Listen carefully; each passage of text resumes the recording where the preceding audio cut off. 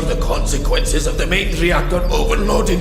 I suggest you abandon any thoughts of shutting down the reactor. We're on a strict timetable. Next question. The signal you transmitted. Who was the recipient?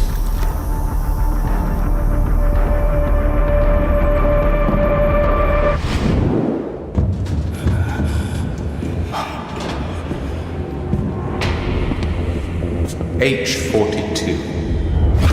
You're the glitch I've been hunting. Go. Playing the rear guard.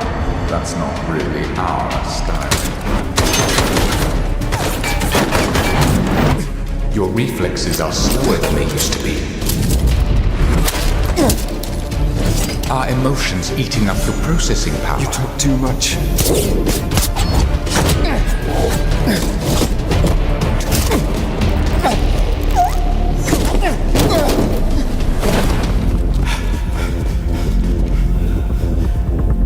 The right way.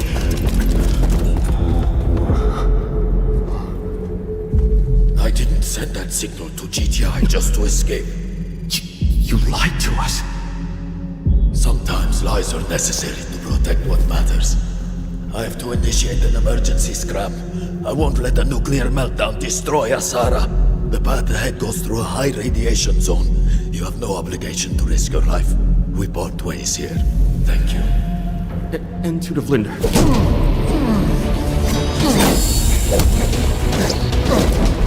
H-42, you blocked Skynet, but you cannot erase your past. I am your past. You will only be beaten down. Abort mission. Withdraw immediately. Copy that. Regroup with Nox. Extract. Take a hot shower. No, wait! Scram at this power output. The residual heat won't dissipate. It could lead to a core meltdown. So what do? Intervene! Telemetry normal. Stop the explosion. Do not intervene. Face the Telemetry normal. radiation. Do not intervene.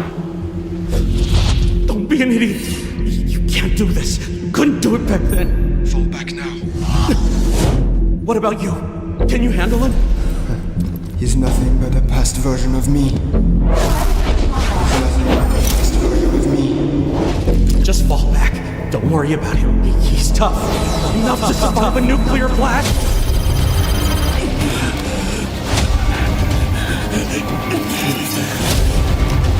N2, your vitals show you're in the radiation zone. I'm a walking reactor at this point. H-1000, 2 hostiles in the control room. Ugly variables. Don't press it!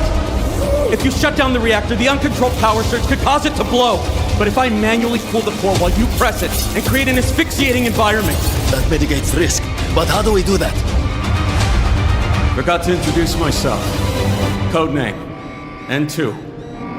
It could explode. Don't try to play hero. No, I'm just trash. Maybe today, trash can finally be put to use. I'm ready! 3, 2, 1.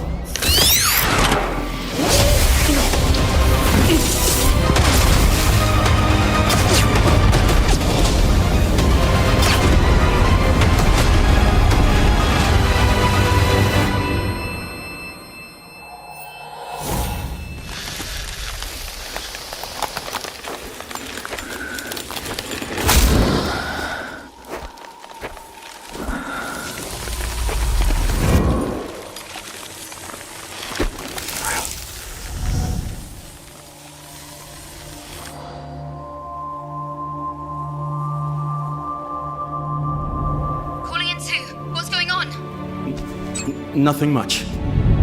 Just fought some internal demons. And stopped a nuclear explosion while I was at it. Nice work.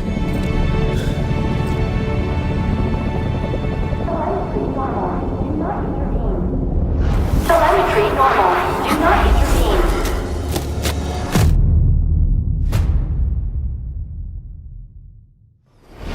Nuclear power is poison, Nasir.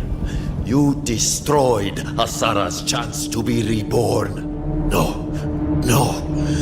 Nuclear power is the cure.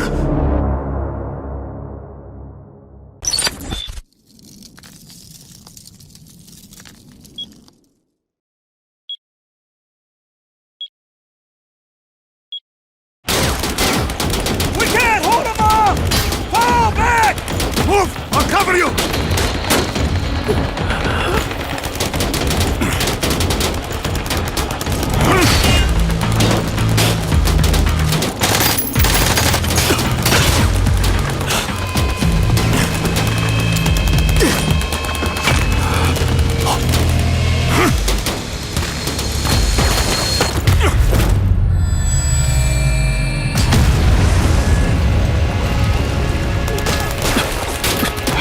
I'll get you out of here!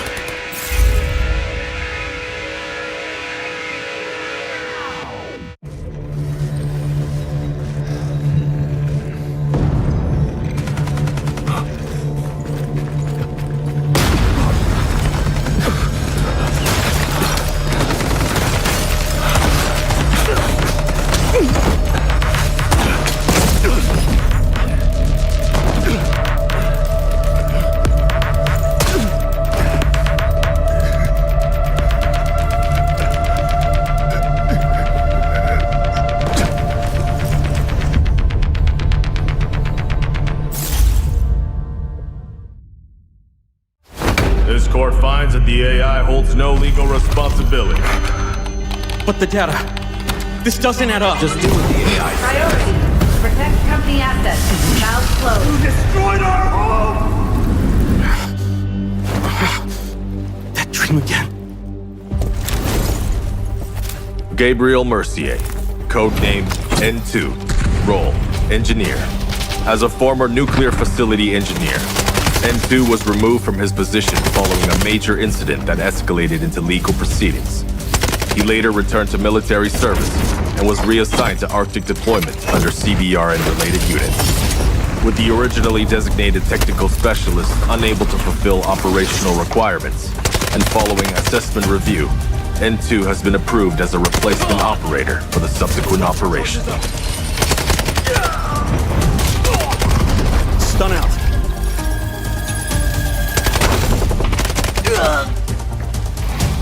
Throwing stun. Stun hit.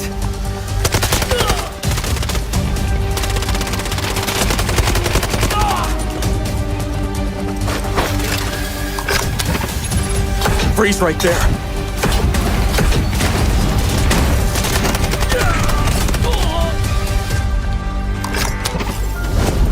It's getting cold. N2 is equipped with a modified grenade launcher, capable of firing up to 6 LN2 grenades. Upon impact, each round detonates and releases a burst of cryogenic gas, dealing area damage and significantly impairing enemy mobility. Sustained hits can fully immobilize targets through extreme low temperature exposure. Done hit! Cold. I can go colder.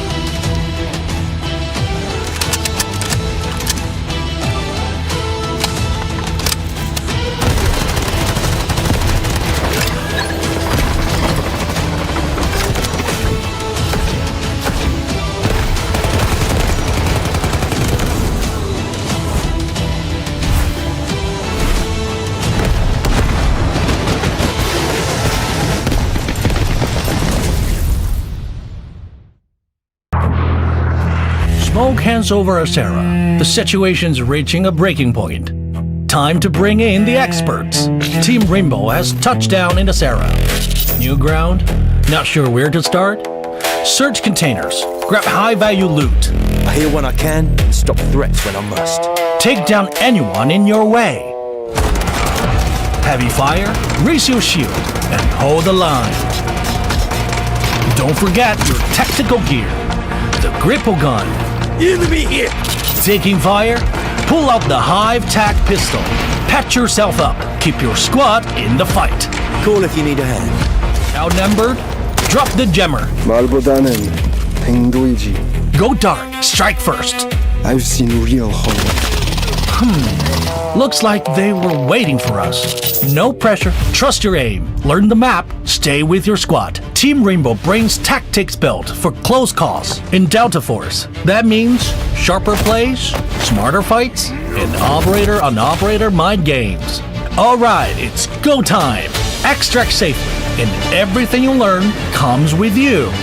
New operation, new look. During the event, Nox's Vigil Bundle, Geneva's Montaigne Bundle, and Stinger Stock Bundle. Pick any 2 of the 3 operator bundles for free. More collab rewards are waiting. Open an Alpha pack and try your luck. In Asera, the right weapon can turn the tide. Black Eyes, one of Rainbow Six Siege's most iconic weapon appearances, gets a new Delta Force take. Complete event missions and choose one of 2 Black Eyes collab bundles for free. Join the event to claim the MP5 submachine gun Black Eyes, plus more rewards. Wait, what's this? Team Rainbow left something behind in Asera? A collectible drone you can deploy. Deploy it and see what you can uncover. July 10th to July 23rd, play to earn the K437 assault rifle Domineering. Looks like we're fully loaded for this operation. That's the full rundown on the Delta Force Rainbow Six Siege collaboration. Remember the rules: sharp aim, map knowledge, and teamwork. The mission: bridge in, extract out. For some, success is measured by bodies in bags. Maybe that suits them.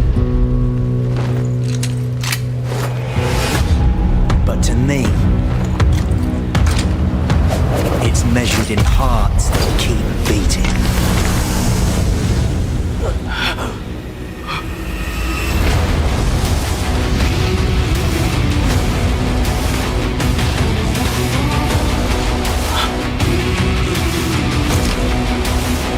You with me?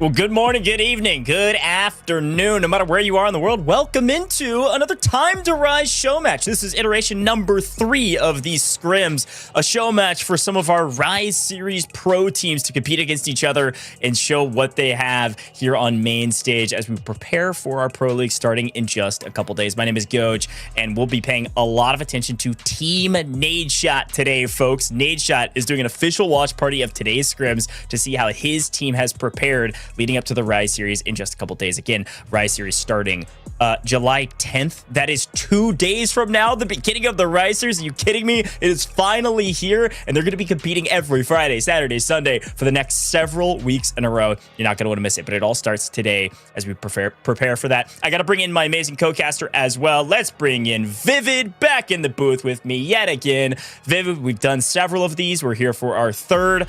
How you feeling about today? Oh, I'm feeling super stoked. And like you mentioned, yeah, we have been here before. We've kind of watched some of these show matches, but just last week we got the opportunity to do this, but it was over on the EMEA region. But now we're going to get a quick little peek into the Americas region. And I'm very excited to see how these teams have kind of been preparing for the upcoming competitive season.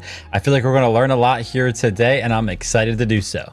Yeah, and I just hope these teams full send today, right? It's the last scrims. It's the last chance to get into your competition's head. It's your last chance to say, hey, we finished our scrims. We finished all of our preparations on top. I think today's winner is going to be a big deal. But now, I want to break down the rules for everybody at home and how it all works, especially if you've never watched esports or never watched what we will see with the Rise series. A couple small changes if you watch some previous competitions, but if you've been watching these Time to Rise show matches, this is going to be what you're seeing all throughout this entire season 1 here at the Rise series. First and foremost, each player will start with 1.5 million Technic Alloy to build out their kits. Just like public lobbies, if you die, you lose your gear and you may end up fairly broke. Now, we have moved forward one season rather, with our season Echo. Game will be played on that season rather than some of the other. We were on Morphosis not too long ago. We are one patch behind from our live servers.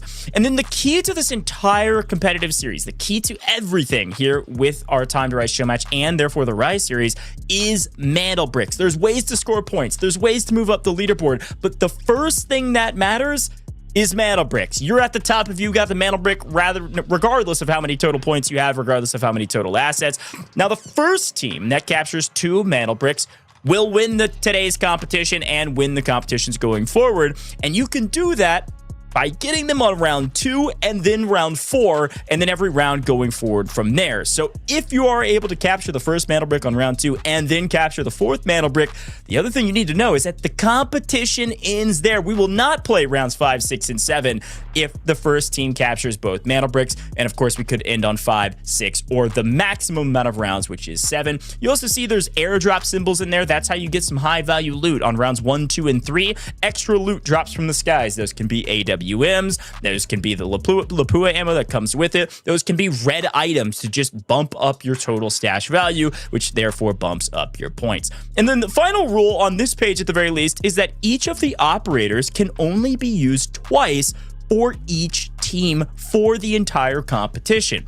Huge point of this is to make sure that you're not running double knocks every single round. We have to change up our metas. We have to change up our comps, and the teams are very used to doing that. But if we do get to round 7, everything will be back open for grabs, and you can use whatever operators you want for that last round. But as we move forward, Vivid, I think one of the big things that we want to talk about here is how you get points, namely, and how can you get resources as well. So talk to me about this page. There's several ways you can get your resources here.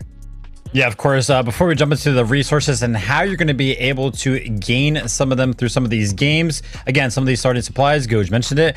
Every single one of our players starts out with a 1.5 million Technic Alloy, but then all also have access to a 3x3 ultimate safe box. So no seasonal quests to be done here on the tournament realm side of things. So you're going to be able to fill those up and take them out every single raid, no matter what kind of happens, whether you're able to extract or not. And then they also have those 12 slot card holders. All of our players have access to every single one of the key cards around any of the maps that we will be playing here today. So that is, of course, going to be helpful. Now, back to that point about how you're going to be able to actually pick up some of those resources, right? The economy side of things definitely matters. So how can you go ahead and make sure that you are very wealthy for some of those rounds that feature some of those mana bricks? Of course, you have a fixed supply of alloy every single round. So kind of like no matter what happens, you're going to get some alloy back for that. The big thing being 800,000 Technic alloy per kill. Kills have become incredibly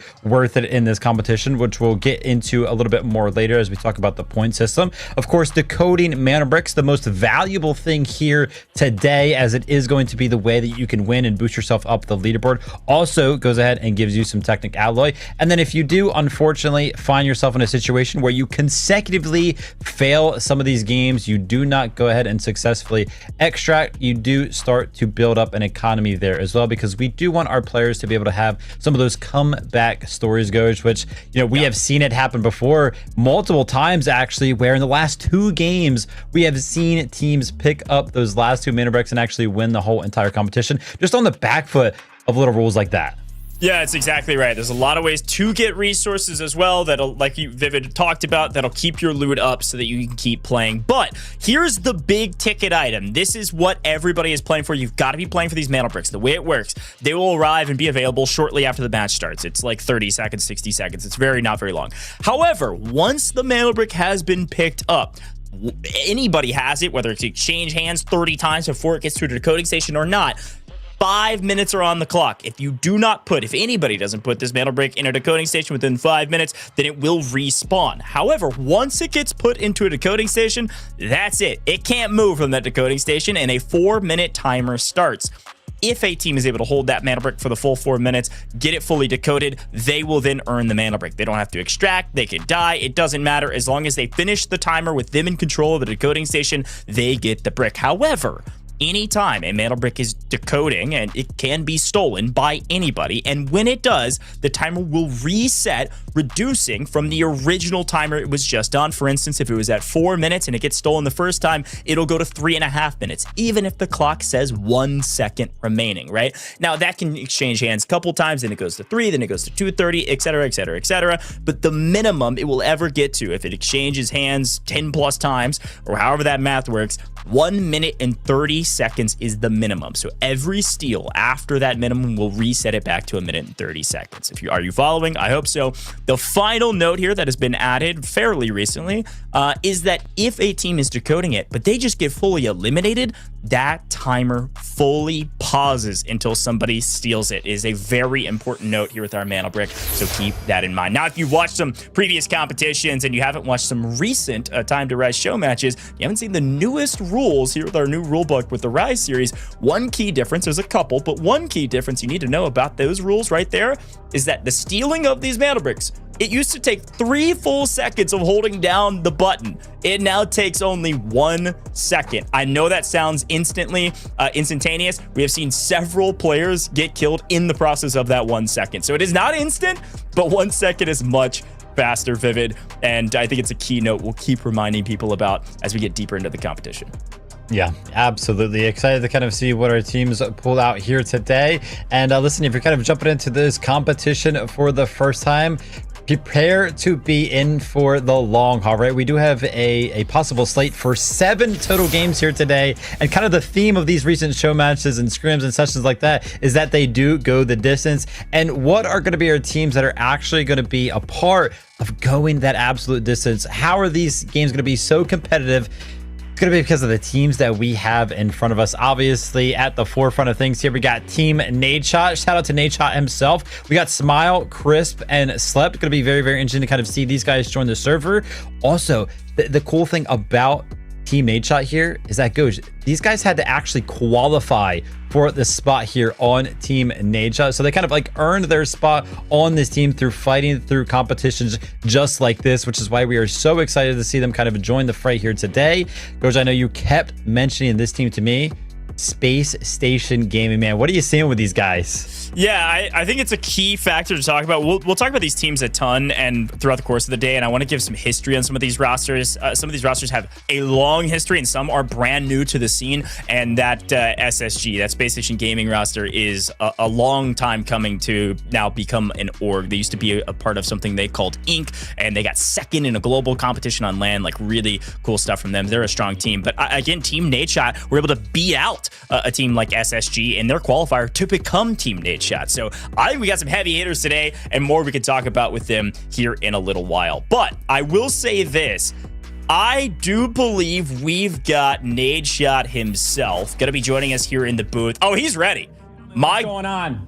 My goat. Nade, can I just say, I'm pumped for your team, man. They got a chance to showcase what they got on main stage right before Pro League starts. I know you've played competitive in the past. What does a moment like this for you, mean if you were in their seats? I mean, it's a culmination of all the hard work with playing the game and just getting better when people weren't watching. I mean, look at, they went through the qualifiers, they won, and now they're in the Pro League surrounded. I mean, they're on Team NADESHOT, just surrounded by other tier 1 organizations. You know, depending on how long they've been playing video games for, this is like really what I wanted to do when I was younger, and they're just beginning. So I'm excited for them. I truly am. Yeah.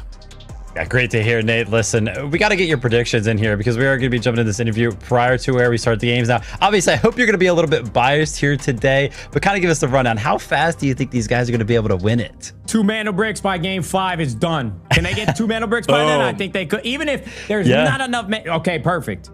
That's a good call. I know. Yeah, good call. You know, Paul, hey, listen, you watched the full qualifier. We're running the exact same rules, my friend. Like, it is the same thing. I didn't see what it was slated for today, but I've been brushing up on Delta Force and all the other teams in the Pro League. So, listen, I'm certainly not an expert by any means, but we're going to acclimate ourselves. This is just like it was with League of Legends when we started 100 Thieves. Like, I had to give it some time, and then I was all in. So, I'm ready to go.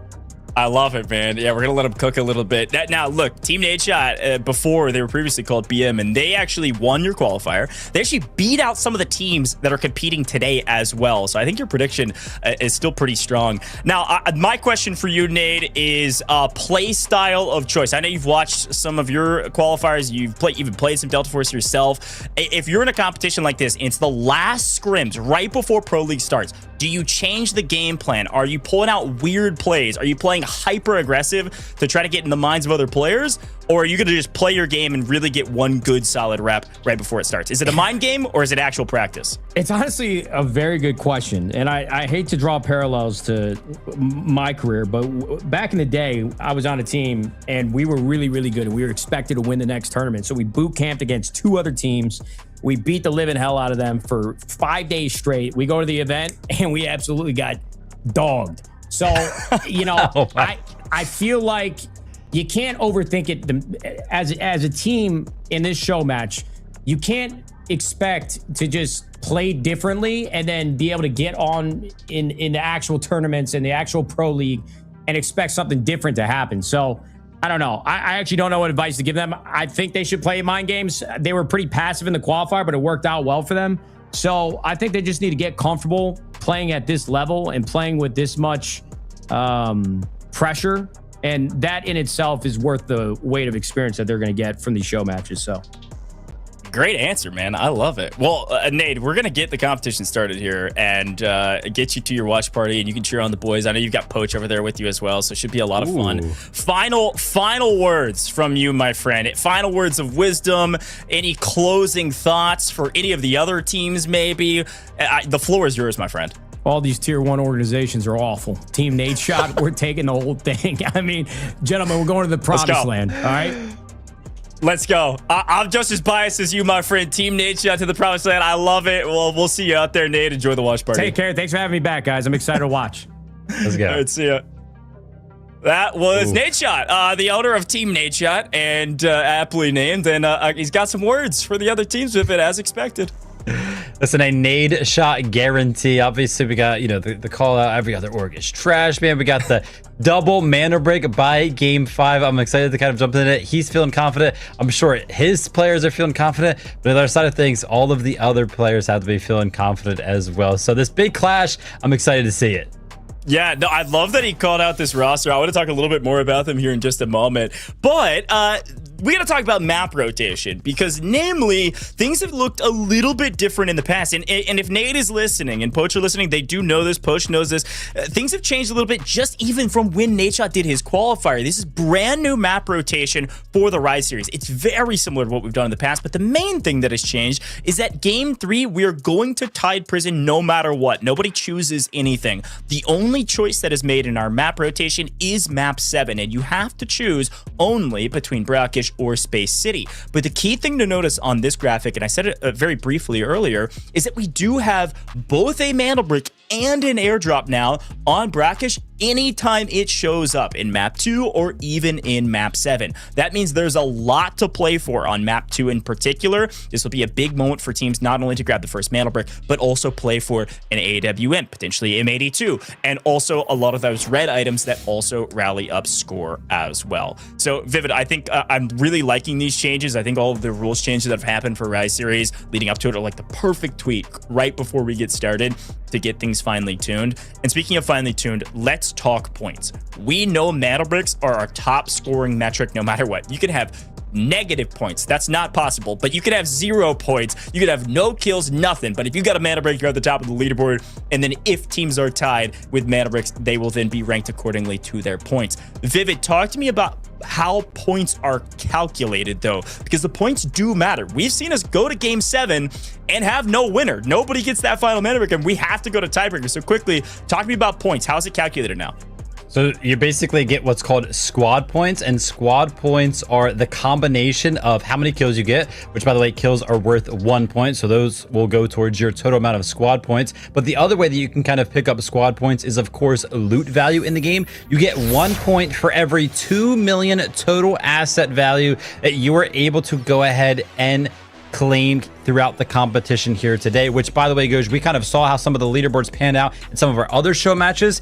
Kills are basically worth everything when it comes down to winning out some of these tiebreakers, so that way you can get as many squad points as you possibly can. So an increase in value in some of those kills for sure. But when we talk about Zero Damn Man, a lot of value to kind of be found on this map as well.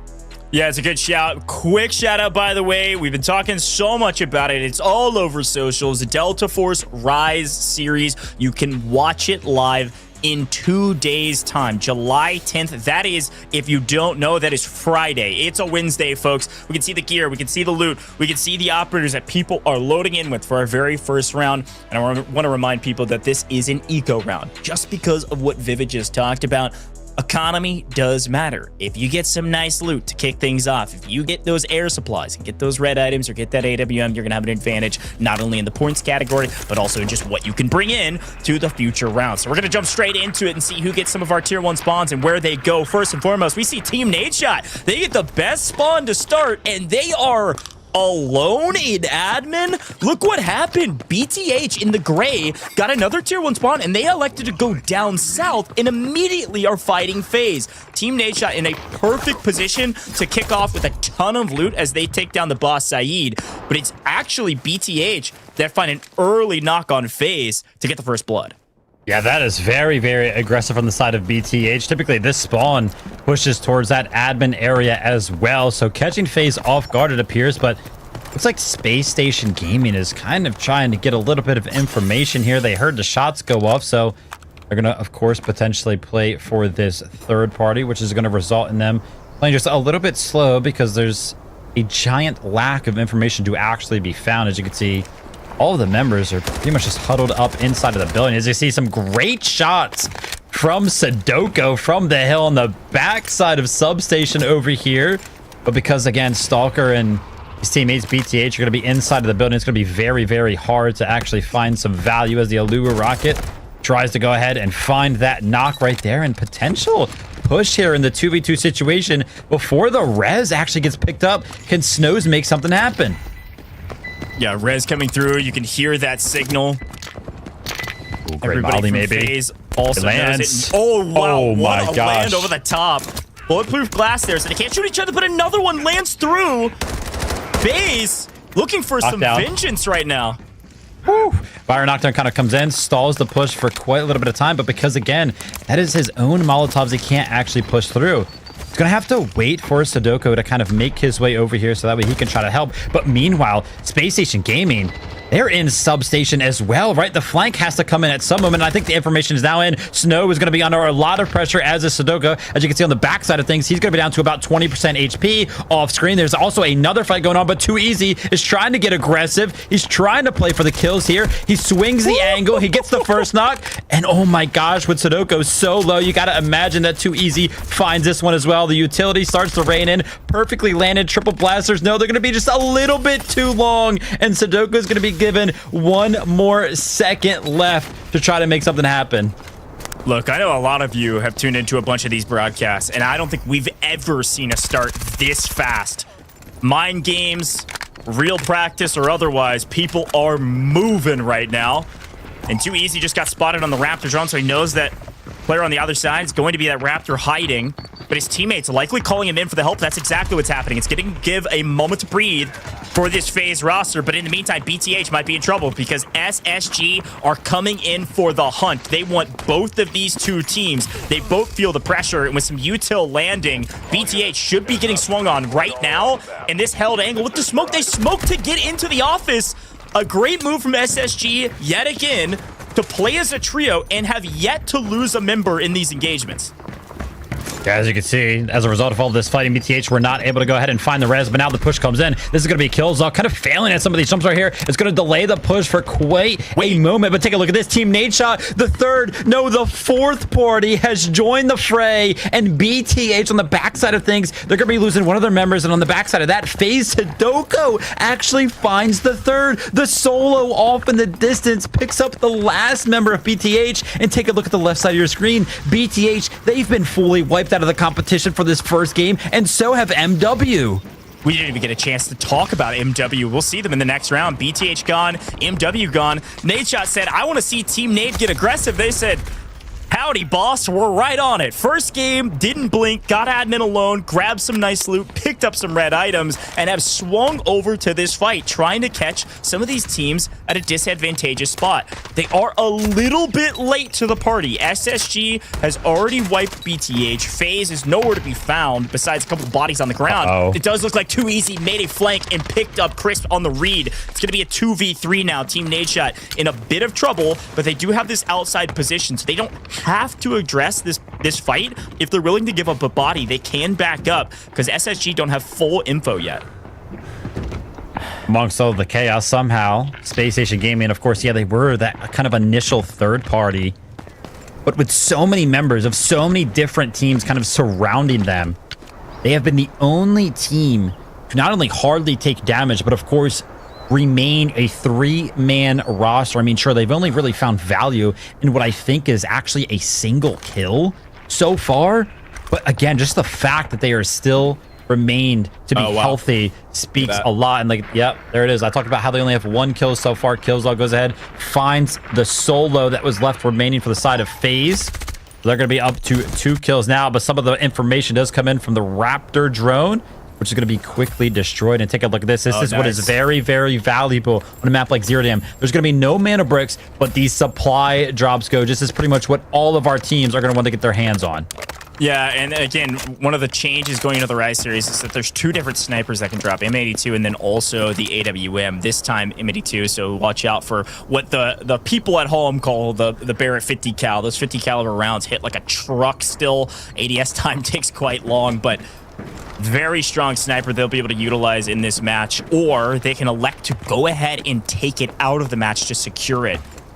And looking on the left, as much as we've been hyping up Team NADESHOT and SSG in these engagements with FaZe and BTH, we mentioned it, MW got wiped by NTMR, who got wiped pretty quickly, and then NTMR basically have the entire map to work with.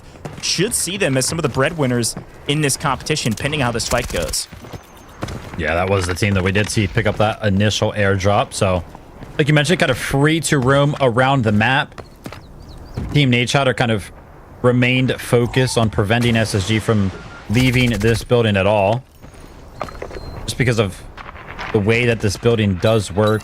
sometimes it can kind of be difficult to go ahead and rotate out, but they're actually starting to sniff out some of the pressure. SSG are not backing off. They're actually the ones pushing forward. And because some of the Yuto is going to land right on the head top of Smile, SSG are going to be given a lot of time to go ahead and push up here. And Skies lands some great shots as well. So both members of Team NADESHOT are going to be very, very low. But on the return side of things, Smile picks up too easy. And now we're going to be in a 2v2. But can Team NADESHOT go ahead and reset? They're both very, very low. The utility is landing, but the angles, they're super, super difficult to deal with. Smile now in a 1v1, trying to hit some of the headshots over the top. And take a look at this. Killzall picks up Slep right over to the side of things. Now Smile's going to be left in a 1v2 situation, and he can't even pick up one because Skies is going to go ahead and put an early end to Team NADESHOT here in game number 1. SSG go on the hunt, and they find more food that they can even handle. This is a ridiculous amount of kills going their way to kick things off, and we're somehow in the first, I guess it's been 8 minutes. That just felt like a blink of an eye. These matches are 18 minutes, and as expected, NTMR are going to send out Death with that M82. By the way, valued at 1.1 mil with the attachments it comes in on. In with rather, and then each of those bullets super expensive as well. So that's nearly a point in loot value just from the gun you find and the bullets. But still, this is a great map from NTMR because they're able to take this weapon out. They found kills and they got loot. But SSG now with what, 2 full team wipes plus a little extra on top. Again, I've never seen game 1 start this hot in my entire life. I felt like I was casting like a match point second Mandelbrick round with a team about to win. Like, what on earth was that? It really vivid just felt like the signal flare was sent up immediately. Bullets fired within the first 45 seconds of the game. Everybody followed them. They wanted to get aggressive. Kills now matter so much more with our new format. To further emphasize that point and monologue a little bit about it, it's super important to remember the loot value is important. If you get 2 million, that's an extra point. But kills are not only a single point, aka in terms of value, the same as 2 million. They also give you 800k Technic Alloy to take to the bank. Even if you get full wiped, if you get 3 kills and you lose all your gear, you're still going to go back to the lobby with what? How do you do math? 8, 16, 24, 2.4 million if you get a full team wipe just in raw loot value, let alone the 3 extra points added on top of that. So kills are everything. Players definitely know that, and they get really aggressive here in map 1. I think it's going to be the first time where we've watched a competition, and we're going to be able to watch a full team take the elevator extract and the uncontested. Like, usually it is an absolute brawl for the extract on this Zero Dam map. As a quick note, some of you guys at home that are, of course, used to playing Delta Force, you know, when you jump into a public lobby, you've usually got those standard extracts on the east and the west side of the map, but they're actually not in the competitive settings here on Zero Dam. So it is very, very hard to extract because there's pretty much just 4 conditionals all the way around the map. That is the only way you can kind of get out. We know that we have the single extracts, only have 1 spot available up there in the top left where you cannot wear a backpack out. So it's very, very hard to get an incredible amount of value out of that one. You have up there top right, there's going to be another conditional where you have to weigh a certain amount or not weigh a certain amount to go ahead and hit that extract. But again, both of those you can only get 1 member out. And then also all the way to the southern side of the map, which requires you to go ahead and deposit some of the alloy that you picked up throughout the game itself, usually through some of these missions around the map. That's another conditional. You can only take 1 member out. The only way that you can kind of get out as an entire team is to pull the switch in the admin building and then take that elevator extract, which is why typically teams fight for it, because that is the only way to get multiple members of your team out. Take a look at the map right now. SSG are probably just going to be a full 3-man roster on that elevator extract, because I would imagine that NTMR, they're going to pick up this other supply job, and because they already have 1 member out of one of the other conditionals, they're probably going to send one of them out no backpack and be absolutely fine with how this one has gone for them. Look at that analytical brain you got, Vivid. I think it's a good shout. Already got 1 out, so they don't have to risk anything, but what they will risk is getting over to that airdrop, like you mentioned, and get a bunch of loot. Again, we're looking for reds here. Golds are fine. There we go. A little bit of extra. Little fuel cell, which I don't even know. I mean, I guess you would replace a vest with that, but maybe. Nice, decent red. 1 slaughter is nice. terms of loot value, again, the way it works is it's rounded down. So you need 2 million. 1.9 isn't a point. It's 2 million to get you a point. So they'll do a little backpack management here before they leave.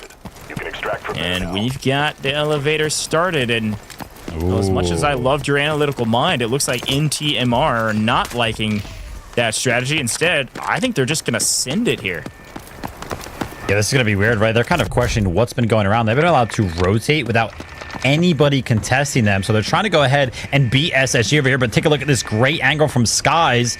He should be able to catch a quick glimpse on this rotate here. And yes, he does. He sees both Lucas and Equal kind of make that rotate off. So the call comes in, hey, I saw 2 guys make that crossover, and I think they're about to run directly into the loving arms of Team SSG. But actually, the info kind of comes out. Skies opts to go ahead and throw that magnetic bomb, which kind of course, tips the hat. Hey, listen, we are actually in here already on the extract, waiting for you. But here's where this is going to get a little bit weird, because there are only 2 members right now from the side of SSG actually on the extract. The member that pulled the switch too easy is a little bit delayed on the rotate, so he's going to have a great angle to go ahead and close this out in a 3v2 fashion.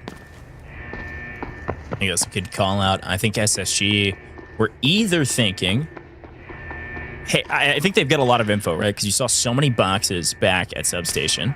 So they know there's not very many teams left. The only ones that they were missing were MW and NTMR. Now with this team here in low time, you can only expect this is the only other team on the map. And NTMR now, even though it does look like 2EC has the back flank, I think they're leaving. I think they're giving this. I think they're going to say, hey, look, we can get out, just like Vivid said, another way. Potentially go Ridge, potentially go no bag. Go both. Yeah, go both, split and divide and conquer. But we'll see. They might also just stay on the map and try to put stuff in their safe boxes. They got some kills that'll re-up some of the gear that they brought in. And this is criminal. If they get lucky enough, ooh, imagine. An unlooted mini safe left in admin after, you can see, obviously a team kind of came through. I think that was Team NADESHOT. Ooh, take a look at this. And this is why Team NTMR have opted to instead go into the admin building and loot up a Mando Brick supercomputer, 2 million alloys, which is of course going to be very, very safe and secure, fit in that 3x3 safe box. And now this little bit of a rotation to opt to go ahead and loot has definitely been made worth it. We've been calling them NTMR, but they are known as Nightmare, and I think this is unfortunately part of their name for some of the other teams. This team is going to be a nightmare to deal with, not only in terms of the score that they're going to be able to grab from this map alone, but also, I mean, how much of a nightmare is it that unfortunately Team Nade, uncontested at admin, I think smartly goes for the fight and just unfortunately lost it. But Nightmare go back to admin and say, is this really all looted? And no, it wasn't. Team Nade got aggressive. They wanted to go play for kills, and they left a lot of loot behind, and unfortunately, they got just unlucky. That's a nearly 2 million supercomputer left behind. They're able to pick up. That's a full point. That's like getting another kill on the map, Vivid. That's a big deal. Yeah, of course, and take a look at the map here, right? What's going to be most valuable for the side of Nightmare to go ahead and kind of make something happen here? Potentially looking for a little bit more loot, but as we can see, the full roster of Space Station Gaming is going to be able to go ahead and extract. I think they were able to pick up a total of 5 kills, of course, loot all of those bodies, and then successfully extracting is going to be a great effort out of them in terms of how Zero Dam has kind of gone for them. And we're going to be able to just watch Equal and Lucas kind of run around the map for the next minute and 30 seconds, see if they can kind of pick up some of this loot that was potentially left behind. And take a look at this. Lucas is kind of showing off at Manobrick supercomputer as they're going to be opting to go ahead and take this conditional extract on the south side of the map. And we're actually, to everybody's surprise, going to be seeing 2 full teams actually make it out of Zero Dam. This is not what we are kind of used to seeing. Yeah, what's wild too is that like this is the paid extract down to the bottom, and it's limited seats as well. So it's also like extremely lucky that they were even able to get out down there with everybody else just died at substation. NTMR, Nightmare, they didn't know that. That's the other thing. Like, they didn't know that nobody had used the paid extract yet. They didn't know that everybody else died on the map. They see SSG over at the elevator and they go, nah, I'm not really liking this one. Let's go somewhere else, and it pays. Man, that's 2 full teams extracted. That's 2 teams with at least 3 kills plus some to boot. What a game for our top 2 rosters. They're going to have a nice advantage going into the first Mandelbrick round. Yeah, absolutely. They both got to be feeling very, very good. And this is exactly why we kind of call some of these maps economically based rounds, because you can see, or when we do actually take a look at the leaderboard, we'll see how far ahead they are just in terms of the economy side of things. But this is where it all kicked off. I mean, BTH kind of opting to instead go admin, push directly south into substation and go ahead and take a 3v3 up against Team FAZE. And SSG were like, whoa, you guys are fighting on over here. Let's go ahead and get involved. And involved they did indeed. We kind of know after everything kind of went down, they were able to pick up 5 total kills. And this was that fight that we did not actually get an opportunity to see. Team Nightmare here in purple catching MW off guard and picking up a full wipe early on as well. Yeah, I mean, we all know this about Zero Jam. The spawns are fairly close to each other, and so if you full send, you can catch a team pretty quickly. And we saw 2 different rosters do that, and then 2 other rosters try to join the fights late. And this is what happened at the back end of these fights. Team NADESHOT looted up admin and said, we still hear shots. Let's go get a piece of it. They show up just a hair too late. SSG fully stabilized inside of substation, and then they win that engagement after getting that early knock on what we could have seen as a really crucial flank from Team NADESHOT. And then finally, of course, to pick up that supercomputer, the Mandelbrick code. It's not an actual Mandelbrick, but it's got Mandelbrick in the name, and that's good enough for me. That's nearly 2 million here on Zero Jam. And both teams doing a little BM at the end here with showing off their loot, throwing some hearts up because they both full extract. What a start for SSG and Nightmare. And Vivid, I gotta say, we said this right before we went to these replays. I think it's a big boon. It's going to be a big advantage going to the Mandelbrick round. And I'm just pumped to see what they can do with that advantage. So we're going to take a very short break here in the booth. When we come back, it's going to be game number 2. Our first Mandelbrick, but also some airdrops going to be dropping in as well. Before we go to the giveaway, I do want to remind you all that we've got giveaways. We always do with these show matches. So I'm going to run our very first giveaway. All you have to do to enter is type in the word that you see on your screen. It's going to be DF Rise, because we're celebrating the Delta Force Esports brand new Rise series coming up in 2 days. Type in DF Rise to enter into the giveaway when we come back. As the break ends, folks, our giveaway will have ended. No more spam. When we come back into our next game, we'll jump straight into the action and we'll roll out all of those whispers. You'll be whispered by the official Twitch account here or some of our moderators to get your UID, and we'll get you all geared up with some Delta tickets being given out and some of our passes. Those premium passes could be coming your way. Type in DF Rise. We'll be right back in just a moment.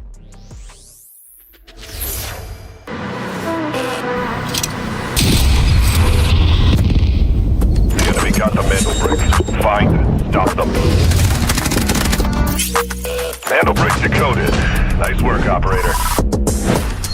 The time to strike is now. Do not let me down, operator. Decoding has begun. Defend the area.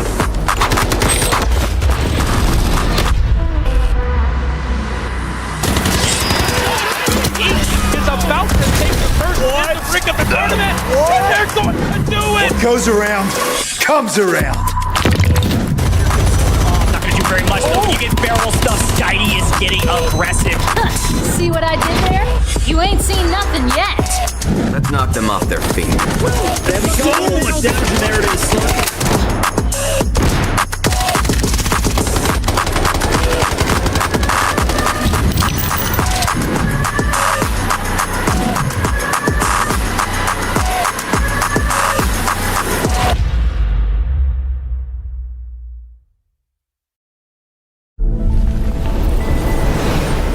They once believed themselves to be eternal stars in their own worlds.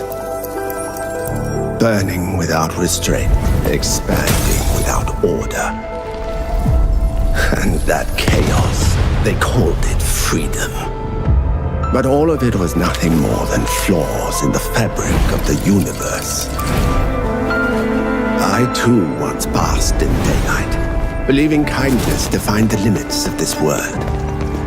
But I was wrong. If they choose chaos, if humanity is riddled with corruption, then let judgment descend. I am the warden of the abyss and the tyrant of the endless night. Struggle. Scream. Within this prison, even the noblest stars must yield to the gravity of order.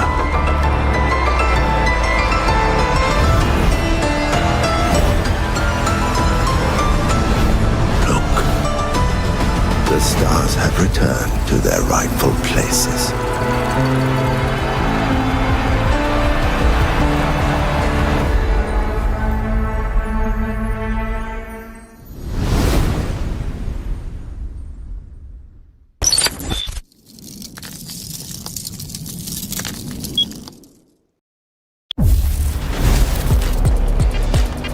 For critical state. Take a break.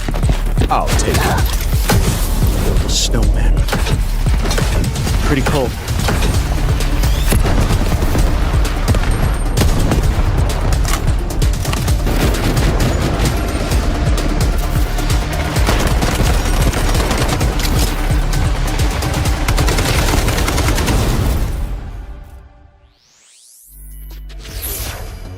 And we are back with the Time to Rise Showmatch, folks. We've got scores, which means stop your spam. We've got giveaway winners selected, and we will whisper you on the official Twitch channel here in a little while. It may take us a little while to roll out all of our giveaways. We've got tons of them going on, so please stay patient on that. But let's talk about scores, my friend.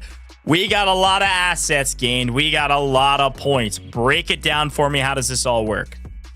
I mean, listen, we kind of talked about the importance of kills. Of course, each one of those kills is going to be worth 1 squad point, which you're going to be seeing all the way over to the right. And me and Goj, we were like, listen, kills are going to be the thing that is worth the most, but it's actually not the case on how things went down on Zerodam. 2 teams picking up 10 million in assets is absolutely incredible. A quick reminder, 1 point for every 2 million total assets you are able to go ahead and obtain. And because both of these teams were able to just barely go ahead and crest that threshold for 10 million, they both were also able to go ahead and pick up 5 points respectively, just on the back foot of picking up so many assets.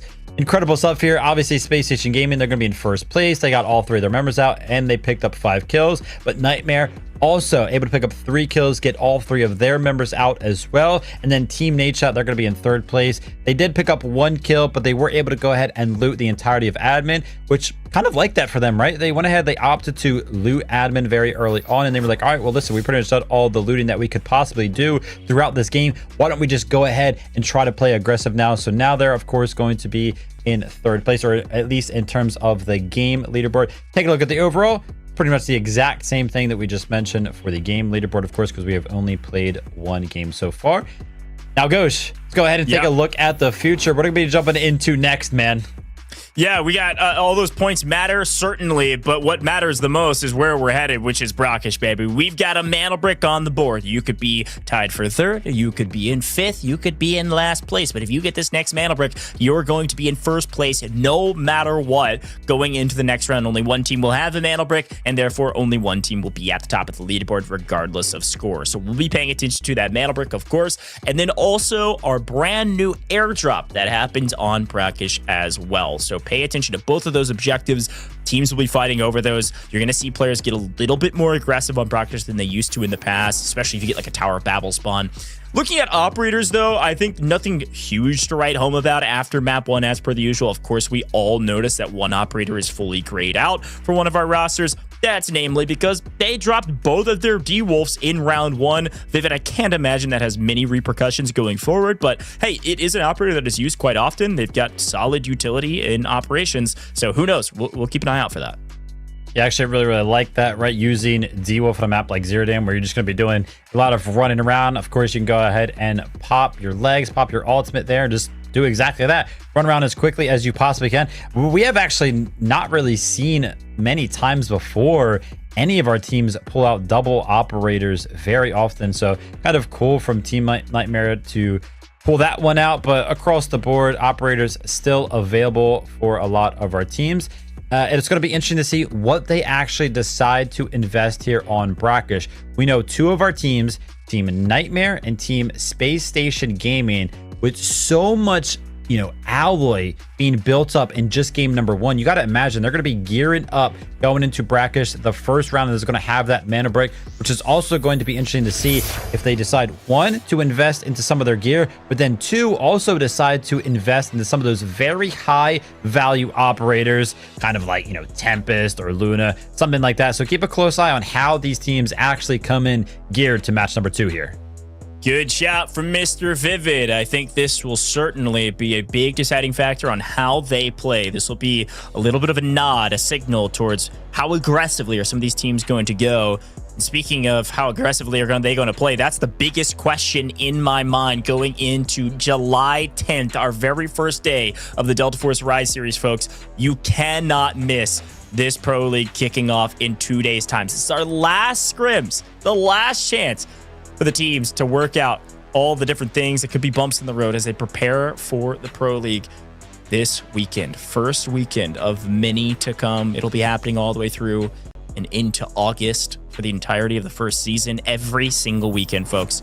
Let's hop into the game and let's see what loot people are able to find and what engagements we start with first. The first potential engagement and the first tier 1 spawn is obviously SSG. Look at where they're at on the map. The Metal Brick spawning 20 seconds from now, right underneath of both FAZE and SSG. But Nightmare are going to come join as well. Watch out for yellow, purple, and pink, all fighting around this Metal Brick spawn. Let's see who gets it first. If you take a look at the top of your screen, you can see it's 17 and 10 seconds on that clock. Once it hits 17 on the dot, that mana brick is going to be able to go ahead and be picked up. It's pretty much right there in that fountain that you see on your screen, which is why you're going to start to see a giant swarm of all of our teams on this exact location, because of course they want to be the team that picks it up, but they also want to go ahead and deny it. Currently, we have a pretty big standoff between the side of Space Station Gaming and Team FAZE, and I was actually expecting Team Nightmare to kind of join the fray from off in the distance, but they actually opted not to, and I actually don't know if any of the members of FAZE are in a position to go ahead and deny the mana brick pickup, so we might see Space Station Gaming kind of throw a smoke on top of it and opt to go ahead and pick it up. You might be thinking, don't they see each other? Well, SSG certainly know that FAZE are there. They can't do much about it yet without giving up position. Off screen, by the way. Holy. Whoa. Team NADESHOT. Hey, look, I know Nade's got some luck up his sleeve. I don't know what he's giving to his players right now. Whatever luck Nade has off screen, he is giving to his team on screen. NADESHOT's team finds 3 reds. Golden Crocodile, Golden Bar. They get Stopwatch. Oh, my goodness. Well over 1 million just in reds off rip. Same player as well, in close proximity. So Slept is going to be the lucky member there for Team NADESHOT. You can see this 3v3 around this initial Mandelbrick spawn is still kind of happening. Let's take a look at the comp here. You can see the Killzone is going to be playing the Shepherd, so it's pretty much just going to be playing defensive in terms of some of the space they were able to pick up towards this Mandelbrick. BC and Ghost. Look at MW. We've got a whole nother team going to join this. Nightmare has elected to play a little bit slower. MW come peeking their heads up into the window and immediately get fried. I think that was by either Killzone or actually Skies all the way across in the window. Finds the angle. Pildor is going to think twice about peeking that window again. So now we've got 3 teams all standing over the Mandelbrick spawn, with Nightmare playing the backside, probably waiting for a team to grab it and then play for one of these decoding stations. Oh my gosh. Skies nades himself, unfortunately. Hey, look, we've all done it. It is what it is. Even the pros make mistakes. Not a crucial one, not yet. You can see from Too Easy right here is going to be popping that smoke right there, and the Shepherd trap was actually placed over top of that jump up, but I think Too Easy might feel a little bit confident here in picking up this mana brick. He's going to be standing right next to it, but some of the utility is going to be flying in, and he's going to go ahead and opt to not pick up the mana brick. Guys, our match counter, these games go very, very quick. 18 minutes total for all of our competitive games that we're going to be playing here today. It is not the normal amount of time allotted to some of these maps. And by the way, Team NADESHOT is just Team Goop Shot right now. They're finding everything in that Tower of Babel. They're like, hey, listen, you guys want to just stand on top of the mana brick and stare at each other? Fine. We're going to loot everything around the map and find incredible value. Back to that point, Goj, the fact that we already sub 14 minutes, I mean, that initial decode of that first mana break, and oh my gosh, Killzall with a very brave peek. He gets a lot of information right there. He's like, wait a minute, is Dio playing alone? Is nobody here to help him out? I'm going to go ahead and take this 1v1 and win out completely. And on the back foot of that, finally, one of our teams is able to go ahead and pick up the mana brick. But now, what is going to be the play call? You go ahead and push into Museum where you know Team FAZE are waiting, but you also know that they are only a duo, or do you go ahead and opt to go somewhere else where you have no information? You can kind of see the sight lines for Too Easy. He was looking over to the building. They know Team MW is there, so they don't want to go that way. They're actually going to go ahead and opt to jump into the museum. And with a little bit of an assist from Team Nightmare from the outside, FAZE is going to be losing another member. Sudoku is going to be left as a solo. What on earth? Now, one, I was surprised that MW didn't peek when the brick was taken. They could have at least tried to challenge SSG to make them think twice about getting the brick for free once they heard the shots go down. But I don't even think anybody looked from MW. They're just waiting to see if maybe SSG went towards them. I don't know, but well-placed nades at the top. Nightmare's gonna have to back off. Nightmare with that early blood opens things up for them to egress over here. Once the mana brick was actually grabbed, they're gonna be able to play much more aggressive now. They know Sudoka's either a solo or a duo. They feel very comfortable about pushing this. Equal plays is flying at his opposition. Oh no. And Sudoka's on the run, actually gonna get caught in transition, maybe even by MW. Couple other things happening on the map. Yeah, MW do find him. FAZE full wiped. Couple other things happening that you saw. One, Nightmare did take down the boss on the map. That's important. We'll talk a little bit about why later. But two, here comes Team NADESHOT. They got a bunch of loot, and now they're getting into the action late. This time, I don't think it's too late. This is a great opportunity to third party and fourth party the fight happening around this decoding station. SSG have planted the brick. Yeah, we didn't see it. We're following the fights. They've put the mana brick in the museum decoding station. It's the closest one by a mile, and so everybody's swarming them. 2 minutes, 40 seconds on the clock right now. Everybody looking to steal this away, at least to reset the timer, and if nobody touches that decoding station, it's going to be SSG with the first mana brick. Take a look at the SSG's comp right now, though. You've got the Gizmo that can go ahead and place the ult down if anybody tries to go ahead and seize the mana brick. You've, of course, got the Shepherd who can lay down the traps. You can lay down those very, very quickly cooked grenades. And then you have the Luna as well to play denial with those shocks and those grenades as well. There is so much utility on the side of SSG that can kind of deny not only the mana brick, but also just the straight up entry into Museum as they almost go ahead and pick up one of the kills onto Team Nade through the smoke with so much utility. And as it currently stands, man, I don't know if anybody's going to be able to break down the defenses of what Team Space Station Gaming have been able to go ahead and set up here. That's a good call out. I think their operator comp is really set up for a great defense. They wanted something more interior so that they could play their utility in some of these corners, in some more close quarters engagements as well. Definitely suits their playstyle. Here's a quick look at the map. What's been going on it?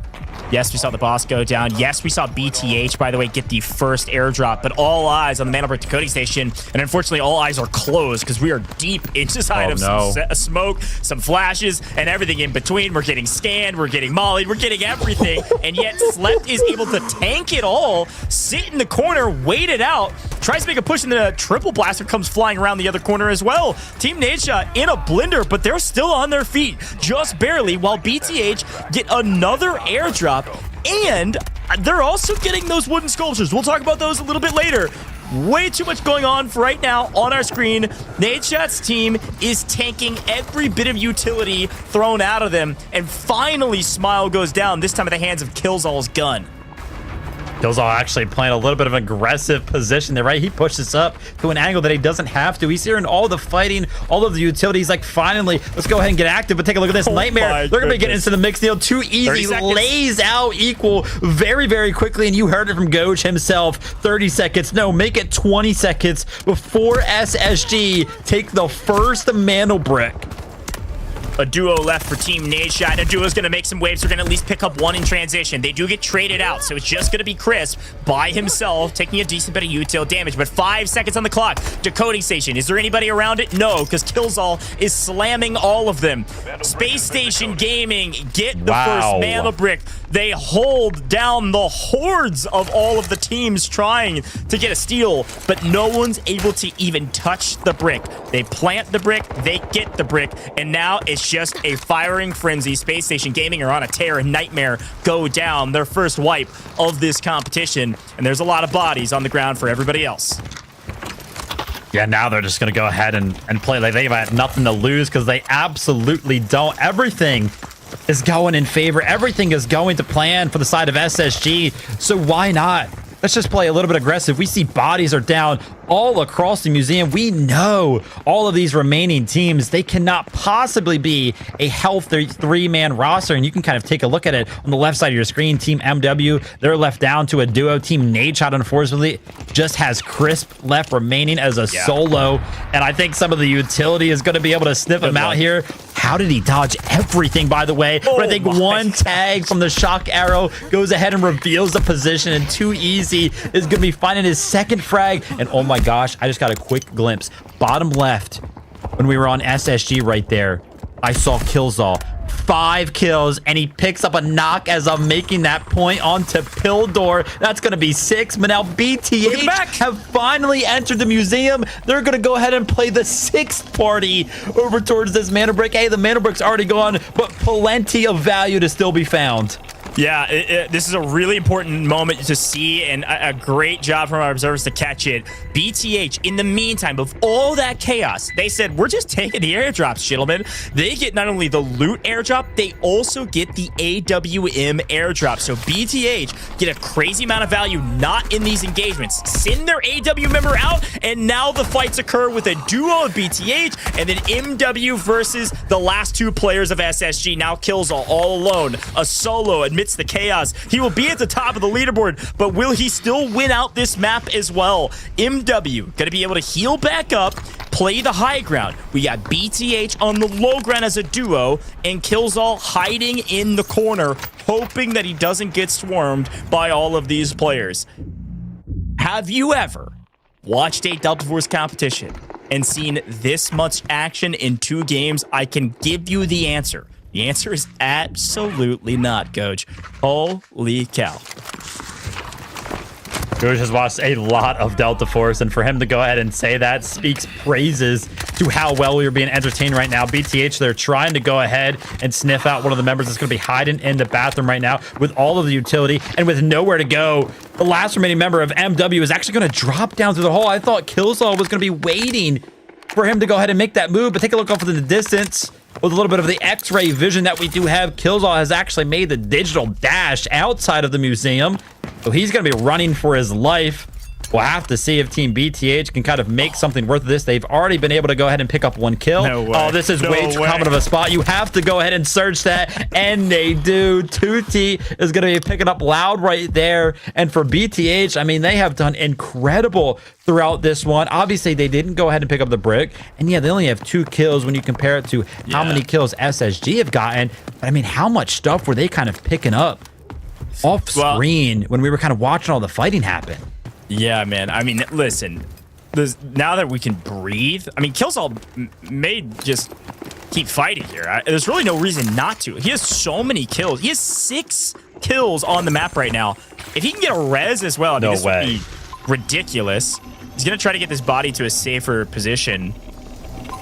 But 6 kills is not only 6 points for your team. Great. It's also 4.8 million in Technic Alloy that Killzall will have in his bank when he gets back to the lobby. He does not need to survive this map. The kit he brought in is less value than that. Now, he'd like to get out. That'd be cool. Might as well play for it, especially if you get your teammate up. But these are big moments for Space Station Gaming, who will be at the top no matter what. But they could also win out this map somehow, because Killzall's been allowed to go back and get a res. What a play from him. Now, BTH, you said the words, what else have they done? What else have they found? We brought this up a moment ago, Vivid, and while we just have a second, BTH played slow to this fight. They did not get the mana brick. They got the AWM, and they got out with it. That is a big boon for future rounds. Watch out for that basically one-shot sniper that BTH will be able to use. However, they also got, you all saw them pop up on the right, they're for one Technic alloy, there are these lucky wooden sculptures. These can be dropped from the bosses on the map and specific supply missions on certain maps as well. What you can do with those, it's a new thing with Rise series. If you're able to get them, you can trade them for high value gear. You can get that gold gear another way. You can get it even earlier. We'll come back to it because Killzall has got his knife out running straight into the enemy and what? Oh no, we swapped to it. Ooh. I just had a heart attack. I thought somehow, some way the beast stayed alive in the engagement, but no. Killzall ran into a lurking opponent, and BTH find another. For a quick second, it did look like there was enough damage exchanged right there to actually go ahead and give the opportunity to Killzall to potentially turn that one around. The guy has looked absolutely unstoppable, but finally is able to go ahead and get shut down. Now it's just going to be left with Too Easy. Again, who cares what happens? I mean, Too Easy's gonna be like, dude, I'm just gonna do whatever I want. We already got the mana brick. We've got a absolute mountain of kills for our team. Oh, wait a minute. Too Easy might have a great angle here. With a little bit of an overextension from the side of BTH, and it's exactly that. Too Easy finds Tutti, and now we're gonna be left down to a 1v1 to be the last remaining member, the last remaining player on the entirety of Brackish. You can see Too Easy, he is expecting the head glitch. He's expecting the opponent to go ahead and take the high ground, but smartly, well played from Too Easy. He's actually going to be dropping the ultimate right now from the Gizmo and opt in to see if they can kind of find out where this player is, potentially find a little bit of information for him. You can see no hit markers are going to be found. So he's going to have to go ahead and find all the information himself, but laying down in the train, begging for mercy. You can't against a team like SSG, completely and utterly unstoppable. If you're a fan of Space Station Gaming, you are jumping for joy. But if you're a fan of competitive esports and you're not a fan of Space Station Gaming, I think we need to remind you of the words that our dear friend NADESHOT said himself. You remember what he said, Vivid? He said, listen, I was in this exact same position myself in my own competitive career. I got to this point. We were the favorites. We showed up to the party. This last scrims, we obliterated everybody in boot camp. It wasn't even close. We get to the main stage, we get to the main series, and we get stomped. It is what it is. Now, I don't wish that on Space Station Gaming, but if you're a fan of Team NADESHOT, if you're a fan of MW, Nightmare, FAZE, everybody else in this lobby, that's what you're hoping for, because Space Station Gaming are inevitable at this point. They get the brick. They get 11 kills. Look at that on the left-hand side. 11 kills is 11 points. It's also 8.8 million Technic alloy that are going to be added to the 2 million in profits they're pulling out of the map right now. I mean, my goodness, these guys are rich. They're on top of the leaderboard. They're famous. They're handsome. I don't know what else they are, but my goodness, SSG, what a start. Probably the most dominant performance we've seen in 2 games. Oh, without a doubt. I mean, listen, Zero Dam went very, very well for them. And, you know, listen, those economy rounds, they don't necessarily tell the full story in any way necessary.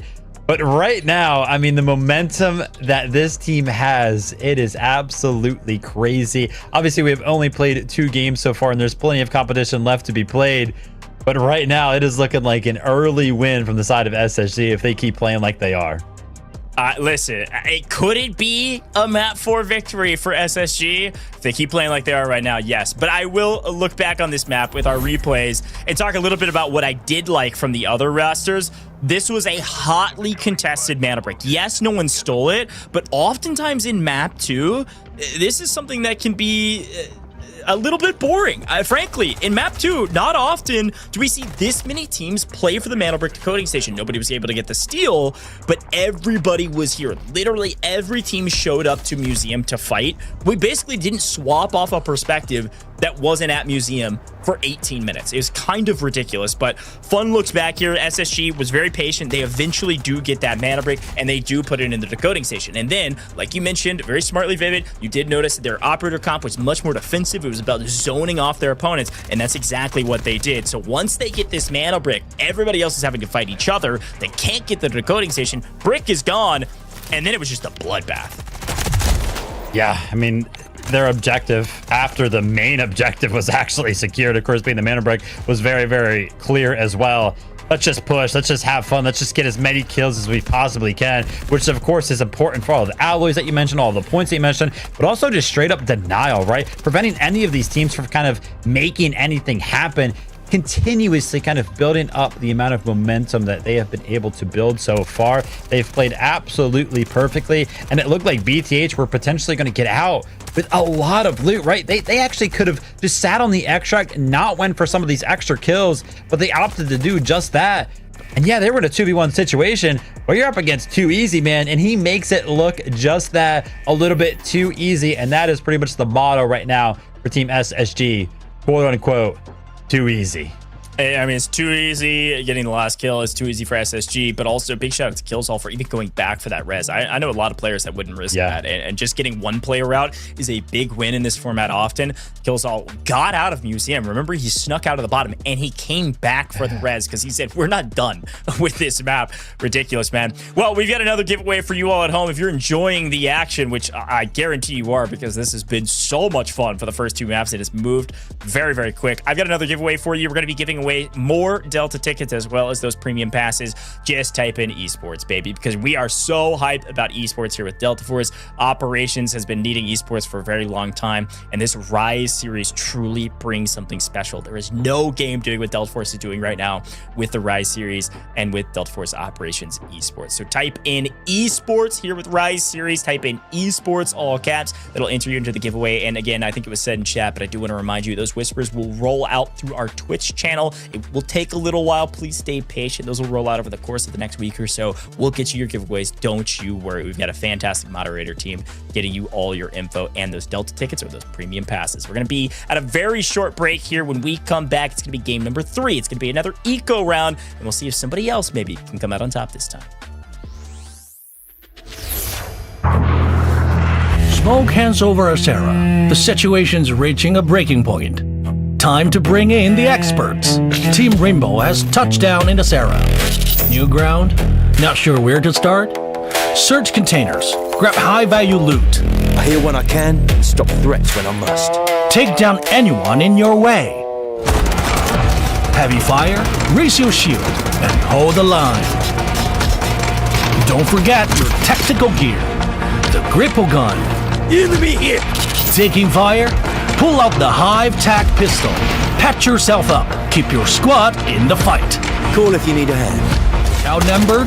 Drop the jammer. 말보다는 행동이지. Go dark. Strike first. I've seen real horror.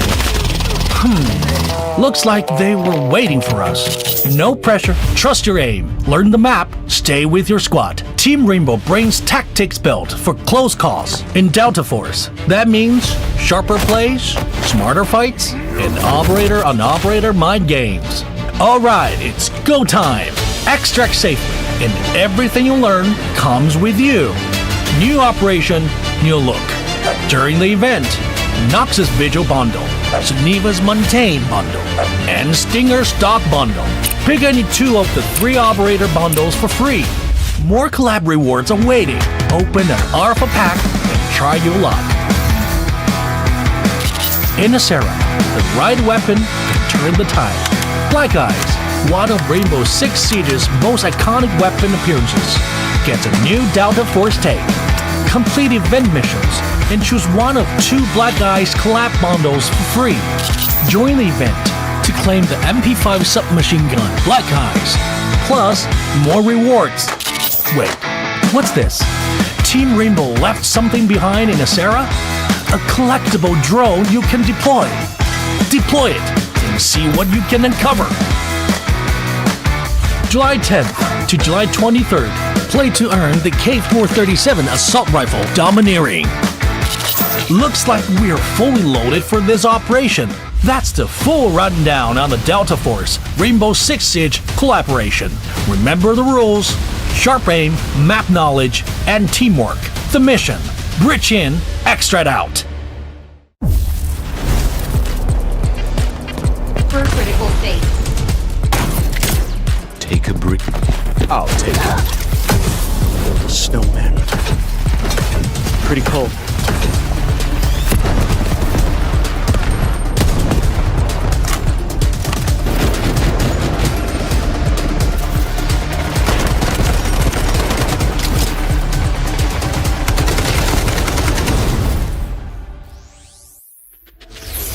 Welcome back. Time to Rise Showmatch. Our Delta Force Rise series right around the corner. But today, it is all Space Station gaming all day. Time to Rise Showmatch, otherwise known as the Scrims today, are going in SSG's favor. My goodness, they pick up the Mantle Brick. This is just game 2, folks. This is not the overall. They pick up the Mantle Brick. They pick up 11 kills. And they pick up nearly 12 million assets. Yeah, talk about domination, Vivid. I got no other words. Yeah, I mean, listen, you want me to go ahead and make it just feel a little bit worse. Remember, Team Nightmare, they were kind of right there on that overall leaderboard after game number 1. They were kind of the team that was, keeping up in terms of assets gain and squad points with Space Station Gaming after game number 1. Down in 5th place from those game 2 results right there, losing out. The team that actually lost out the most, minus 2 million assets. So that is, of course, going to just increase the gap on the overall leaderboard. Of course, the biggest thing being the Mana Brick, which, again, is the highest value scoring metric that we do have here today. When we do go ahead and take a look at the overall, though, obviously, we're going to see Space Station Gaming up in first, regardless of how many squad points they had. If they had 0 squad points, which I don't know how they would with a Mana Brick, but if they did, they would still be in first place because, again, the Mana Brick is the most valuable scoring metric that we have here today. Taking a look at some of our other teams as well. Nightmare, because of how well game number 1 went for them, they're still going to be in 2nd place. And then BTH, again, we kind of talked about it. They did a very good job. Well, kind of like 5 teams were fighting in Museum for that Mana Brick. They went around the map. They went ahead and took 2 supply jobs, to look like, went ahead and sent out 1 member through the backpack extract. So a great kind of little bit of a game for them, but we can kind of see the importance of playing for that Mana Brick because they weren't playing for it and they weren't able to be a part of those teams denying Space Station Gaming. So even though they did have a good game in the grand scheme of things, they're still going to be a little bit behind. But don't worry. Listen, things have been absolutely crazy in game number 1 and game number 2. We did just see our first Mana Brick. But in the map rotation, we're going to be going back to a Mantle Brickless game here on Tide Prison. There are still going to be a bunch of loot to be picked up, a bunch of airdrops for all of our teams to go ahead and be picked up, but a little bit of a breather after our first 2 games here, hopefully on Tide Prison. Goj, we have seen Tide Prison played completely differently than how we typically see the first 2 games go.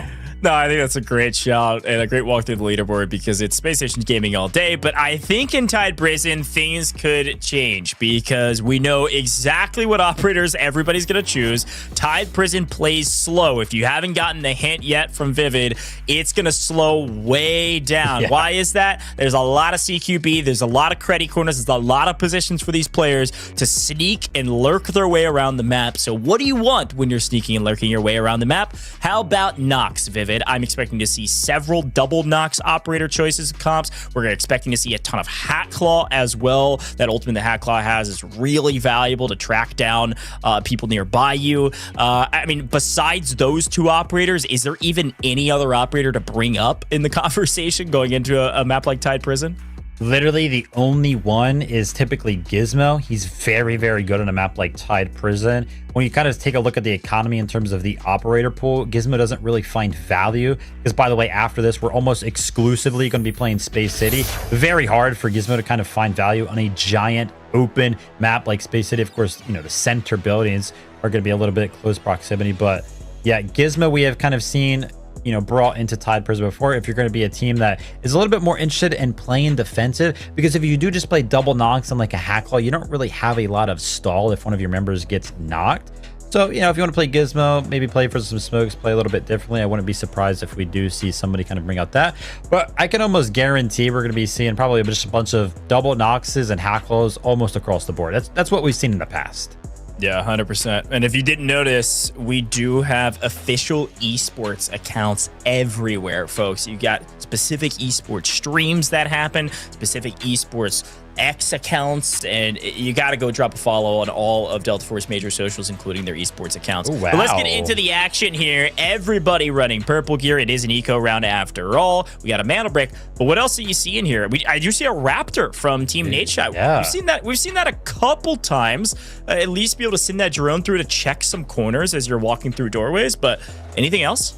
I mean, the operators here, to me, actually, you know, bring up a giant question mark. I mean, BTH bringing in a Luru, which is kind of crazy because that is probably one of the most valuable operators that we usually see. I mean, the incendiaries are just so powerful when it comes, you know, to kind of holding off some of those pushes. Take a look at this. So I do see FAZE Sudoka picking up a $1.5 million red key card. Whoa. In terms of loot right off the get-go here on Tide Prison. But yeah, I kind of mentioned it. I was expecting to see all Noxes and all Hacklaws, but it's only like one Hacklaw. I think a total of like 5 Noxes. But yeah, an early 3v3 here. We're going to be seeing Team NADESHOT go up against MW. But we have seen this before. Typically, once one of these teams does get control over the Warden's office, the other opposing team does not dare step through those 2 doorways. 2 fights potentially going to be happening around the same time. It's going to be Team NADESHOT versus MW. The other fight we potentially could see, I don't think it's happening yet. You can see it way off in the distance with our X-ray. At the top side of the map is going to be SSG and BTH. They're both on the north side by the pipes. Could potentially see an early fight on the north, and then also this fight here on the south. And then the question is, where does Nightmare rotate to, who is on the eastern side of the map? It looks like Nightmare, you can see them, again, we're getting all this extra info with our X-ray here. They're so far away, so they've elected, Nightmare is actually probably going to be playing for that northern fight. These 2 teams are going to be isolated on the south for a while. They both know each other are here. This is classic eco rounds, baby. This is classic Tide Prison. Things are going to slow way down. We're going to get some loot mid-fight, potentially a throw into our safe box with a gold bar there from Team NADESHOT. And we're going to take this fight as strategic as we possibly can. First mistake, 90% of the time, loses these engagements. That's why you can kind of see, no pun intended, the tide has kind of shifted here on Tide Prison. It's just how this map kind of plays out. And by the way, don't kind of count out that position from a member of MW. Actually, both of these teams, remember, this is Team Nade Here's the map versus Team MW, and both of them kind of have members off the distance. But take a look at this, kind of continuing up with the momentum. It's going to be SSG getting active once again. They're going to be taking out a member of BTH, but on the other side of things, too easy. He's actually finding himself in an engagement with a member of Nightmare, so potentially like a pseudo 6v3 kind of happening for the side of Space Station Gaming, and they're holding their own. Yeah, BTH down 1, but more action on the way. Team NADESHOT getting really aggressive. This is the southern fight. We're going to be popping back and forth between the 2. Does look like Nightmare is third-partying pretty aggressively on the north, while Team NADESHOT is in a bit of trouble down here on the south. And a little bit more than trouble. I was going to shout them out. FAZE are coming in for the third party on the south. It is 2 3-team battles. 1 on the north, 1 on the south. And FAZE have struck first on the south as Team NADESHOT go down early and immediately. You're probably asking, where did they come from? They swam here. They swam around the outside of the building. They came in through the south side. They sneak in and they wipe 1 and now nearly both of the 2 teams that were potentially going to fight. Sometimes all it takes is a little bit of aggressiveness to wake some people up. And we thought it was going to be slow, folks. But the team fully wiped within the first 4 minutes. It is nothing but all gas, no brakes. FAZE are looking for more and they get it. Another member of MW down, and there goes the third. That is 2 full team wipes for FAZE. They may have fallen early in this competition. In map number 3, they are crushing it.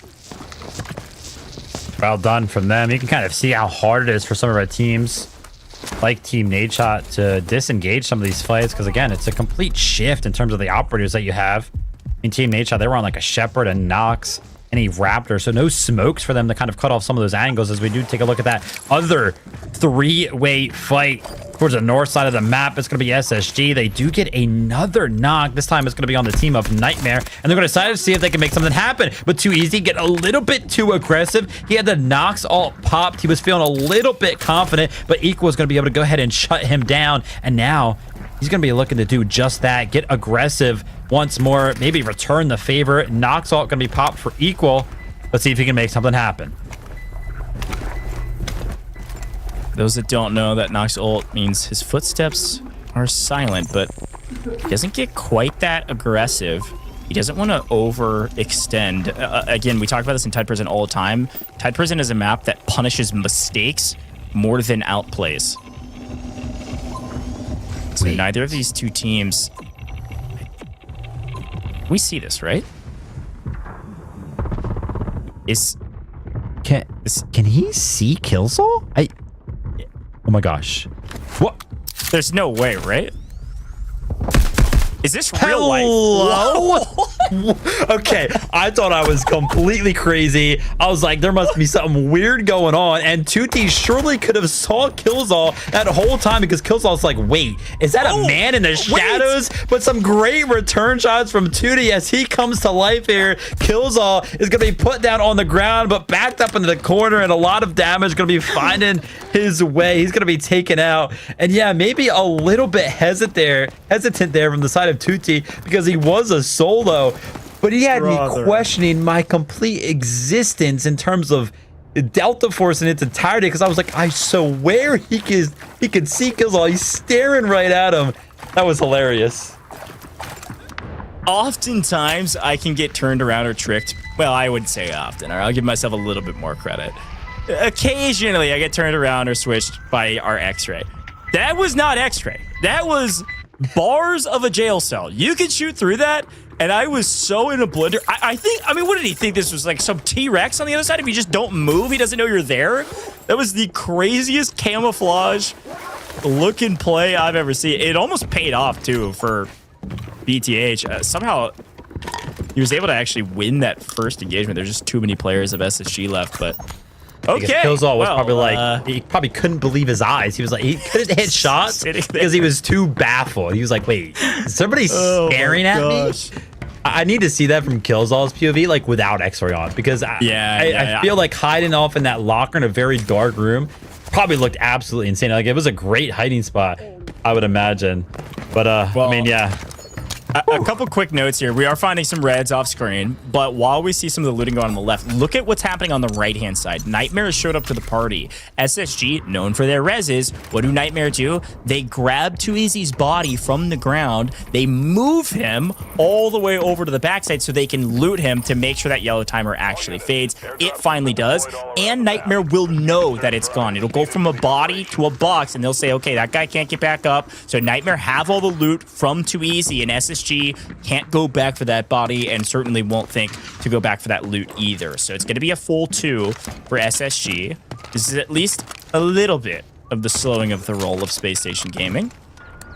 But FaZe probably, well, definitely having the best map in this one alone with 2 full team wipes. I would be very curious what this Nightmare roster decides to do. Do they play north? Do they play south? It looks like they're rotating to the south. Again, a very difficult map to extract from. Typically, we're going to see a lot of our teams potentially fight over that helicopter extract that's out in the water, or potentially go ahead and take the normal one that can be found through hacking the laptop in the center and then pulling the switch after that.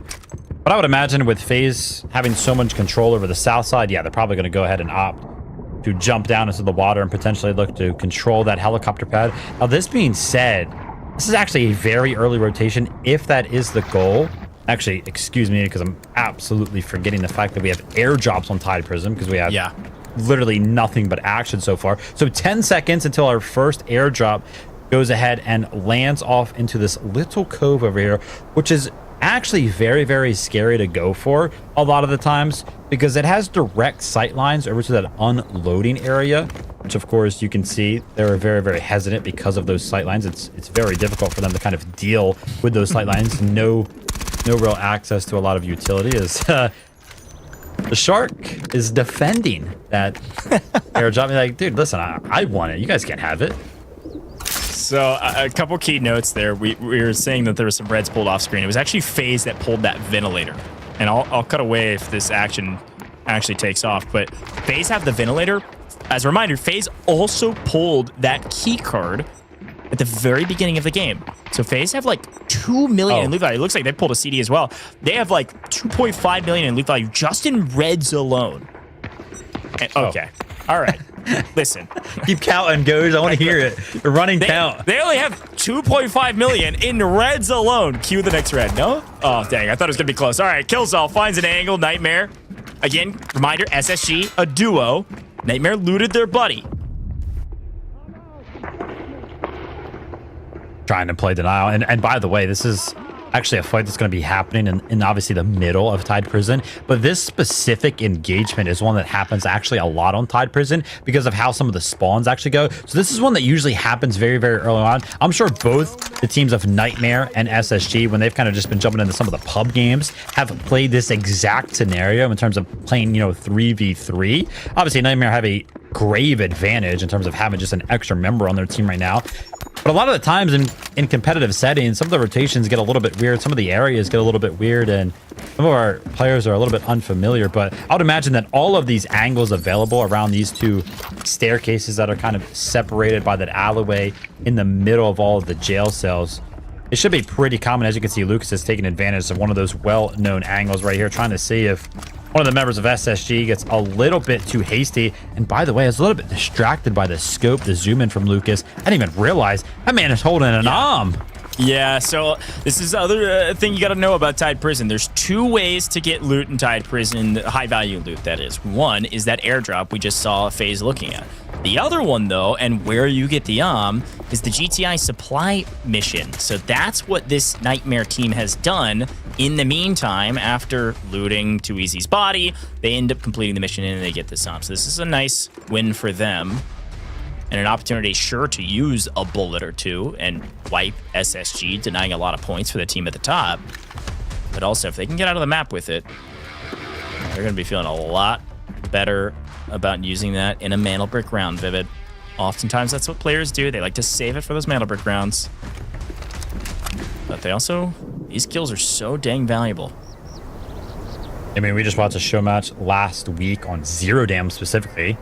We watched a player pick the arm up out of the supply drop, and I think by the end of things they had shot like 4 bullets after they had only had it for like 2 minutes, and it netted them a lot of kills, right? A lot of points right there, and obviously a lot of alloy as well. But yeah, of course you kind of want it when you go into one of those Mana Brick games, because it does give you a huge leg up on your opposing members. Take a look at FaZe, though. You kind of mentioned it. They're running a number of alloys in terms of just reds up to 2.5 million. Take a look at the kills as well. 6 total. You can also see that Snow's out of that airdrop. He's going to be wearing gold armor. We did, of course, see at the beginning of this match, nobody brought in gold armor, gold equipment of their own. So he, of course, got that out of the airdrop. And oh my goodness.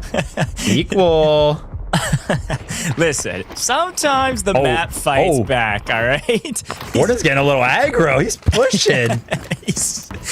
he's drop-shotting our players. These pro players are getting beat by the NPCs. The devs are having a field day. Dude, Lucas is so scared. These guys are like, dude, let's play this very, very slow. And oh my god, the headshot. Death goes down to 40% HP and calls in the help of Lucas. Dude, they were playing that very, very passive. And you can see for good reason. Warden can be very, very scary sometimes. I did just see a member of SSG. They heard some of the shots going off. Potentially getting a little bit of information here.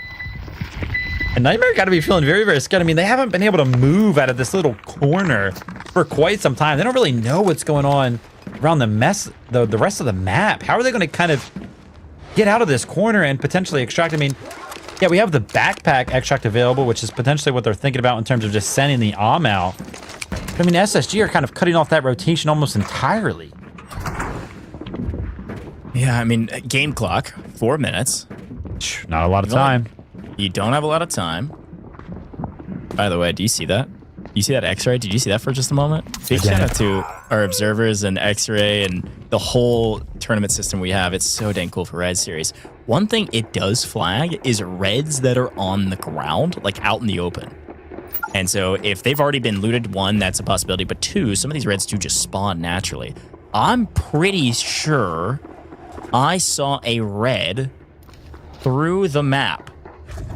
Keep an eye out for that. You'll see it in some of the x-rays. You'll see some loot on the ground. These two teams have seen each other, though, and that's much more important than an errant red. A kill, a single point. Also 800k in Technic Alloy. A red, if it's 2 million, could be a single point. And only FaZe have pulled something nearly that valuable in this game, and they will all get out as well. A huge extract and a huge map from FaZe. Their score has quadrupled or more from what we saw on the leaderboard going into this round. A monster game, 6 kills. They had like 8 million some odd total assets gained on this map alone just from looting the bodies of their opponents, and then the key card and the ventilator that they found. Nightmare. Nightmare, the only way that they're going to be finding their way out of this is if Equal can actually make something happen. He's on a giant flank right now, by the way. He's kind of off to the left on the 3rd level of these cells. It's going to be very, very hard. You can see Killzone's kind of laying off in the distance over there by the red room. And then Skies is, of course, going to be playing this bulletproof window. And this is the exact flank that I was talking about. Death and Lucas are waiting for Equal to try to make something happen. Skies has absolutely no idea that Equal is over here. He's going to be throwing the disc, and his position should be revealed on the back foot of this. It has to be on Equal making something happen, and actually, it's going to be an absolute all-out attack from the side of Nightmare. This 3v2 has kicked off, and take a look at this. Killzone finds Death, and Skies simultaneously finds Equal on the flank. They're going to be left with 2 members up, but this might have been a giant play to play distraction. Take a look at Lucas. The one holding the has absolutely legged it over to the backpack extract. Yeah, once one of his buddies goes down and then the second one goes down instantaneously, Lucas said, uh-oh, gotta go. He's gonna get out of here, no problem. This is the no bag extract, so you just gotta drop your backpack and then swim down here and hold the position for like 10 seconds. Nice and easy for him. Oh my goodness. Oh, they knew where he was. You see him up there? Oh my goodness, they can't get to him in time. Almost does. Was that with a disc? Holy cow. What a wild engagement. SSG in a 2v3 take down 2 members of Nightmare and send the third running for the no bag extract. He does get out with the AWM. A couple things to note here, Vivid, as our map wraps up. Only 40 seconds. SSG going to stay on the map and just stash up their safe boxes. There's sure a bunch of reds on the ground that I think most of our players missed because they're focused on the kills. But I think the key thing to remember is who has some of our big caliber snipers going into the next Mana Brick round. Nightmare has that AWM, but we also have a couple other teams that have picked up M82, an AWM in the last round. That was BTH that got that one. Like, there's a lot of high caliber weapons that could show up in this next round. Yeah, it's just going to come down to when some of these teams actually go ahead and opt to bring it out. And the last few seconds remaining here on Tide Prison, we will soon be revealed exactly what we want. When are some of these teams kind of going to invest into those Mana Brick rounds? But for now, of course, with game number 3 over, it was all about the economy. And there was, of course, one team that won out in that regard. Without a doubt, Team FaZe absolutely dominated. They were able to pick up 2 teams almost simultaneously. And then they were able to just loot so much. Tide Prison, man, was a little bit slow at first. But after we kind of got out some of those early jitters, it went absolutely crazy. Yeah, it's still a faster Tide Prison than we're used to seeing, frankly. For and sure. it was slow towards the end because everybody was dead. It started like this. We had 2 teams down at the bottom, 2 teams at the top, and then 2 teams deciding who we wanted to third party. It looks like SSG were able to actually get the first blood, but then BTH got kind of stuffed at the line after they lost one. Well, it looks like they may have burned themselves a little bit, but also Nightmare said, we want to third party this. We want to get really aggressive. Reminder, Nightmare had the eastern spawn, so they could have gone north, they could have gone south. They choose north. In the meantime, FaZe swims all the way around this engagement between Team NADESHOT and MW, who are kind of waiting for the first team to make the first mistake. FaZe says, we don't need mistakes. We're just going to open up the door like the Kool-Aid man and break both of you down and get 2 full team wipes. They do exactly that. They get 6 full kills. There's the final one. And they've also already found a key card worth 1.5 million at this point. So FaZe are having a day, and they're now alone, which allows them to fully extract, which we'll see a little bit later. So what's going on the other side? Nightmare are third partying up at SSG, and they actually take down a couple members of SSG while BTH finally get wiped. SSG was able to get one of those reses, but the third does not get back up. FaZe get the airdrop, and then FaZe get out Vivid. They get a bunch of details. They get a bunch of loot. And it does look like Nightmare, after winning out mostly in that engagement, yes, they had a little bit of troubles with the Warden. They get the and I thought Nightmare was going to be in a really good position until the final engagement. Unfortunately, SSG looked like they were playing this absolutely perfectly, and I can't believe Skies actually won that. Now that we get the full POV there, he was so low. Taking a look at how those simultaneous 2 knocks kind of came in, but obviously for Nightmare, they kind of made it happen. You know, they kind of got out with the loot that they wanted to. And yeah, obviously when you do jump into the water, you can't shoot your gun. But the Utah was still landing on the Lucas. It was very, very close. But Nightmare do make it out with that SSG make it out with a bunch of kills and a bunch of loot. Obviously, they're still going to be towards the top of the leaderboard. But yeah, a crazy tied prison. And with that being said, Ghost, I just can't wait to get back to these Mandelbrick rounds. Map 4, folks. It could be the last one, or it could be the beginning of several maps in a row of saying, will SSG win it right here? They're technically on match point, and our next map, we'll have a Mandelbrick. We are going to Space City, baby, and we're staying on Space City until we get to map 7, and maybe even then as well. We got another giveaway for you, though. Before we head to a very short break, go ahead and type in Mandelbrick, because it's coming up next, folks. Mandelbrick to enter into the giveaway. Our moderators will whisper you, or you'll get a whisper at some point, so we can get your UID and get your rewards. We're giving away a bunch of Delta tickets. We're giving away some premium passes. Type in Mandelbrick to enter into the giveaway. We're going to be right back after a very short break with map number 4, which could be our last.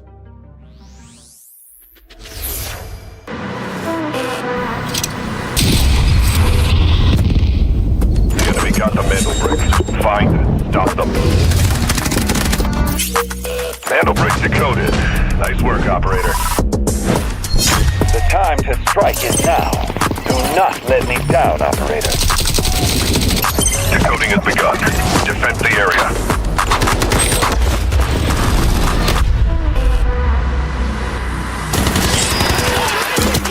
Is about to take the first in the brink of the tournament. And they're going to do it. What goes around comes around. Not gonna do very much though. You get barrel stuff. Skydie is getting aggressive. See what I did there? You ain't seen nothing yet.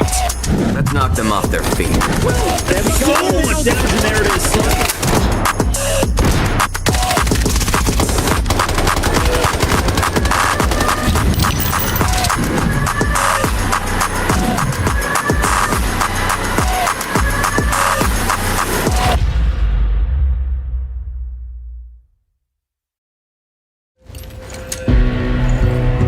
For some, success is measured by bodies in bags.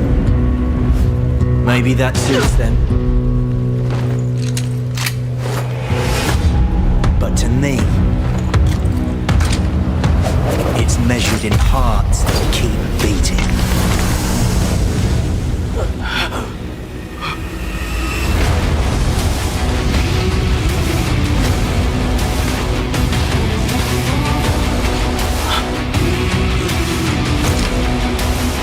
You with me?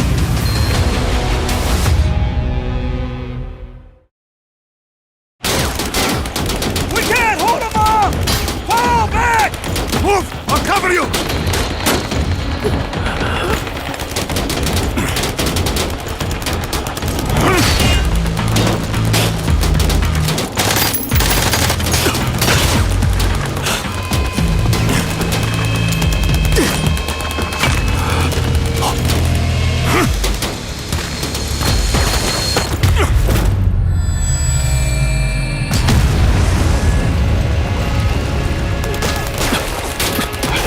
I'll get you out of here.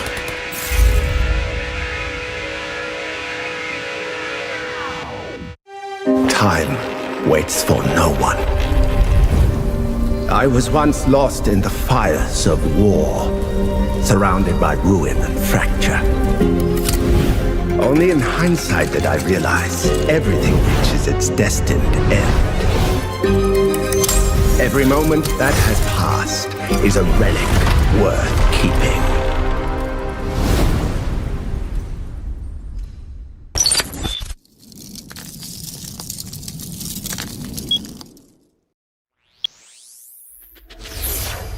Welcome back to the Time to Rise Showmatch here. Delta Force Rise Series 2 days away, and you can stop the spam because you're certainly entered into the giveaway, and our winners have been chosen. But folks, let's talk about the last round. Game 3, Tied Prison. We're seeing a lot of assets from our friend over at the FAZE clan. 14 million in total assets. Puts their total, reminder, you divide that by 2 million, that puts their total at 13 points. That is 7 plus 6, folks. That's how math works. That is a banger map 3. Again, one of the stronger Tied Prison maps from single squad I've seen in a while. Yeah, that was crazy. Usually it's very, very hard to kind of swim out to any of the extracts and extract safely. We've actually mentioned it multiple times today. It's very, very rare in any of the maps, no matter which one we are kind of playing, to see a full team kind of extract. We have seen it multiple times today, and that's why we were seeing such big swings kind of on the leaderboard. But a great effort, of course, from some of the other teams as well. See SSG, Nightmare kind of getting into the mix with some of the kills there. Unfortunately, for the other 3 teams, zeros across the board in terms of kills. Let's take a look at the overall standings. Yes, Space Station Gaming are in first place. It has been very, very obvious if you've kind of tuned into the first 3 games, but I cannot lie, I did not think the gap was going to be this huge. 20 total kills right now for the side of SSG.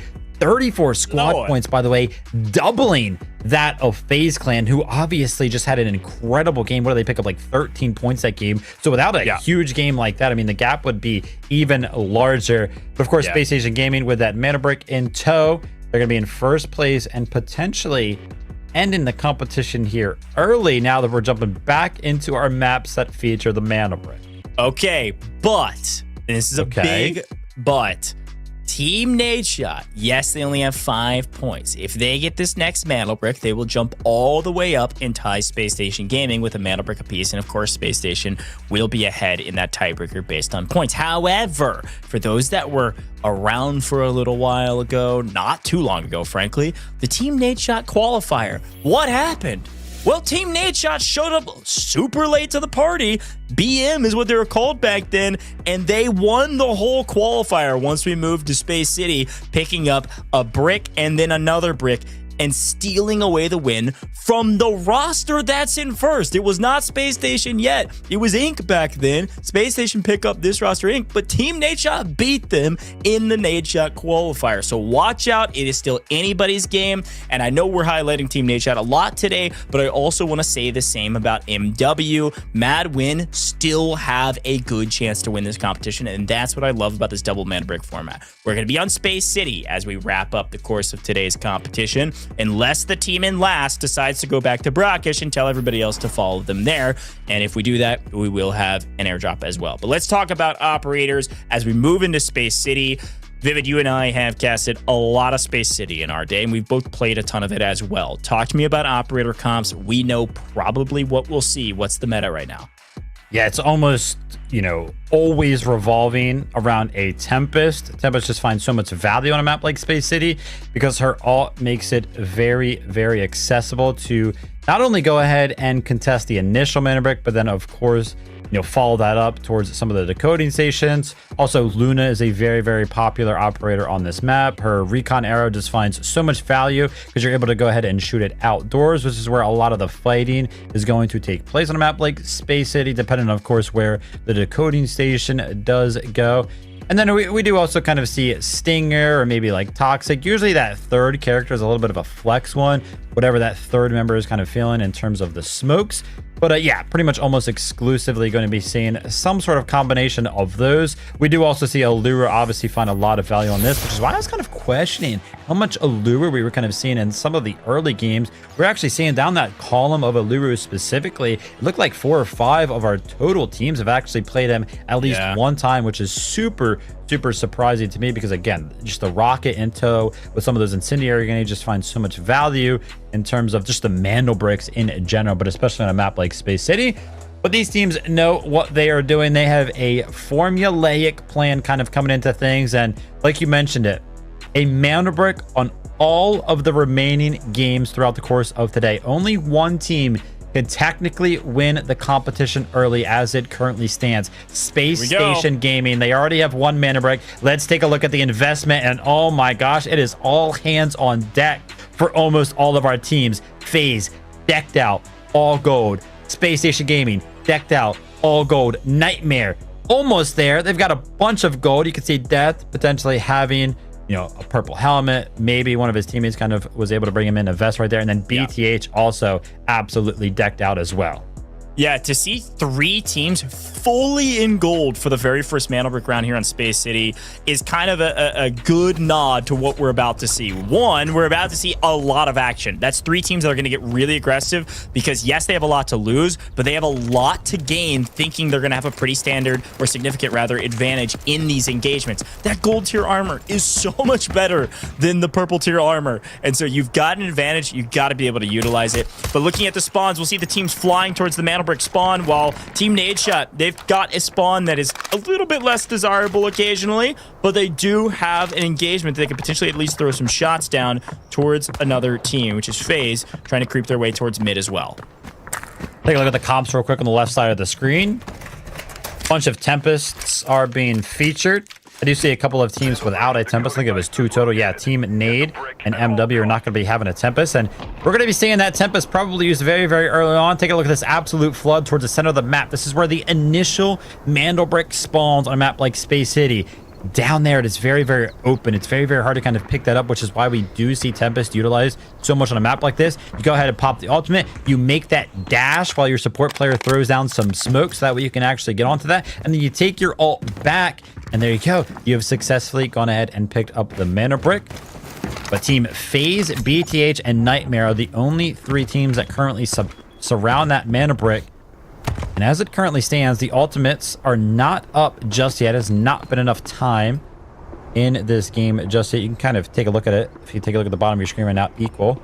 About 90% of the way there. So very, very soon, and I'm sure we're going to see things start to pop off.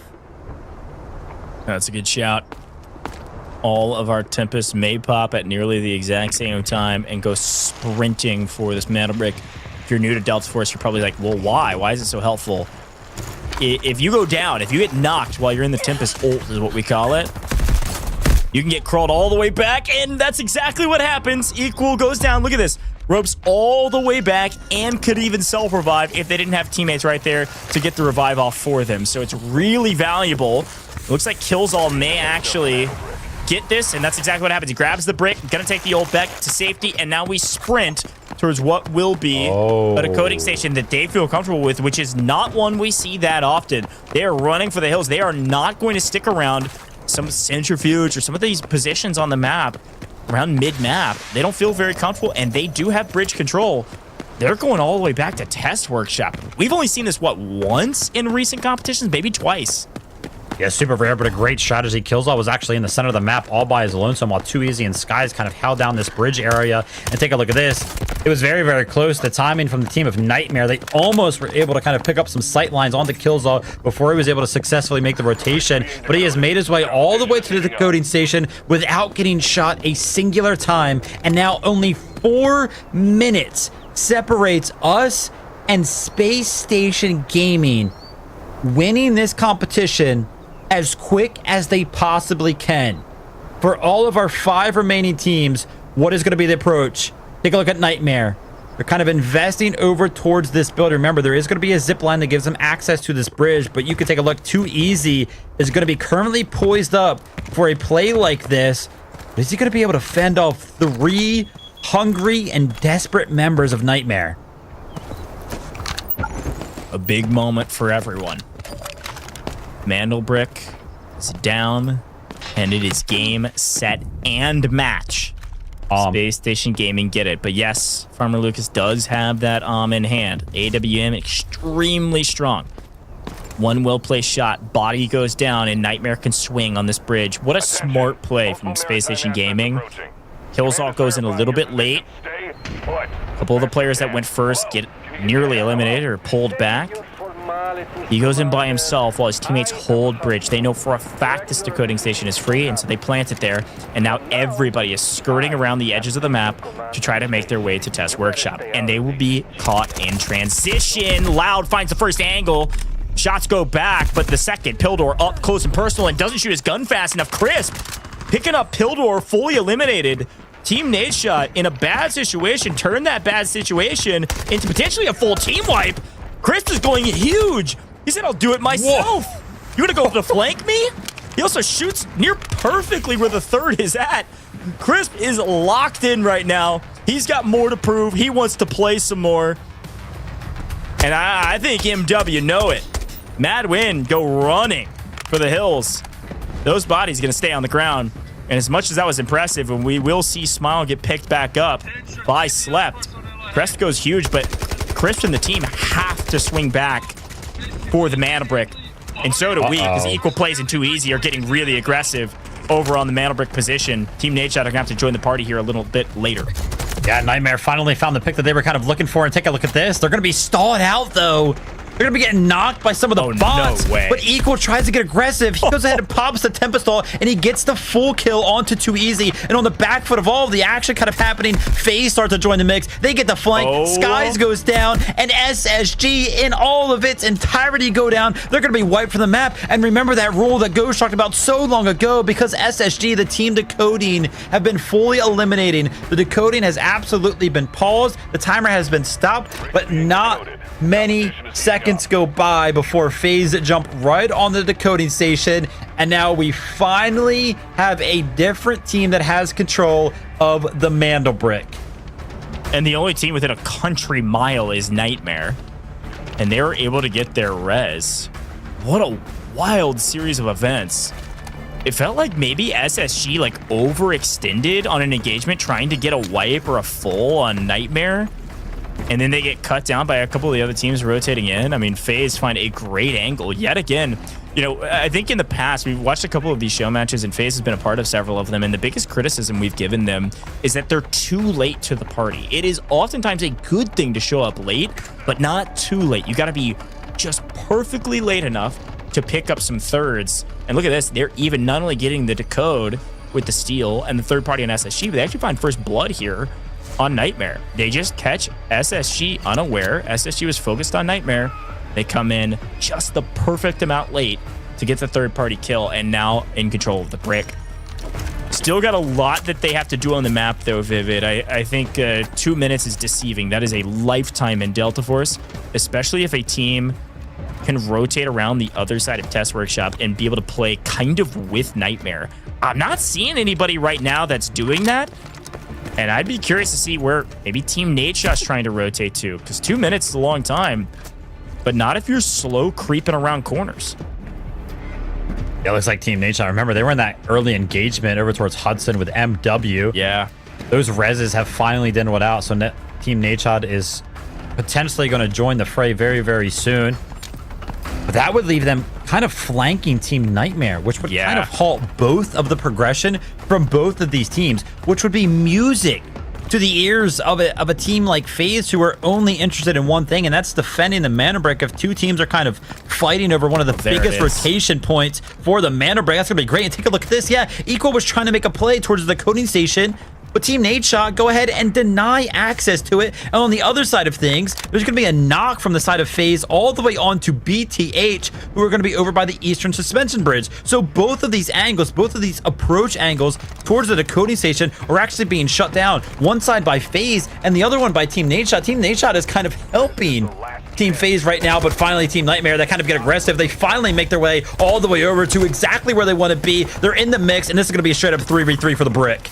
3v3 for the brick, and then BTH are going to be late to the party. We'll see how late. FaZe lose one. Equal getting extremely aggressive on the Tempest. Dive rolling forward and having his way with 2/3 of the members of FaZe.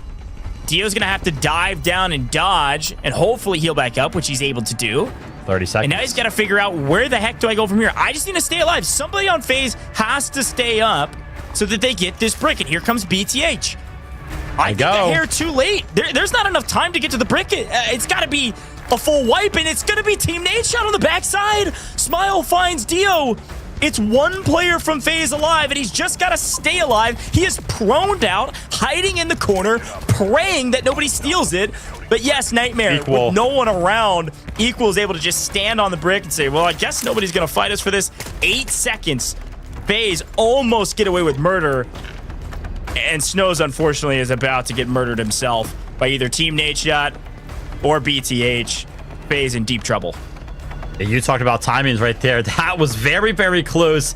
But all of our teams have finally joined the mix. Take a look at the left side of your screen. SSG fully wiped out. We know that information is kind of in. FaZe left onto a soul. That's going to be Snows trying to make something happen in the tunnel just beneath the bridge. MW also fully wiped out. Outside of that, we got Team NADESHOT, a full 3-man roster still left alive. BTH, full 3, and Nightmare. After going ahead and picking up the steal onto the mana brick. Remember, they actually lost Lucas in all of those exchanges. They were able to go ahead and pick up the res, so they're going to be healthy as well. 2 minutes now for one of the teams outside of Nightmare to try to go ahead and defend this. And take a look at this. A lot of trust was just kind of showcased right there. Lucas seemingly hands off the to Equal right now. This is who Team Nightmare wants to defend this mana brick with the strongest weapon in the game.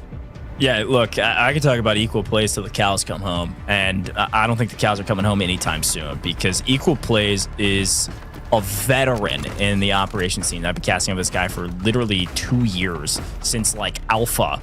He's been terrorizing show matches, and well, whoa. BTH, if you haven't forgotten, they did pick up a nom of their own, and they're hitting their shots as well. Unfortunately, nobody's going to be standing up quickly from that one, so Nightmare down to a duo. Trying to figure out how do we hold off the onslaught of what BTH is about to bring at us. It could potentially be an shot back, or could be maybe Death connecting with some bullets, but not a ton of damage and some utility thrown. Death under a lot of pressure right now. Behest of himself and even his opponents, but it does look like Lucas found the right angle. Nice find.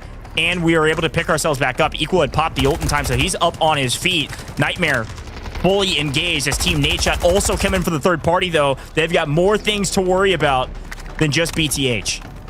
Yeah, but currently, as it stands, right, they're getting into the action. They take out 2T, but it is not actually the member that they wanted to find. Obviously, they can't pick and choose right now, but Team Nightmare are still a full 3-man roster. You can see the wipes kind of coming in onto the team of BTH, but Team Nightmare is doing so well at defending the brick. They take out Smile, who was on approach to that mana brick itself. Slept is trying to make something happen. He's trying to crawl into the bushes, but there's only 15 seconds remaining. You can take a look at that. Lucas is jumping on the mana brick, but so is Slept. He's trying to jump on. He's trying to make something happen. He's trying to find the shots, but with only 5 seconds remaining, and Nightmare swarming the mana brick. Yeah, they're going to lose a couple of members in the mix, but the timer hits 0, and Team Nightmare are able to pick up the second mana brick in our first iteration of Space City. It was a great effort by Team NADESHOT. They come into the backside, they pick up a couple kills, but there's just too much chaos. And frankly, Nightmare was just too healthy. They picked up BTH on a push, and the rest of the BTH members, they are way back on the backside. I mean, they're not even engaging in this fight because Lucas was holding them off over by the decoding station. I'm surprised. I think Team NADESHOT was hoping there was going to be a bit more chaos, but Nightmare was just staring at Team NADESHOT. Whenever they peeked their heads through the smoke, they got fried, and so they had to back off, and now it looks like Slep's just going to try to be a hero, get really aggressive here, land some util, and unfortunately, peaks at the wrong time. Team NADESHOT down. Nightmare still standing tall with a duo left on the map. Death currently bleeding out on yellow timer, but they get the brick. Everything else is just cherry on top right now. So well played. I mean, so many knocks actually found their way towards this specific team as well. But every single time they were able to recover, I mean, they even got knocked by a bot by one of the scavs at one point, and they were still able to kind of recover. But taking a look at the aftermath of all of the chaos, remember FaZe kind of had that secondary control over the mana brick. They looked like they were going to be the ones to kind of win things out, and Snows is like, man, we were like 5 seconds away. I stayed alive. But they were able to kind of steal it away. Snows trying to get into the mix. I don't think he has any idea that BTH is right here. And yeah, into the absolutely well and opening arms of the team of BTH, who were kind of just sitting back towards the backpack extract, playing a little bit quietly. But man, Team Nightmare, they got to be feeling good about that one. And there's still exchanges kind of happening. Tutti finds another knock with the arm. He's trying to go ahead and find the last remaining member of Nightmare, who's going to be Lucas. Can he 1v3? If Lucas 1v3s his eye, will be blown away. Well, there's the start. Good thing I didn't say anything too crazy what would happen if Lucas 1v3s, but now in deep trouble in a 1v2 and half health in a dream right now. Needs to hit the craziest clip of all time. He does confirm the kill. That is a very important one to confirm because of the points and also the loot value, but he does finally get cut down. Nice pickup. We'll take that trade given how it went down. The fight was going to be very difficult regardless. BTH, the last team on the map with 3 minutes remaining. They're just going to walk around, stuff their safe boxes. Quick reminder, we kind of quickly went through some of the rule sets, and loot value does matter. Again, you're looking for 2 million in just terms of loot value that you're bringing out. That is not what you brought in. That would give you that point. But also, we briefly mentioned dog tags and why they're important. As we get into these later rounds, you'll see them. See that dog tag right there. If he can fit it into his bag and extract, that'd be worthwhile doing. Now, it looks like his ammo probably a bit more expensive than the dog tags, but only just barely because of the ammo he's bringing in. These dog tags, I believe in the later rounds, are up to 150k a piece. For a one-slot item, that is great. That's some low-value gold items out there on the map that you know and love, so definitely worthwhile if you can fit them. Late game, though, safe box is oftentimes packed with gear that is extremely expensive, like those red premium vest repairs and ammo, etc. So we'll see. They decide to loot and what they decide to keep. I don't know how much they'll be able to actually take out of this lobby here, Vivid, but we'll get what we can. Yeah, it's pretty much just going to come down to, you know, making sure one member is absolutely stacked. There's the tag. I think there should be a second OM somewhere. It would be interesting to see if they put 2 OMs onto one member. I'm kind of taking a look at the ammo count. I do see that Taha here does have 2 shots in the OM, so technically speaking, you could potentially go ahead and spread the ammo across 2 different members going into the next game and try to diversify some of the loadouts there and potentially have 2 kind of points of attack. But true. Obviously, they're going to send one member out here for the side of BTH towards that backpack extract, and that's pretty much all they can technically do. But hey, listen, Space City was pretty crazy. We thought SSG at the start of this thing were going to win it early. They had so much control. But after all the dust settles, man, Nightmare come out on top. They come out on top, being the last in the lobby and a couple kills, but BTH rather. Nightmare definitely come out on top because of the mana brick. Great effort from everybody. And you can see the total score too. This is pre-calculated beforehand. I mean, SSG still have a commanding lead on the leaderboard, so they will be taking the tie over Nightmare. But still, the tie, it does look like there's 7 shots there for that OM, so that's solid for BTH. They did loot the rest of the ammo, I think, if they did find any. There's a couple nuances with Rise Series rule sets and the way it plays that's different than pubs, and one of those is that you can't put the AWM ammo in your safe box, actually. So it better be in your gun or it is going to be in your bag, which can be looted. So seeing 7 bullets, you can only get 5 from the airdrops of the supply missions you can do on Tide Prison. So there's a little bit of math for you all at home of how they got that ammo, but that is a wrap on map number 4. Delta Force Esports is so dang fun, and it goes from fast-paced, pedal to the metal, to organizing your loot, just like the public lobby games, man. It's awesome. I love it.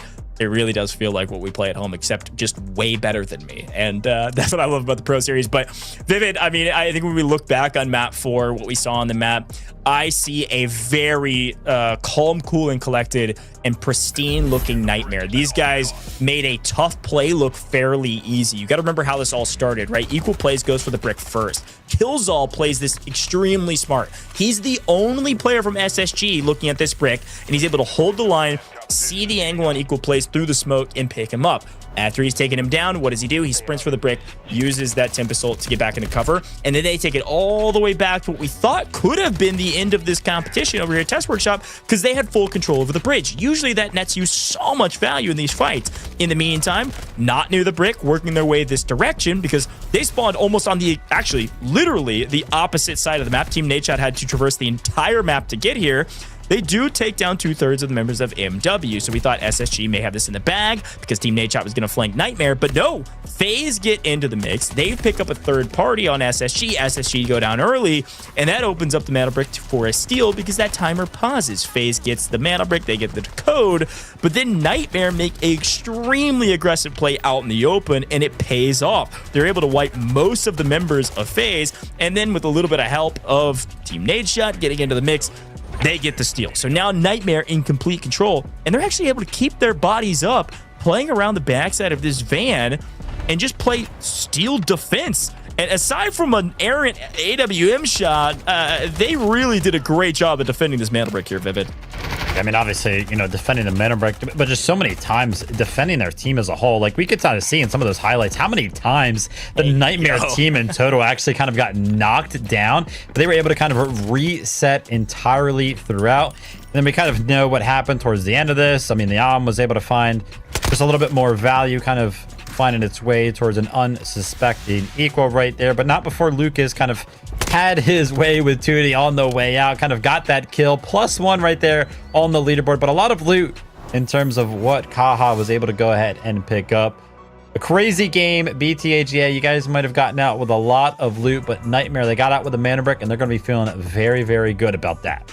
Nightmare with a mana brick, SSG with a mana brick. It could all end here in game number 5 in just a little while. We know that SSG are winning that tiebreaker currently, but if a team gets 2 mana bricks, they win the competition right then and there, folks. We've got maybe one more map or maybe a couple still in today's competition, one of our last scrims before the Rise series kicks off. You're not going to miss it in just a couple days, but I do have another giveaway just for you being here watching our show match and our scrims. Here it is. Oh, W Delta Force. I like this giveaway code. Put the space into the chat though, okay? I don't want to see what Delta Force. I want to see W Delta Force. Rise series is here. I'm so excited about the investment into the esports side here with operations and Rise series. Big W Delta Force to enter into our giveaway. You'll enter into a giveaway to potentially earn, I think it's 2,500 Delta tickets, by the way, which is a ton, as well as maybe a premium pass. So keep your eyes out. Type that in the chat. Your winners will be chosen. We will whisper you through Twitch whispers, so make sure that you've got your whispers open through the settings.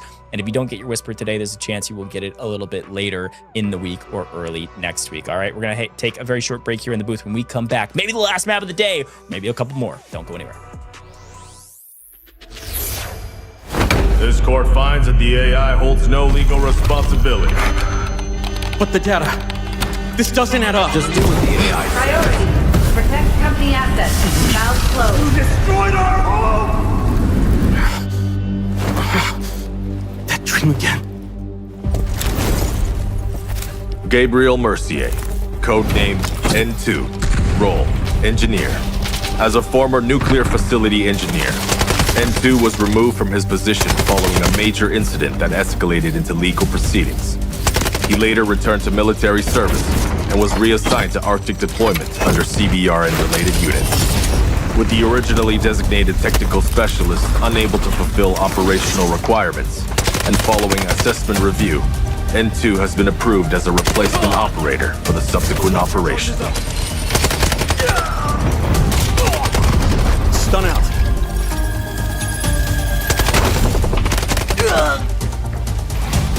Throwing stun.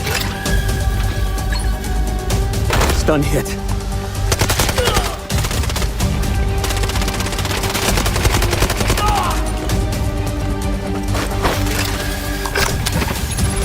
Freeze right there.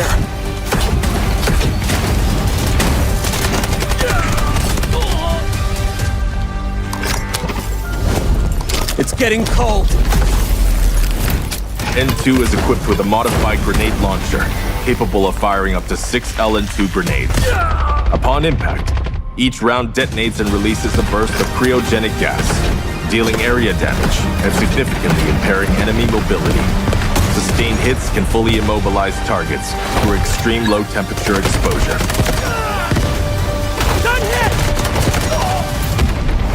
Cold. I can go colder.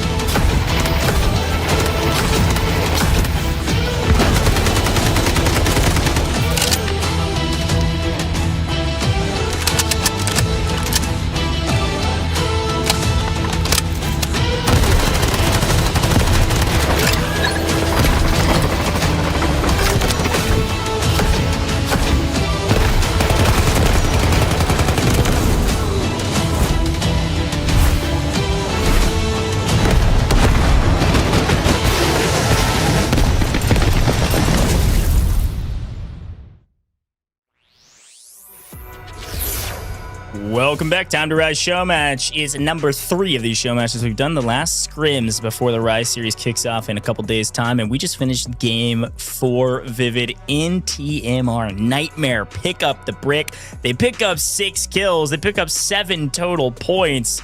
And they're going to be looking pretty good on this leaderboard up at the top with SSG. But Team NADESHOT did pick up a total of 5 kills, which is a nice boon for them. They'll jump up as well. But it's all about the mantle bricks, baby. Yeah, absolutely. I love to see some teams sort of come alive, right? Like Team NADESHOT obviously pick up 5 kills, the second most. Ken, you have mentioned it. I have mentioned it. It looks so good sometimes for some of our teams when they take that early mana brick lead because you're like, oh man, they just need one more. But actually getting that second one has just proven to be so difficult time and time again, which is why it's like, yeah, we could end here in game number 4. But so many times, I'm telling you guys from experience, myself and Goes, we go the distance all the way to game 7, sometimes game 6, a lot, which means that some of these teams make giant comebacks, and starting to see teams like Team NADESHOT warm up gives me a slight glimmer of hope. Unfortunately for Space Station Gaming, they played the early game of game number 4 extremely well. But for the first time today, we're actually going to be seeing them at the bottom of the leaderboard and not at the top. That's going to be a big loss because remember, we saw how much they actually invested in terms of gear. They had to buy all that, man. So losing all that gear, we're going to get a minus 4.5 million. Of course, they're still going to be doing pretty well in terms of economy. But take a look at this. The overall leaderboard, Space Station Gaming and Nightmare are 2 teams with mana bricks, right? Remember, a mana brick is the highest value metric on this leaderboard. If you have a mana brick, that is what is most valuable. But because we have 2 teams with mana bricks, or, you know, if we end up with 3 or 4 or whatever it may be, the tiebreaker there is going to be squad points. That's when that comes in. A quick reminder, squad points is going to be the accumulation of kills and your asset points. Asset points basically equals every 2 million asset value you have been able to pick up through the course of the competition so far. So with Space Station Gaming having 32 total squad points, they kind of win out that tiebreaker against Nightmare, who only have 20 squad points. And kind of taking a look at our teams without a mana brick, FaZe Clan, man, again, just on the back foot of how well they kind of played on Tide Prison, that big game, they still have 19 points. And Goes, they were 5 seconds away, by the way, from being the team in second place. I know. I've been really impressed with FaZe this competition. I think they needed a bit of redemption from the last couple scrims and show matches. And this is, namely America's region too, which makes it a lot more feasible to be able to play against everybody, right? We had a kind of a mixed regional bag with people playing on higher ping. This time around, most everybody's on America's region. So I think this is a really tough competition, and it's showing us how good the America's region will be in just 2 days' time for the Rise series. So big shout out to FaZe. They've been balling out today. But as we jump into Space City again, and we will see Space City a couple more times. Map number 5 here, Vivid. I mean, I think it's worth bringing up the idea around spawns. It's worth bringing up of, hey, we saw SSG not have a tier 1 spawn, sneak their way all over and get the mana brick first with Tempest. Talk to me about operators. What are you seeing on this list? Any big hits, maybe some misses that people won't have going into this map, or all the same? Yeah, we obviously saw a bunch of our teams kind of invest the Tempest picks right there, which is where this starts to get scary because, you're picking some of those comfort picks. You're picking around the strategy that you want to impose on a map like Space City, but you can only do it 2 times back to back. So if this next Space City doesn't necessarily go your way, then we're going to be put in kind of like awkward second string comps for some of our teams, which they might feel a little bit less comfortable on. But yeah, still pretty much across the board, we're not seeing many operators kind of grade out. Like obviously, yeah, we have Nox and Diwa for some of our teams, but they're not going to be a large portion, or at least the large like center, the foundation of a lot of these comps, which is why we see them invested earlier on in some of those early games. So all of our teams still pretty healthy in what they want to actually kind of bring into things. And yeah, it'll be great to see where some of our teams spawn. As a quick note, obviously some of the spawns in competitive Delta Force do have a little bit of an advantage because they do just naturally spawn closer to the access of the mana brick. As a quick note, there are 3 tiers of spawns when it comes down to Delta Force competitive. That's true. And we'll have to see how that goes for some of our teams. That's exactly right. Well, folks, as you can see on your screen right now, the Rise series, we've been hyping it up. This is the last scrim before the main competition. 2 days' time.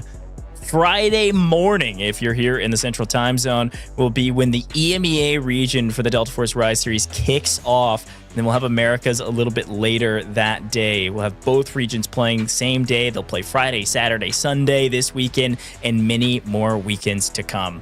Let's take a look, though, at our loadouts. What are these players loading in with? What are they going to be playing with? And it looks like a lot of the same. We're still seeing a lot of Toxic, a lot of Tempest, and a lot of Luna. One thing I am definitely seeing is over on Team NADESHOT side, missing a bit of gear. I am assuming that Crisp is bringing in some guns for the teammates. Maybe cook something up because they had a bunch of extra value compared to the teammates. Only a couple players, getting that value. You got to remember, Vivid, with the way the loot works in this game, if you're the one getting the kills, you're going to have the most technic alloy. So let's take a look at Team NADESHOT. They have not slowed down. They've dropped their weapons for their teammates, and they are flying towards the center of the map with SSG getting a tier 1 spawn and MW coming across the bridge, getting really aggressive to play around mid-map. We'll have a 3-team bang out here in mid, and there looks like we do have an engagement on the top side of the map between Nightmare and BTH. Yeah, you might see early value found from this from the side of Nightmare. Oh, no, sorry, not the the Barrett here. The Nightmare kind of investing that in terms of gear. Take a look at their comp, though, right? Toxic, Raptor, and Aluru. And oh my gosh, man, blinking, I might miss it. Team SSG, they're the first team to the mana brick once again. Man, I thought Team NADESHOT were actually going to be the team that had early access to this one because, again, they were kind of right there going up against SSG with both of the teams kind of getting that T1 spawn closest to the mana brick. So we'll have to see what Team SSG opt to go ahead and do this time. Obviously, a little bit of a different situation. They're not going to have early access to that bridge towards the southern side of the map. So what do? They go ahead and opt to go for this decoding station that is in between Buoyancy and Centrifuge. It's a decoding station that if you've watched any esports competition scrims or otherwise, you've seen a ton of times, but MW open up the door. They say, is anybody out there? And Team NADESHOT says, yes, sir. We are right here. And a couple bullets land for both parties, but nothing significant. Team NADESHOT are going to be able to back up and play together as a unit. I am surprised. I think the two teams were surprised to see each other so close, and they just jump scared each other and whiffed or couldn't land the shots. Here's FaZe, though. Traditionally been a team that loves to play these flanks and show up again a little late to the party, but today and most of this competition actually been right on time for what we need them to be. They need to be pinching here through ramp, which this is one of the win cons of this decoding station. You have to be able to hold ramp if you're SSG, so you still have power on this side of the map. If you lose ramp here, you're kind of going to be stuck in this alleyway or stuck indoors. It's much easier for teams to kind of sandwich you in this, I call it the hallway, the alleyway between Centrifuge and Buoyancy. So if you hold ramp, you got a lot more breathing room. You've got a lot more map you can play on. And they're just holding everything right now. I thought NADESHOT's team was maybe going to go through mid and come out where looks like one member of SSG is holding right over there by the boxes. But instead they're going to go low. Probably going to engage with FAZE. That is best case scenario for SSG. So the big question in my mind is who's going to come in from the north side? Will we see Nightmare come in from the north side and BTH? Will one team play slow? Some bullets exchange, some fire shot, it looks like from SSG. And no, from the backside. This is what I was scared of. This is great news for SSG.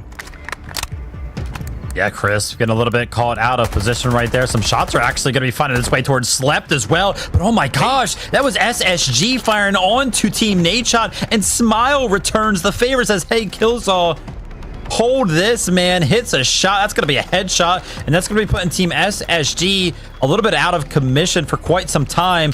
But obviously, some of our other teams don't have that full-on information. So SSG, they're probably going to be fine. But take a look at this. Only a minute and 20 seconds before Team SSG are able to pick up their second brick. And unfortunately for Chris, because of the position that he was knocked in, Smile and Slept have nothing that they can do about that one.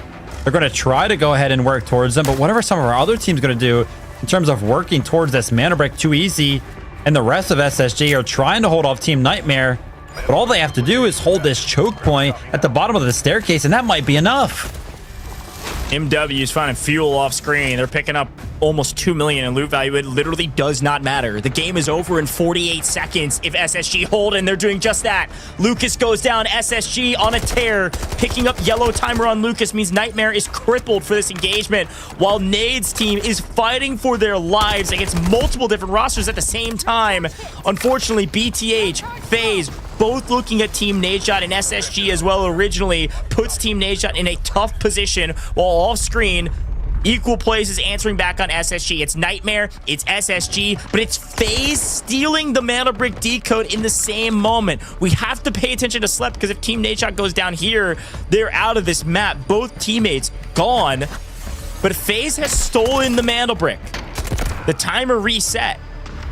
In the chaos of Nightmare and SSG fighting, FAZE grab a steal, and they use the Tempest ult to back way down the ramp. And now MW is here to play as well. This is a 4-team bang out around the decoding station as expected. We'll see if the solo from Nade can get out alive, but we got to pay attention to some of the fights here.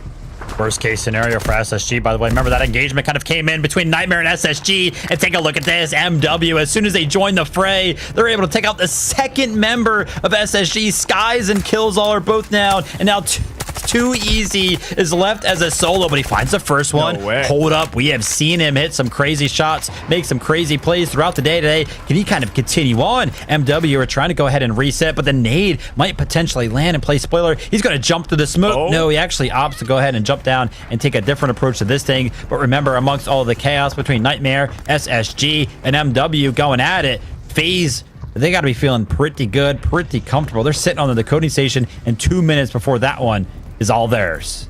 Yeah, once it got reset to, Nightmare absconded. I mean, they ran for the hills. They're taking a super wide wrap to come up ramp potentially and replay for brick.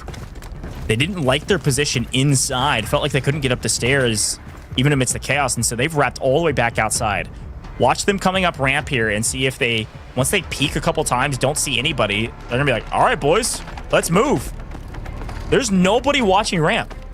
This is such a free creep here for Nightmare. This is going to put them in a much stronger position. If anybody else looks at FAZE, Nightmare strikes. SSG gone. They got him. Yep. Too Easy going to be stiffed out right there, but so is Nightmare on the backside of this. FAZE are going to be going into this one. Full-on attack. head first for the side of FaZe. A giant mistake. And yeah, it's going to be one of the Tempests that's going to be knocked, but Nightmare with no Tempest to go ahead and jump on the brick. They take this opportunity to send Equal to do just that. That's going to be on the back for the Alua, but take a look at this. MW are joining the fray once more. Again, they find the flank. They find the third party to join the mix at the perfect time. And now FaZe are going to be on the receiving end of this one. They have only one member left remaining. It's actually going to be a Tempest laying on the ground who isn't going to be enacting that res on an ultimate because obviously there would be a giant sound cue, but that is going to be both SSG and FaZe wiped off the map. But oh my gosh, how did BTH just kind of walk up the ramp to an unsuspecting Lucas? A giant mistake now from the team of Nightmare. Death to kind of try to go ahead and hold the angle. Yeah, he's got the head glitch, but take a look at this. The disarm is going to land. Can any more utility go ahead and flush out Death and the remaining members of Nightmare? 2 minutes on the clock. Plenty of time with 3 teams right here. Team NADESHOT still a solo. Potentially the hero that Team NADESHOT needs to get into the mix and maybe play fourth party to this fight. A trading of blows between all 3 teams. BTH, the only one still technically standing with all 3 remaining members up, but MW immediately sticked the res and immediately picked him back up. Death on yellow timer, and now Nightmare out. Equal plays the heroics, unfortunately gone because who's here? The solo. Team NADESHOT ruining Nightmare's chances in this one. The timer paused. And the solo from Team NADESHOT have reset the fight. 2.5 minutes is our new timer. If it gets stolen again, it'll go to 2. And again, 90 seconds, and that's the minimum. Plenty of time on game clock, Vivid, but only 3 teams remaining, one of which is a solo. You mentioned it. Ramp is all that matters. How many times do we see a team leave the fray and just wrap back around up this ramp? How many teams do we see approach up this ramp directly? And every single time they came out the winners. But BTH were the ones to do it last. Now they have full control over the brick. And with only MW, yeah, I mean, they're going to be a full 3-man roster, but they kind of are going to be forced to make something happen in a solo on the other side of things. This looks very, very good for the side of BTH. Yeah, it does. And remember, they're running that M82. Where did they get that? They got it in the first map or second map. Yeah, it was Brackish. They were the team that didn't show up to the Mantle Brick fight. They were the team that didn't show up to Museum. Everybody else did. They were looting, and it may have paid off. This is why eco rounds are so important. Hitting these snipes, opening up these engagements with the first blood changes the course of these competitions. MW, not feeling like they're in a hurry, are going to loot, which, you know what? More power to them, but 60 seconds may feel like a lifetime when we're sitting here watching and counting every breath. But on the map, you blink, and you're just too late. MW got to make a move here. The question is where? M82 in hand. Do you peek the door and get domed? Or can you smoke and run? Toxic ult and pray that you're going to get to the brick. Stalker knows that they're making a push for it. All the util lands on it, and he's looking to barrel stuff his opponent right through the smoke, and that's exactly what happens. Perfect read from Stalker. Perfect pickup. Tempest ult was on CD. He called it, picks him up in transition, and now we're getting mixy. BTH lose 1 from, looks like Toot going down from the far side. BTH down to a duo against a team of 3 with only 20 seconds on the clock. Got to make a move.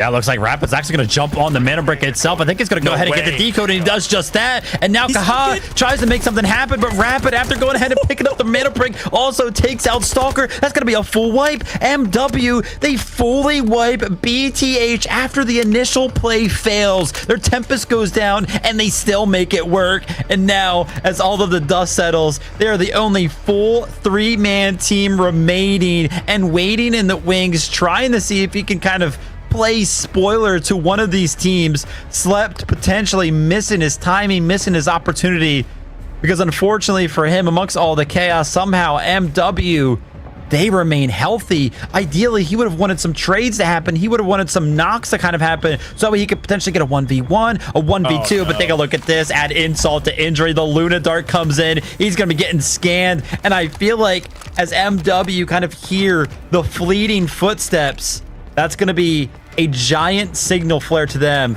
Hey, I don't feel like we are pretty much under any sort of contention when it comes down to this decoding station with a member running away and only one set of footsteps. I think we're up against a small team here. No MW, way. They do it. How do they do it? MW is at the bottom of the leaderboard, and they just leapfrogged up to potentially second place if they get this brick. And if not second, very close to it. You can see the total score there on the left, but still some map to play. They could still potentially get out as well if they get this. Slept hoping for a mistake. He's not going to get it. MW don't need to move from this position. I think the only play that Team NADESHOT could have made here was Slept is pray that you don't get scanned and just sneak your way there and catch him by surprise. And this is brutal to watch, because there's just nothing you could do against a full team of 3. And right now, all he's trying to do is maybe get a kill, and that's not even going to happen. Shot in the back, a 1v3 in Delta Force and pubs is difficult enough. In Pro League, nearly impossible. MW. Mad win indeed, gentlemen. Map number 5 goes their way. They get the brick. They should be able to get out as well. This is a gigantic map for them. You see their total score tick up because they get the brick. And I think they're going to get this extract just in the nick of time as well, Vivid.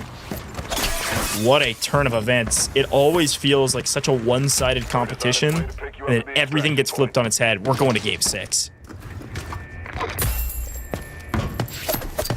I guess they felt confident. I guess they were not worried at all with the amount of time left. I mean, there was literally a minute left on that decoding station, and you called it out. You were looting safes, man. I was like, that's got to be a mistake, right? I mean, surely you want all the time you possibly can to go ahead and make that 3v3 happen, and doesn't matter. Safe or no safe, a minute or less.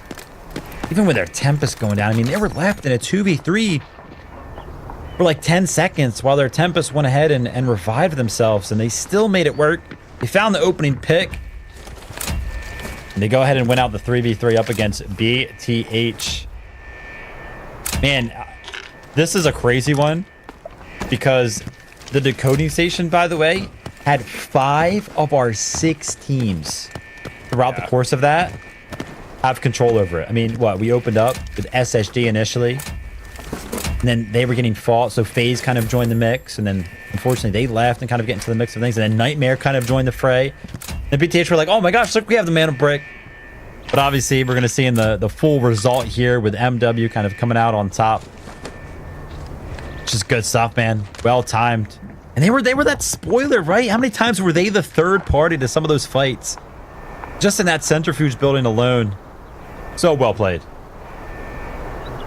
Yeah. Again, sometimes it pays to be a little late to the party, and they were, but they played inside a building the entire time and ruined BTH's chances there. Once they smelled blood in the water, they just full sent it, and they're getting so much loot value. These dog tags are officially up to 150k now. Gold tags, you saw them on your screen there. Couple of those, a bunch of loot. I mean, everybody's kits they're bringing in are millions, and they're able to loot every single one of these boxes. You can see their score just continually tick up and up and up and up. Also, if you've got a keen eye and not on mobile, you can look at the top left-hand corner by the mini-map. Again, I love our esports overlay. And a minute and 36 seconds on the extract that they were able to pull those levers literally just in the nick of time. What is that, a 10-second separation between this extraction that they've pulled and the overall game clock? So they should get out of the map. They should get all the loot. They should be good to go. We keep talking about it. There is always room left in these competitions for any one of our teams to come back. Even going to the next game, it is still possible for any one of our teams to go ahead and pick up 2 total mana bricks. And I mean, even if we end the day with no team picking up 2 mana bricks, it's still possible to pick up 1 mana brick and pick up enough squad points to triumph a team like SSG.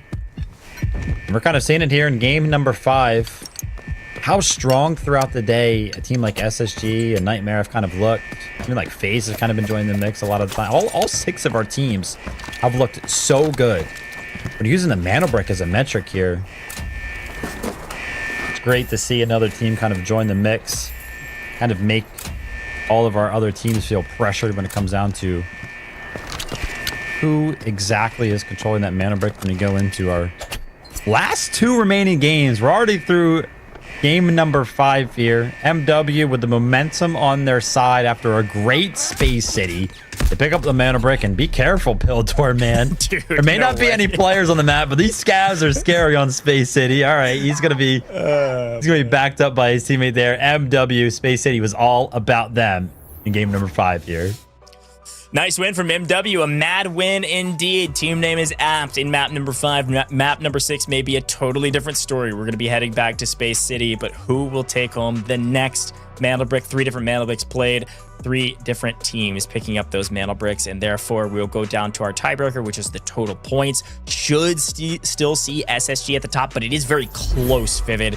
We'll take a look back on the replays, and then we'll see that leaderboard after the break. But in the replays, things started with, yet again, SSG starting us off. They get the mana brick immediately, they go plant it immediately, and they're in the power position. But it was actually Team NADESHOT that made them think twice about some of these angles they were holding. Once that happened, they're having to fight on 3 different fronts, and as they split, divide, and conquer, and then come back, they lost a couple members. They're able to get the revives. They're able to use the Tempest to get themselves back up on their feet. So we swing over to Team NADESHOT, who unfortunately we're in a blender just because of bad timing. They go for an early play towards the mana brick, but they get actually cut down by FAZE on the flank, and then the opposite side from BTH. So they're in the blender. So we go inside SSG, fighting for their lives, with MW showing up to the party perfectly on time to pick up all remaining members of SSG. So now it's a reset. FAZE were able to steal the brick. They are in control for a moment. They're trying to hold ramp, while Nightmare, equal plays, just says, thank you very much, you're holding ramp, I'm gonna take the brick away from you. So now we think, well, Nightmare's in the best position, but now who's on ramp? It's BTH, and we got a 3-team bang out with Team NADESHOT just waiting in the wings. Yeah, trying to kind of make something happen here. Equal is trying to run away while still in control of the mana brick as well. Team NADESHOT, last remaining member there, is finally gonna kind of join the action on the mana brick itself, take him out, and take a look at this. BTH did a great job of shutting down the initial approach from MW, but somehow they just made it happen, man. Loud was actually the member who picked up that first initial knock. You could see him getting the second as well. Rapid jumps onto the mana brick, jumps onto the 3rd member of BTH, and they're able to go ahead and also pick up that final remaining member of the map. Slept, unfortunately, goes down, cannot go ahead and triumph the 1v3. And as a result, man, we're going to game number 6.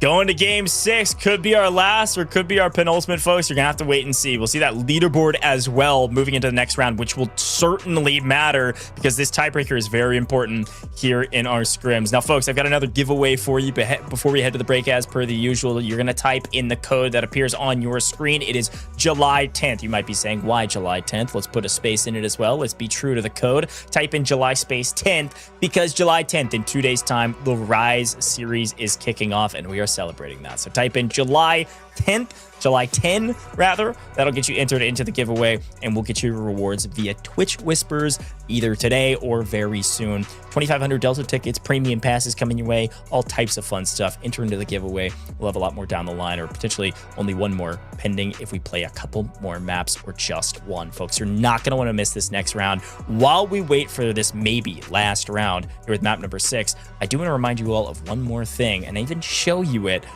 Rainbow Six Siege and Delta Force have a crazy collab about to hit the game here July 10th in 2 days time as well. We even have an event that's going to be popping up in between the EMEA region for the Rise series and the Americas region for the Rise series. This Twitch channel, the main Twitch channel here with Delta Force, is gonna be popping all day long. We've got a fantastic show match featuring some amazing creators out there and Rainbow Six pros all playing together in customs because of this insane collab. Take a look at this while we take our break, and when we come back, it'll be map number 6.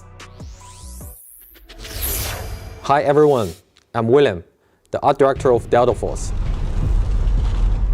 As many of you may already seen, Delta Force is launching a collaboration with Rainbow Six Siege in our next season. Since launch, We've seen a lot of passion and discussion from our community around the tactical shooter gameplay. And whenever players talk about the genre, Rainbow Six Siege is one of the names that come up most often. So, we reach out to Ubisoft. Bonjour, je suis Émilie Besson, directrice de la réalisation sur Rainbow Six Siege. Oui, Siege a toujours été défini par son gameplay tactique, le travail en équipe et aussi la variété des opérateurs que les joueurs ont appris à connaître et reconnaître au fil des années. Ces collaborations nous donnent l'occasion en fait d'amener les éléments emblématiques de Siege dans un nouvel univers tout en restant fidèles à ce qui les rend uniques.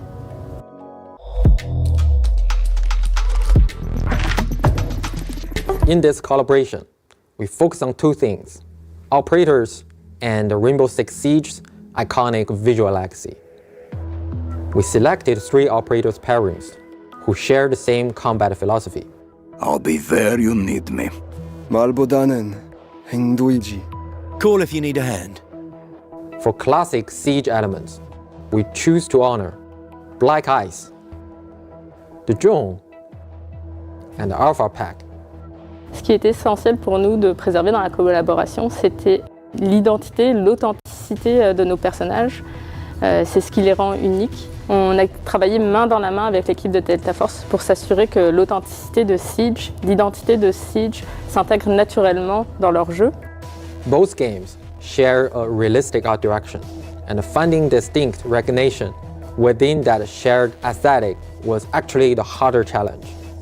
We started by preserving the core silhouette and the color framework of Siege operators.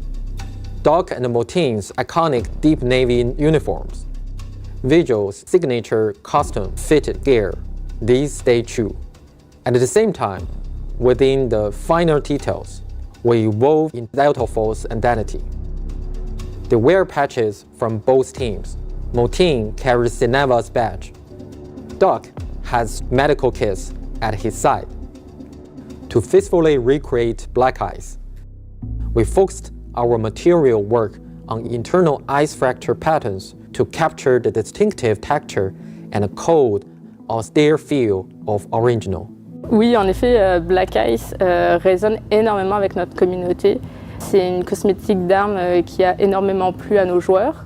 Et l'équipe de Delta Force a fait vraiment un travail incroyable pour la recréation dans leur jeu de cette cosmétique, avec un souci du détail extrêmement gratifiant.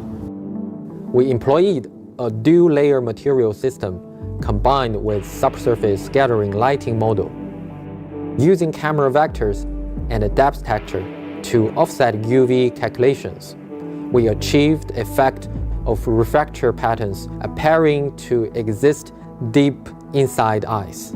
Et ce qu'on a apprécié et ce qui nous a impressionné, c'est le travail de recherche de Delta Force. À quel point ils ont été soucieux du détail pour conserver nos opérateurs dans leur jeu, qui s'intègrent vraiment comme naturellement dans leur univers. Beyond the content itself, we want as many players as possible to access and experience this collaboration. By completing in-game missions during the season, you can unlock these rewards for free. One more thing, in the new operations map, we've prepared something special for you. You will find a surprise in the maps that are meant just for you. Once the crossover goes live, go find them. Once more, onto the bridge. Dear friends, once more.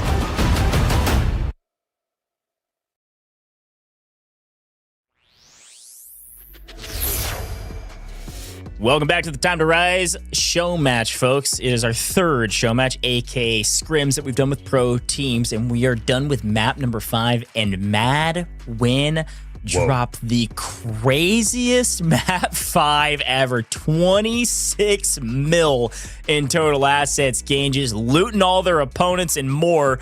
Find 9 kills on the map. That is a 22-point swing. That's, I think, more than almost every other team had going into that round. It should put them all the way up to like 2nd place. That's ridiculous. Oh my gosh, what a giant momentum swing there from the team of Mad Win. Mano Brick, 9 kills, 26 million assets gained.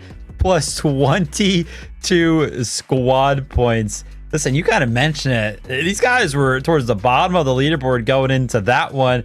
Gotta call it out. They gotta be in like second place. Of course, they gotta be one of our top 3 teams now that they went ahead and picked up a mana brick, but the reveal is in. Oh my Mad goodness. win. They are indeed in second place. You know, we saw it. They picked up 22 squad points in that game. They had 4 points prior to jumping into that one. So a huge swing of things right there. They are going to be triumphing Nightmare, who are going to be in third place now. And now they trail behind the team of Space Station Gaming, who, I mean, listen, they continuously go for these mana bricks. And because they keep going down early, they have not picked up any squad points in a very long time. So the gap is closing amongst all of our teams right now. We mentioned it, Goj. These things go the distance for a reason. All these teams are very, very close in skill. And the format, man, we gotta love it. Is anybody going to pick up 2 mana bricks throughout the course of the day at all? I think it's a big question. It's certainly possible that we have, what, a total of 5 teams potentially a chance to have a mana brick. And then it comes down to the squad points. And then you look at SSG and say everything you've been doing is the right thing because you have assured yourself a top position in this competition. But as we looked at that overall, we do see Team NADESHOT at the bottom. That does not mean that they're out of it. You just said it 30 seconds ago. MW had 4 points. They just won the last map, got brick, and picked up everybody's loot. This is late game, folks. Late game means everybody's bringing in high value kits. This is map number 6. This is the most limited this operator pool will get. Big ticket item we always talk about on map 6 is who has a Tempest left. This is great news if you're MW. You've got a Tempest and you just got a brick and you have a ton of great loot. This is great news if you're Nightmare. You've been playing really aggressive, but you still have a Tempest to be able to use on this next map. This is great news if you're Team NADESHOT. We desperately need a turning of the tides here on Space City, and they've got a Tempest as well. That is a huge boon when it comes to operators, but anything else you're seeing, Vivid, of course, we got to pay attention to who has Luna. Same thing, only 3 teams have Luna left. We see several Toxics off the board. We see a couple Stingers off the board as well, but not full Stingers, so folks that have been running Toxic will certainly be running Stingers going into this one because of the smokes and the support and the healing. But anything else you're noticing on the operator pool? Because in map 7, it all gets reset. Yeah, no, I think you kind of hit the nail on the head, kind of mentioning that this is the most limited operator pool that we all have throughout the day. As we do kind of jump into the game here, I did kind of get a little bit of information I think the folks at home would be interested in. In terms of kill leaders, we don't actually take a look at the individual kills throughout the day a lot of the times, but for this one, why don't we go ahead and shout out our kill leaders. Currently in first place, we've got Killsall. He's got 11 kills throughout our first 5 games, and in second place we actually have Equal with 9 kills throughout the day. Those two are kind of leading the pack by quite a big margin as well. So take a look or keep a focus on kind of those guys throughout this. And kind of the surprising thing for me there is that Killsall picks up 11. He's in first place as it currently stands, and they really haven't done much over the past 2 games. So if he gets back into the mix of things, be very, very worried on. But take a look at the loadouts. Goj. Yeah. MW, they just pick up a mana brick and they still have access to all of their armor, their gold loadout.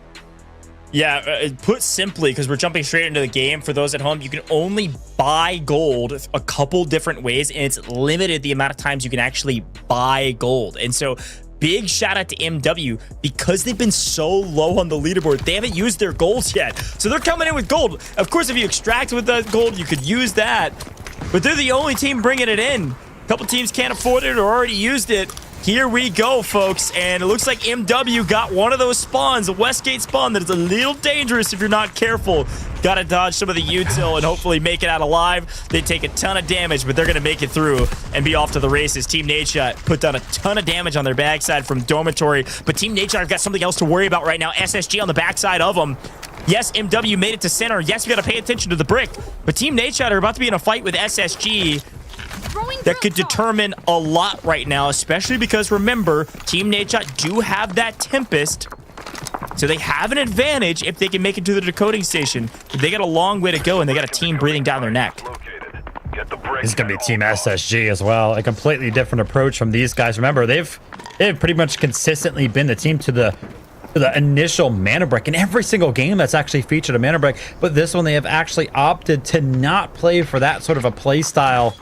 Instead, looking for an early 3v3 here. Unfortunately for Team NADESHOT, they're going to be stalled out pretty heavily in terms of being able to make their approach towards the center of the map.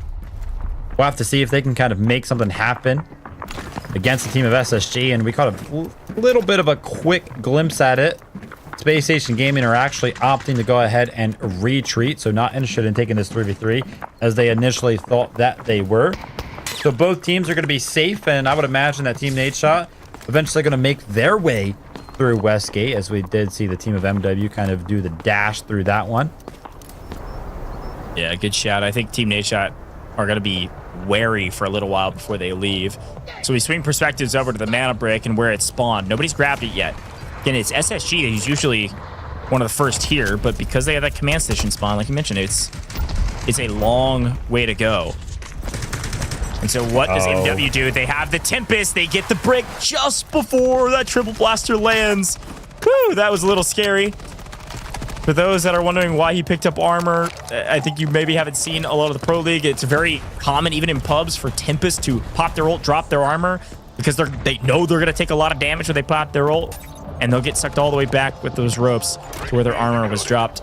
A smart play works out perfectly for MW. Mad win, had just won last map, and now a chance to win the tournament after being the team that was in dead last by a mile. They are now in second place on our leaderboard with a chance to take first here. They dropped the brick into the decoding station, and instead of immediately playing outside and playing for ramp, they've elected to play indoors. This is a signal to me, Vivid, that they're a little bit willing for this brick to exchange hands. They want the power position of holding this building. They want to be able to say that this building is ours and nobody can go through us. You're going to have to go outside and be at risk of getting third-partied. Remember, this is the exact building, the exact position to where they kind of won from in just the last game. This is where they found so many of their kills. This is kind of like that strong point position that you were kind of talking about. So they got to be feeling comfortable in this, which is exactly to the point that you kind of made. It's going to be up to all of our other teams to kind of deny this one. Again, only 3 teams have a single mana brick already and have the opportunity to kind of close this one out. And MW, they're one of those teams. If this mana brick goes through in just 2 minutes and 45 seconds, they will win. They will win. The efficacy of Tempest on full display with that great brick grab and immediate decode. 2.5 minutes on the clock. Team NADESHOT actually going to be first to the party. They're low side. It's a little deceptive with this POV, but they're actually underneath the decoding station right now. Gonna come through low side. Let's see where they decide to engage.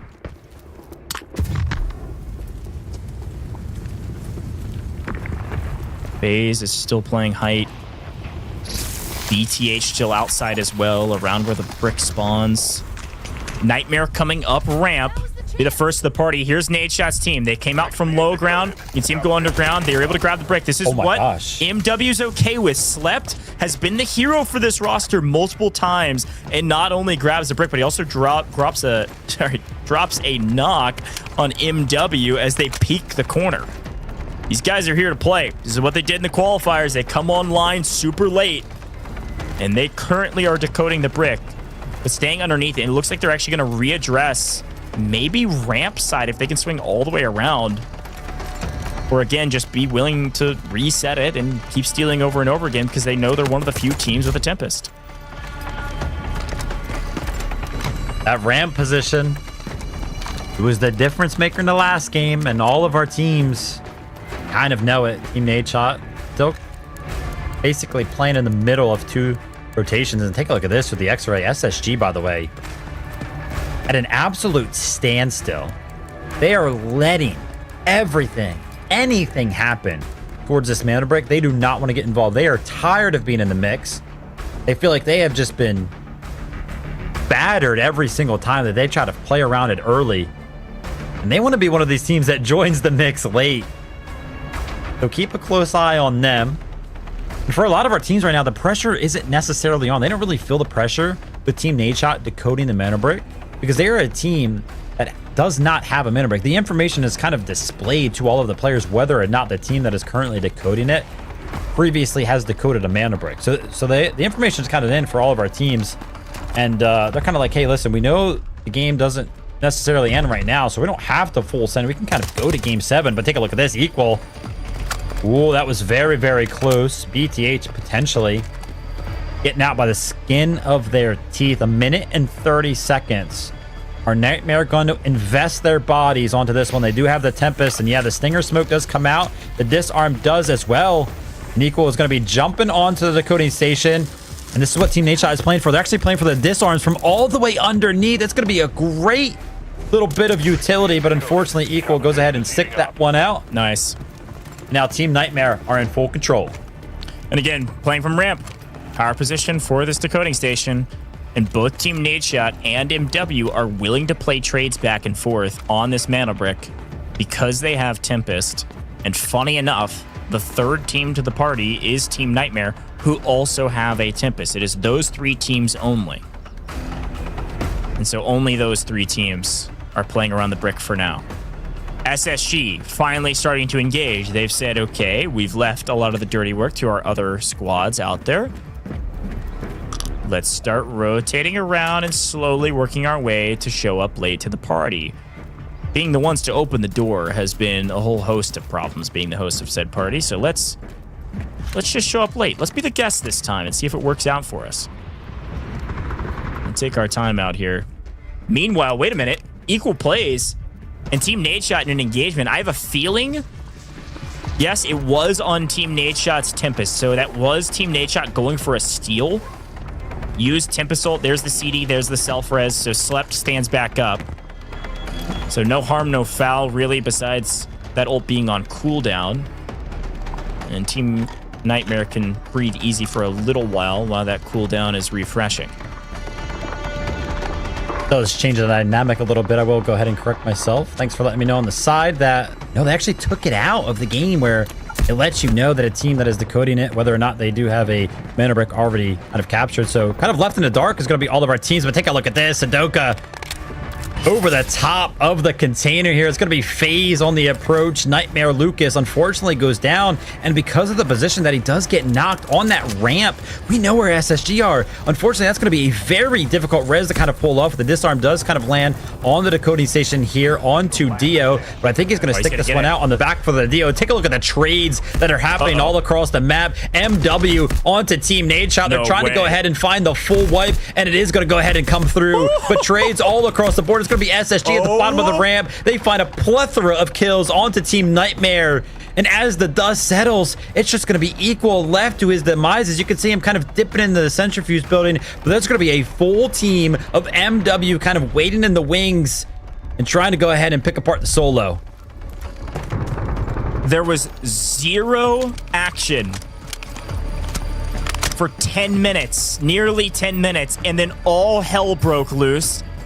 And like you said, when the dust settles, Team NADESHOT all fall.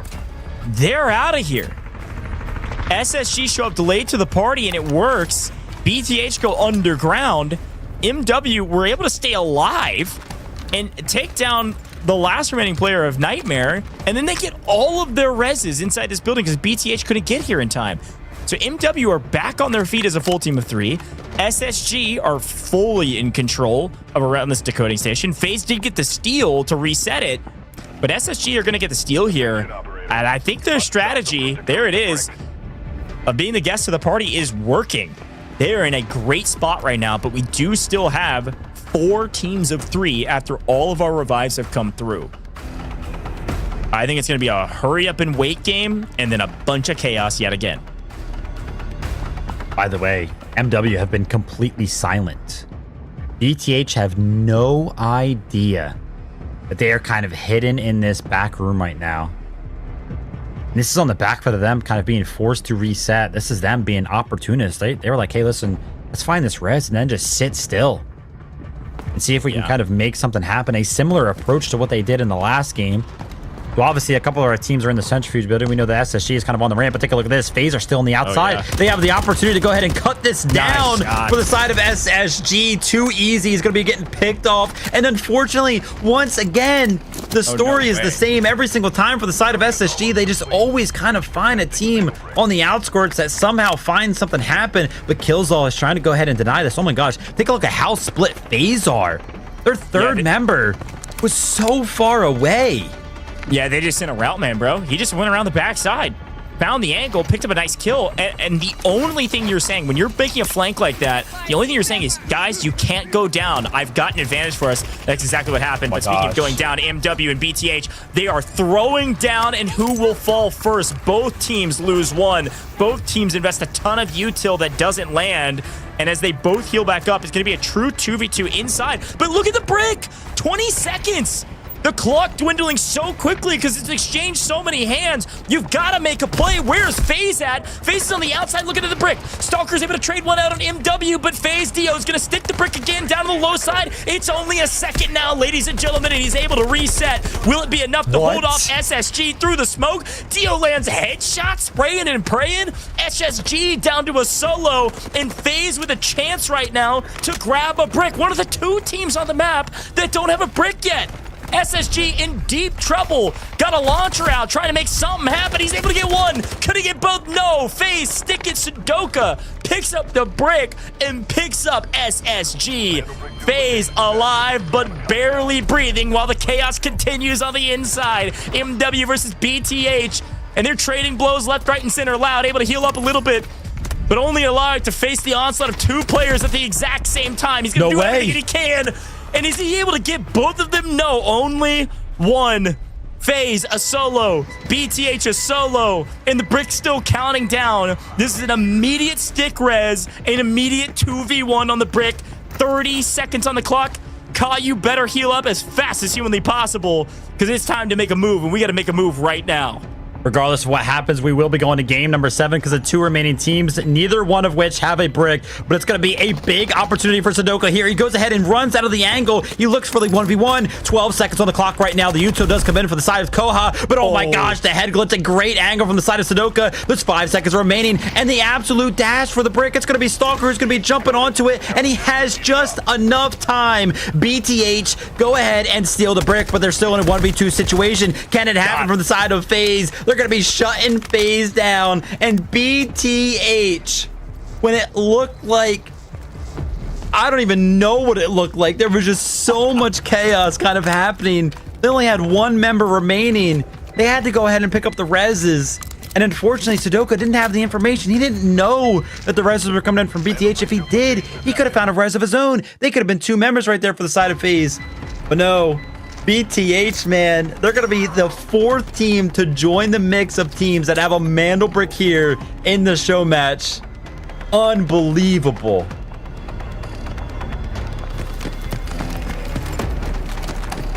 I mean, can we expect anything else besides map 7? Over and over again,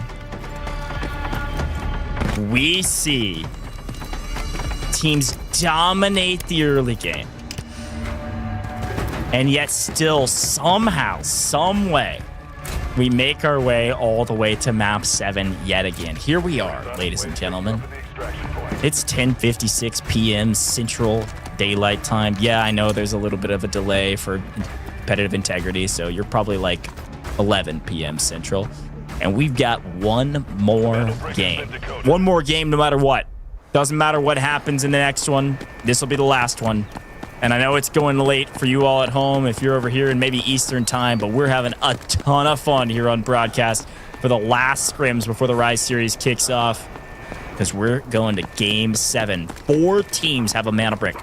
SSG, MW, BTH, Nightmare. If they get the next brick, they win no matter what. So you might be saying, is FaZe? Is Team NADESHOT? Are they out of it? Hell no.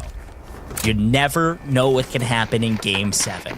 All operators unlocked. If Team NADESHOT or FaZe get the brick and they wipe the lobby, it's possible. We've seen it from MW to drop 20 plus points in one single map. But you got to get the brick to do so. This next brick decides the tournament. Wow, game 6 was a wild one.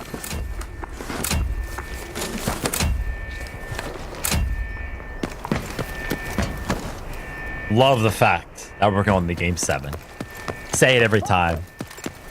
Watch as much Delta Force as I possibly can. But I gotta go ahead and throw in. At some point, we gotta feel a little bit bad for SSG. Every single game, they have had control of the mana brick at least once. And they have not been able to hold on. And as a result, listen, they were the team with the early lead. They picked up that first mana brick in game number 2. Like I mentioned, they've had control of it. Game 4, Game 5, Game 6. At some point during each one of those games, they had the opportunity to close out things early. It just has not been able to happen, and it's just on the back foot of incredible plays. Game 4, it was Nightmare. Incredible plays. Game 5, it was MW. Game 6, it was BTH. I can't believe it. You know, we say it early on. We're like, listen, we could go the distance. It's very, very likely. But Team SSG, this looked like the most likely time we were going to have an early end to a competition like this. They looked so dominant. Oh my gosh, cherry on top, man. The military shell. 1.4 million for your troubles. Go ahead, you deserve it. That's crazy. Well, if you noticed, we did get one player extracting out through Test Workshop, and with that, only one player will make their way out. Barely missing out on this extract timer. You can see it on the left. They pulled the levers. They got it all ready to go, but still 60 seconds on the extract timer clock. Game clock a lot lower than that. Pretty important. So nice job from them to still get one player out. But again, this could go down to the tiebreaker, Vivid, and I think that's what's the most important part to remember, is that if Team NADESHOT or FAZE pick up this next brick, it will come down to points. This puts teams like MW and SSG in a really strong position going into this next round, because if it's a team that's not one of these teams with a mana brick already, they're almost okay with that team getting the brick if they know for certain that it's them. There's not an overall like wide ping of saying what name is decoding, and so that is important. You do have to have the intel to be able to make that very high level IQ play of saying it's okay that this team in particular gets the brick. But either way you look at it, folks, let's take a look back on the replays from that one. Every map is played slightly different, and this one was no exception. Things were actually quite slow once the mana brick was stolen. Everybody slowed way down, not wanting to make a mistake because they knew that one mistake could be their last in the competition if a couple of these teams pick up this brick. Yeah, absolutely. I think the biggest key note here was that SSG, a completely different approach for them. They played a little bit more passive. Of course, we did see Team NADESHOT could have joined the mix there. They pulled out their Tempest, and they were doing very, very well, right? Some early control. But on the back foot of Team Nightmare getting control of the ramp, they then had control of things, but it was all about control of the building itself, as there was a great kind of brawl over it between Team NADESHOT and MW. And you want to talk about brawls on the ramp, we kind of returned deja vu to the last game indeed. Team SSG versus the Titans of Nightmare. That one goes to the way of SSG, and kind of as everything's settling, it looks like Team SSG are going to finally be able to go ahead and hold it, right? There was only a minute left remaining at this moment right here, but FAZE with an incredible two-pronged attack. They sent two members over here. They sent a guy on a route, like Goj kind of called it, with the marksman rifle in hand, hit some clean shots, and unfortunately Killzall can kind of not make the 1v2 happen. He was very, very close indeed. He's been hitting shots all day. But FAZE with only one remaining member in Sudoka on the back foot of Stalker, going ahead and cleaning up the last remaining members of MW. He's able to go ahead and find the res on the back foot of this. And because of that, team members are able to go ahead and jump onto the coding station and finally go ahead and flush out Sudoka when everything is said and done. And BTH are our fourth team to go ahead and pick up a mana brick here today. Crazy. I know some people were cheering on SSG to close things out in 4. They wanted to see SSG win and succeed. And there's still a very good chance that that roster wins, but it's going to go all the way to Game 7. It's our last game no matter what, folks. You're not going to want to miss it. But first, before we head to a break, of course I have to reward you just for being here. Like I've said, You gotta get here. You gotta get to Cave 7. It happens every single competition. That just means more rewards for you. Type in Meltdown in the chat because it's our brand new season. If you haven't tried out the new season Meltdown, you gotta go check it out. I assume you already have. This brand new season is very noob friendly as well. There's a brand new easy normal map only, AZ3, that you can go check out here with season Meltdown. A lot of fantastic content. Definitely want to get your hands on. So type in Meltdown to enter into the giveaway. As much as we do want you to check out the update, type it into the chat to get entered into the giveaway. We got $2,500 Delta ticket packages being sent out, as well as premium passes. Just make sure your Twitch whispers are open, and that may take a little while for us to get to you, but we will get to you. I promise you that. Hopefully you win, and we'll see who our winner is of this show match, folks. Only one more map to go. No matter what, it is anybody's game, even the team down at the bottom of the leaderboard. We'll see you in just a moment. Telemetry data confirms the Havoc rocket formation has deviated from its flight path and is currently plummeting toward Claudia. All units, clear the area immediately and secure the wreckage.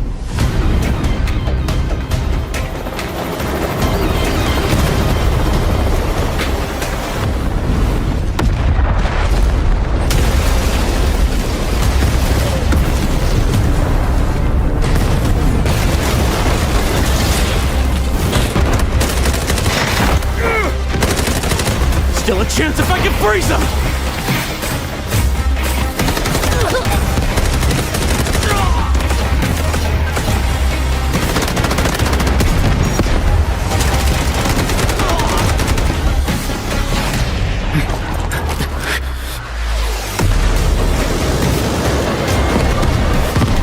Maintain suppressive fire!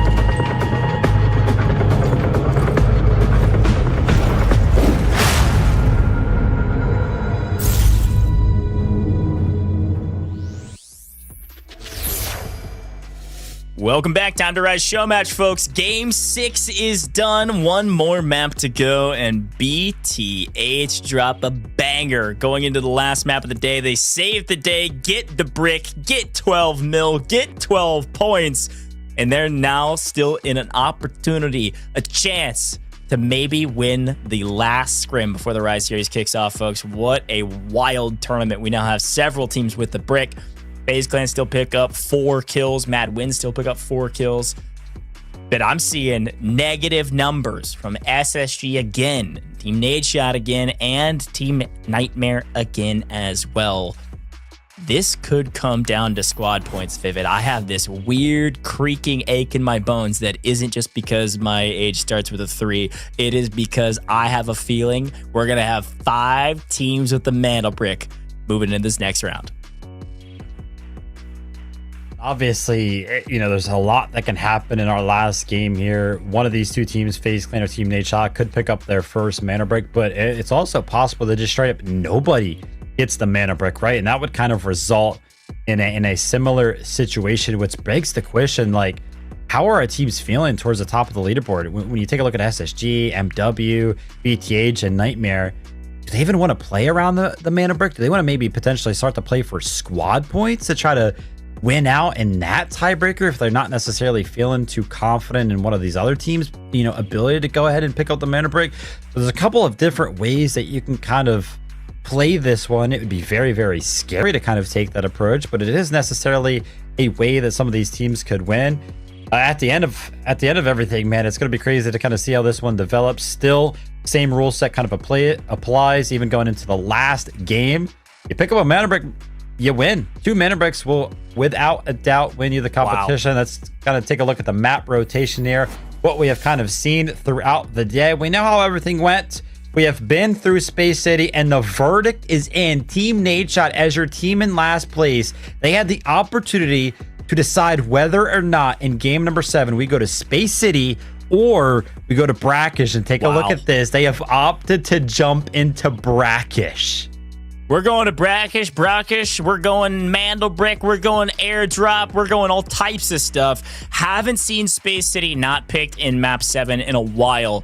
Fun to see us changing things up a little bit. It looks like Team NADESHOT's feeling a little bit more comfortable on this map, and maybe a little bit more comfortable having a couple more objectives on the map. Regardless, however you look at it, excited to see Brackish back on the table. I think it's a very fun map, and I do think the biggest question mark I have for this map, especially for a team like Team NADESHOT, is where are you going to decode the brick? I think if you're going interior, if you want to go interior at the very least, you're going to be coming in with some more defensive operators. You got to remember, map 7, all operators are open back up. So now that we're going to Brackish, not Space City, you're not necessarily going to see Toxic, Luna, Tempest. You might see some more engineers back into the mix. You might see some more Allurers. You might see some more Shepherds that are really good at zoning off some of these positions, especially that decoding station that we saw inside of Museum.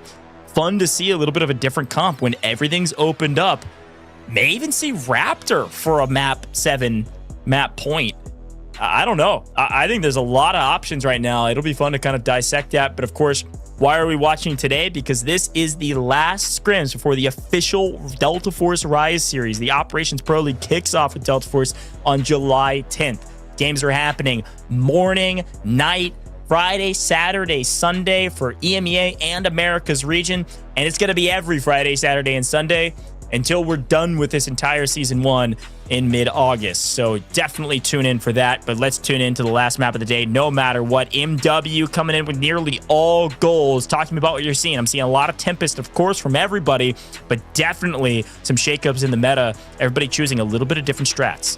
Yeah, I think seeing so many Tempests and Luna, we don't actually usually see it on map number 2, which is our typical static Brackish map pick, is because all of these teams, they think about it. They're like, listen, we don't want to run Tempest on the initial Brackish because we want the Tempest for Space City. But take a look at this. When it comes down to all things are off the table in terms of operators, you can kind of pick whatever you want. These teams favor Tempest and Luna and Toxic very, very heavily. The only reason they don't pick it when we jump into the Brackish initially is because they want it for Space City. But take a look at this. Some of our teams jump it towards Museum with those early T1 spawns. It's going to be Team Nightmare up against BTH. Yeah, this is a great call from Team Nightmare as well. I really like Raptor on Brackish. It just gives you so much intel very quickly. Brackish is that kind of weird map where it mixes a lot of CQB with a lot of open spaces, especially in the alleyways and different areas between these buildings. There's a lot of open spaces that drone can get a lot of value from. The biggest question, I think, looking at the metas for me, is actually if Nightmare get this brick, I don't think they stick it here. I think they try to get out of here and go somewhere else. with the comp that they're bringing into the map. But we'll see. Everybody running Tempest because it's so valuable to grab the brick and run. Let's see who gets it first and who's able to run away with it or just stick it in Museum. FaZe across the street. MW over towards Tower of Babel with Team NADESHOT, who are trying to sprint their way this direction. Nightmare first to the brick.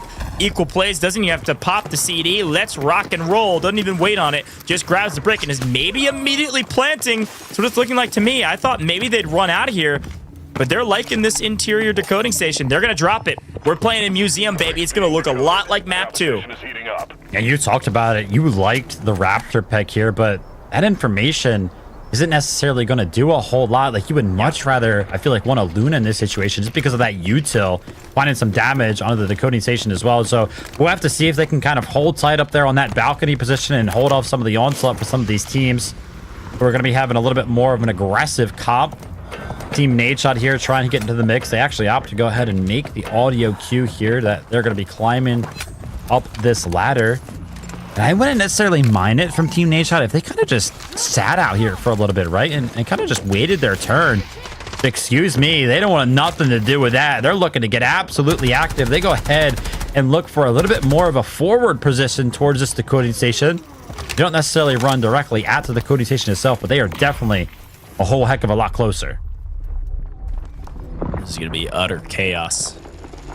Last map, whoever gets the brick either wins if you're one of the 4 teams with the brick, or has a chance. Equal place has found an angle and Slept. Slept goes down early. Tempest does look like, yeah, should be fine. So it is their Tempest. There's the pickup. Quick self-res from Slept, and Chris actually able to answer back. FaZe losing one. That is FaZe's Tempest as well. Everybody going to be slowly working their way off these cooldowns to get some intel. And then get back up on their feet and make some plays. Chris getting really active. Jumps off the high ropes. Goes low. Again, we talk about Gizmo. We talk about a brand new season in the competitive series. Seeing Gizmo much more active is nice. But also, being able to get a lot of intel from the sonars being placed as well. Team NADESHOT, they are not afraid to make noise right now, Vivid. They are looking to swing on some fights. Yeah, but this is going to give them so much room to work with because they pretty much have all of the information necessary to rotate around the museum because they've sniffed everything out and they're like, where the heck is everybody? And taking a look at the decoding station, they're like, wow, nobody wants to go ahead and fight for this. They gotta feel like this is a lot of pressure on them because they're in a position to go ahead and fend for it, and nobody else really seems to be close enough to do so. Here they go. Team NADESHOT on the top ropes. They're going to go swinging for it. SSG low side. Nightmare up above holding them. Chris looks like takes a decent amount of util kind of to the face. And again, it's Gizmo and Morse that they've elected to run for the intel gathering and also utility to kind of hold down some of these zones. I don't hate the idea. Killzall actually gets in here with the Tempest. It's just sticking this steal and is going to get in time. It looked like equal plays was maybe distracted by some other noise. Couldn't peek in the corner in time. SSG gets the steal. Nightmare should steal it right back, but Team NADESHOT are there. It should get extremely mixy on the high ground, while on the low ground, SSG in a bit of trouble because MW Pildor was getting really aggressive with their ult pop, but they run out of time. They have to back off. Everybody a little scared to make a mistake and only relying on their Tempest ults to make big plays. Everybody still on their feet. It was a great try from MW right there. They heard the res audio going off, so they tried to go ahead and pressure that one. But take a look at this. It's going to be Slept this time around. He's going to be jumping on the decoding station on the back foot of that Tempest ult. But you caught it out. An incredibly timid approach in terms of making anything happen outside of when that Tempest ult comes around. And yeah, Equal now on the back foot of his own Tempest ult. And all of these exchanges, by the way, take a look at the decoding timer as we're actually going to be missing one of those knocks right there. That's going to be allowed onto Dia. I would imagine that's going to be the Tempest of their own. But yeah, take a look at the decoding timer right now. It's already down to 2 minutes and 30 seconds. Remember, the absolute minimum for the decoding timer is 1 minute and 30 seconds, 90 total seconds. And every single time that it exchanges hands, it drops by 30 seconds. So only 2 more exchanges, and we're going to be already at that minimum with around 12 minutes to go. Crazy stuff as Killzall is going to be picking up a knock right there onto the Tempest. Again, these kills are not necessarily going to find a lot of value because all these teams are only really making anything happen right now on the back foot of these Tempest ults. Unreal. You're tuning in for the first time very quickly. Tempest Operator. Her ultimate ability is what we call it. The ability with the longest cooldown. Emergency evasion device. It throws those ropes out. It tethers you to a position. And if you go down or you pop it again, it'll sling you all the way back to wherever you drop that tether. Even if you're knocked. And then you can self-revive. Insanely powerful in an objective-based gameplay like this. And Team NADESHOT were able to get that steal, utilizing a lot of the same. And now Team NADESHOT are going to slowly wait, as it will probably get stolen yet again, and they don't really have a vantage point to just hold the line on the decoding station. Maybe if they catch a frag here, if they catch some blood, they may just full swing on Nightmare to try to grab the best position. Actually, off-screen Crisp is finding an angle on FAZE yet again. That is not their Tempest. That is an out-of-position FAZE member. And once the shots are fired and Crisp is finding value on FAZE, Nightmare says, okay, this is our opening. Let's make a move. Pops it on CD, goes for it, gets it, and here we go. SSG kills all, barrel stuffs. 2 members of BTH, gets 2 kills and gets all the way back to safety.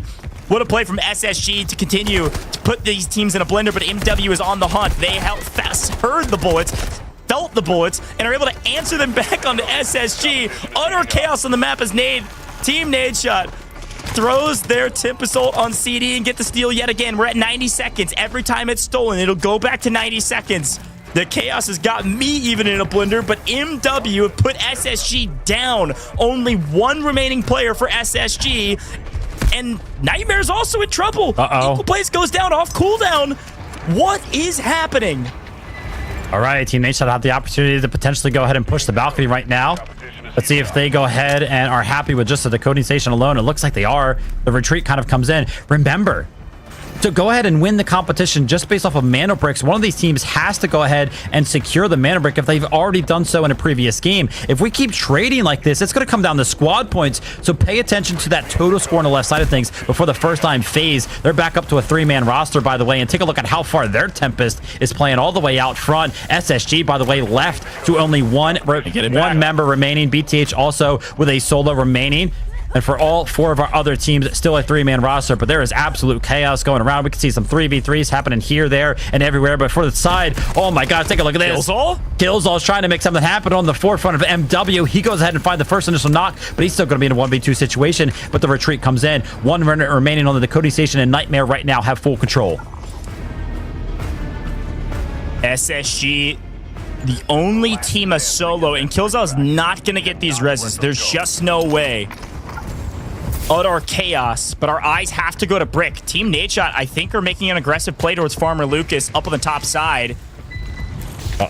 Rez is trying to be stuck down low for BTH, and it's actually 2 team is finding an M82 knock on Smile for Team NADESHOT. Team NADESHOT lose a player, but they get the Brick steal. Back to 90 seconds. Plenty of game clock for this to steal over and over again a couple more times. But amidst the chaos, there's only 3 teams with a full team of 3 still on their feet. Nightmare, BTH, MW in the best position right now, and SSG have gotten a steal. Killzall off cooldown, have stolen back the Brick amidst all of this fighting we're watching. Killzall walks up and says, it's mine now. Good luck. What on earth? 6 teams in Museum Vivid, and all 6 teams desperately clawing for this mana brick. And it will be stolen again and again and again. And so while we have a breath, everybody look to the left. Look at total score. Team NADESHOT, the furthest down by a mile. They need this brick, and they need to wipe the lobby. They desperately need the points. SSG, they don't need the points. They just need one of these teams to not get their second mana brick. Killzall is doing everything he can to stall out this game by going for these steals and finding kill over here, kill over there. Any kill he can get his hand on could potentially weaken teams to where they can't get this brick. But here we go. MW, now it's your turn to make the steal. Nightmare can't look at it because there's people all over the place.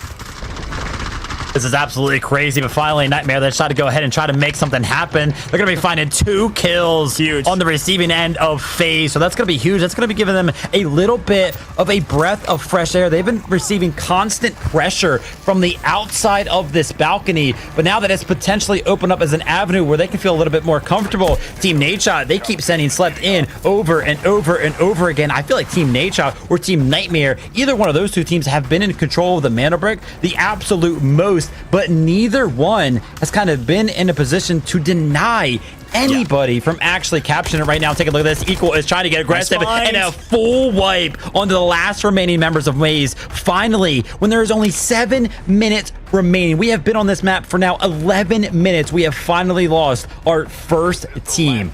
It's unfortunately going to be FAZE.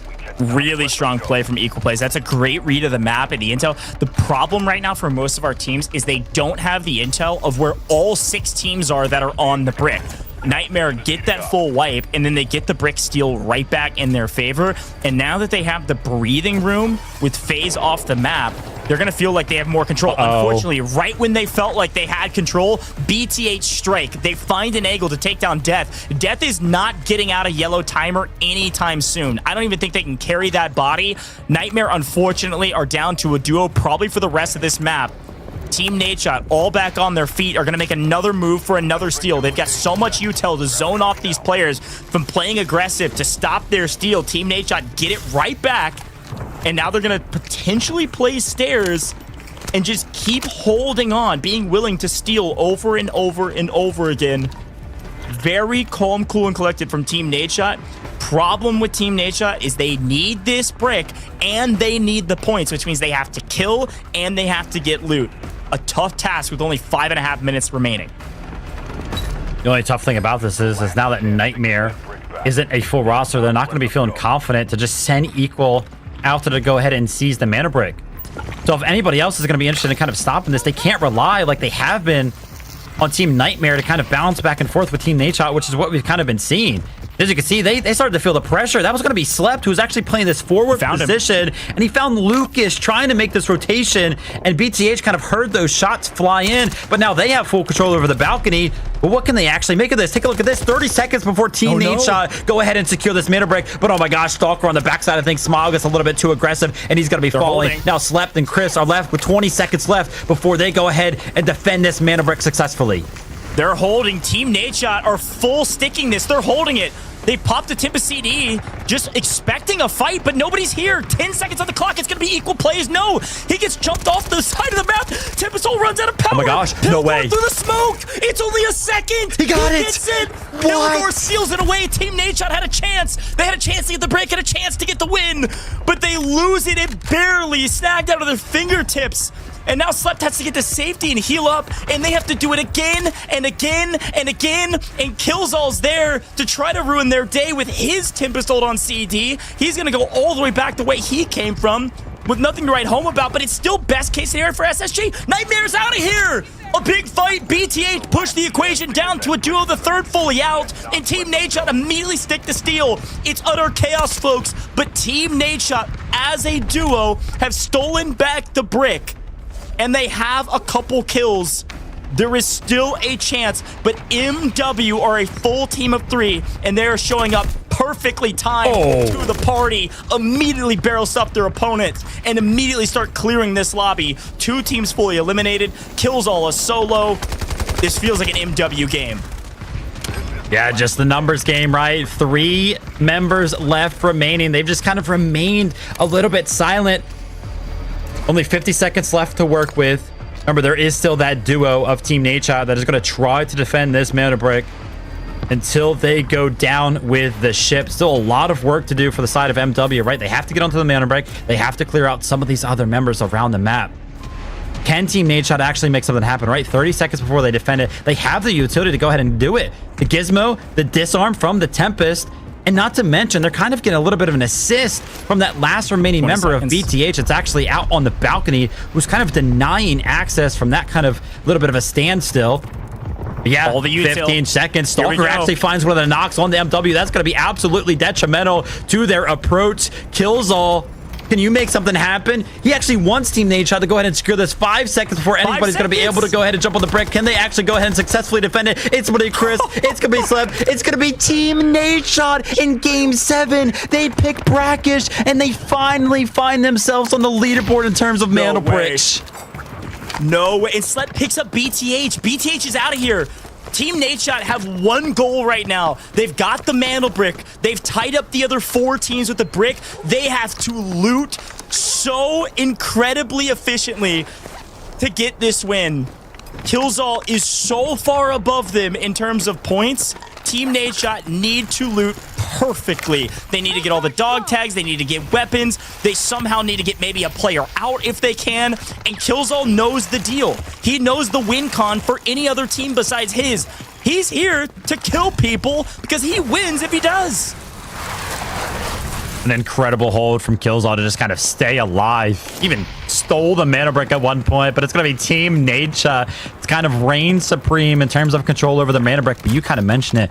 Total score is the only thing that matters now. None of our teams are... Oh my gosh. Killzall is still alive. He is still kicking, and Crisp has just been put on notice. Now Slep's going to be left in a 1v1 situation against the kill leader. This is the guy that has been running through the competition all day. Can he kind of keep the momentum going? He hears the footsteps. He knows exactly where Slep is potentially going and opting for a very, very strong position. But time is on the favor of Killzall because he knows if members of other teams are just kind of hanging out, then he's going to kind of win if they can't kind of pick up points. But take a look at this. MW, by the way, they have 36 points. They're only 3 points behind Killzall. If they are able to go ahead and pick up some of these last remaining kills, that might be the difference. But Killzall is now opting to actually play his life. He doesn't want to give away the point. 40 seconds. You thought we were out of the weeds, but we're not. Team NADESHOT. They might have gotten the bricks, but they're all wiped. MW, pick up that kill. They go +1. The total score on your left does not include the final compensation at the very end of the game. That is not the final score, but is very indicative of how close these top two teams are. We have 5 teams with a brick. It will come down to points, and because Killzall has been able to stay alive so dang long and find a couple kills to boot, he may have somehow stayed alive long enough to win this competition, but it is going to be so unbelievably close. What do you have in your safe box? Did you pick up any dog tags? Does this kill go to Killzall? No, it does not. The points change, but the final calculations off screen remain the same. Who the heck knows? The one thing I know is that the Creaky Bones were telling the truest story of all time. We had 5 teams with a brick to wrap up Game 7. Wow, that was a banger.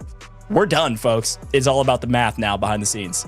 Oh my gosh, an incredible performance right there. And man, listen, I was kind of questioning that. I was like, MW, you guys got to start putting loot in your safe box so you can kind of get something out, some sort of value. I don't know if you could have found anything to kind of make the difference right there. But yeah, like Gooj mentioned, it might come down to the math, and it's going to be an absolute nail biter. I think we got a little bit of a quick preview over towards that total score, but we won't necessarily count that as final. We'll let all the mathematicians behind the scenes make sure everything was kind of accounted for.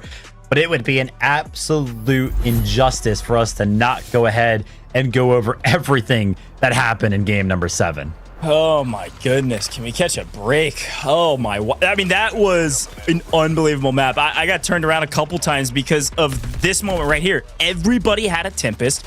We go CQB Museum. Everybody load up into like a multi-map, like we're playing Hot Zone or something. Everybody's like, I mean, playing lanes. I mean, 6 teams shooting you every angle. The only way to make an aggressive play is to pop your Tempest CD, use the emergency evasion device, drop your tether, and run in and pray you don't get shot. And that happens so many times that now, towards the end, every single steal was only resetting it to a 90-second timer. And then finally, we saw some crazy action, not only from Killzall, barrel stuffing his opponents, winning some crazy engagements, but also from the likes of Team NADESHOT, MW, Nightmare pick up a crazy first team wipe of the entire game somehow after over 10 minutes of gameplay, hunting down FAZE. You should see her in just a moment. FAZE were able to play spoiler to a couple people using their Tempest. Everybody got their hands on the brick.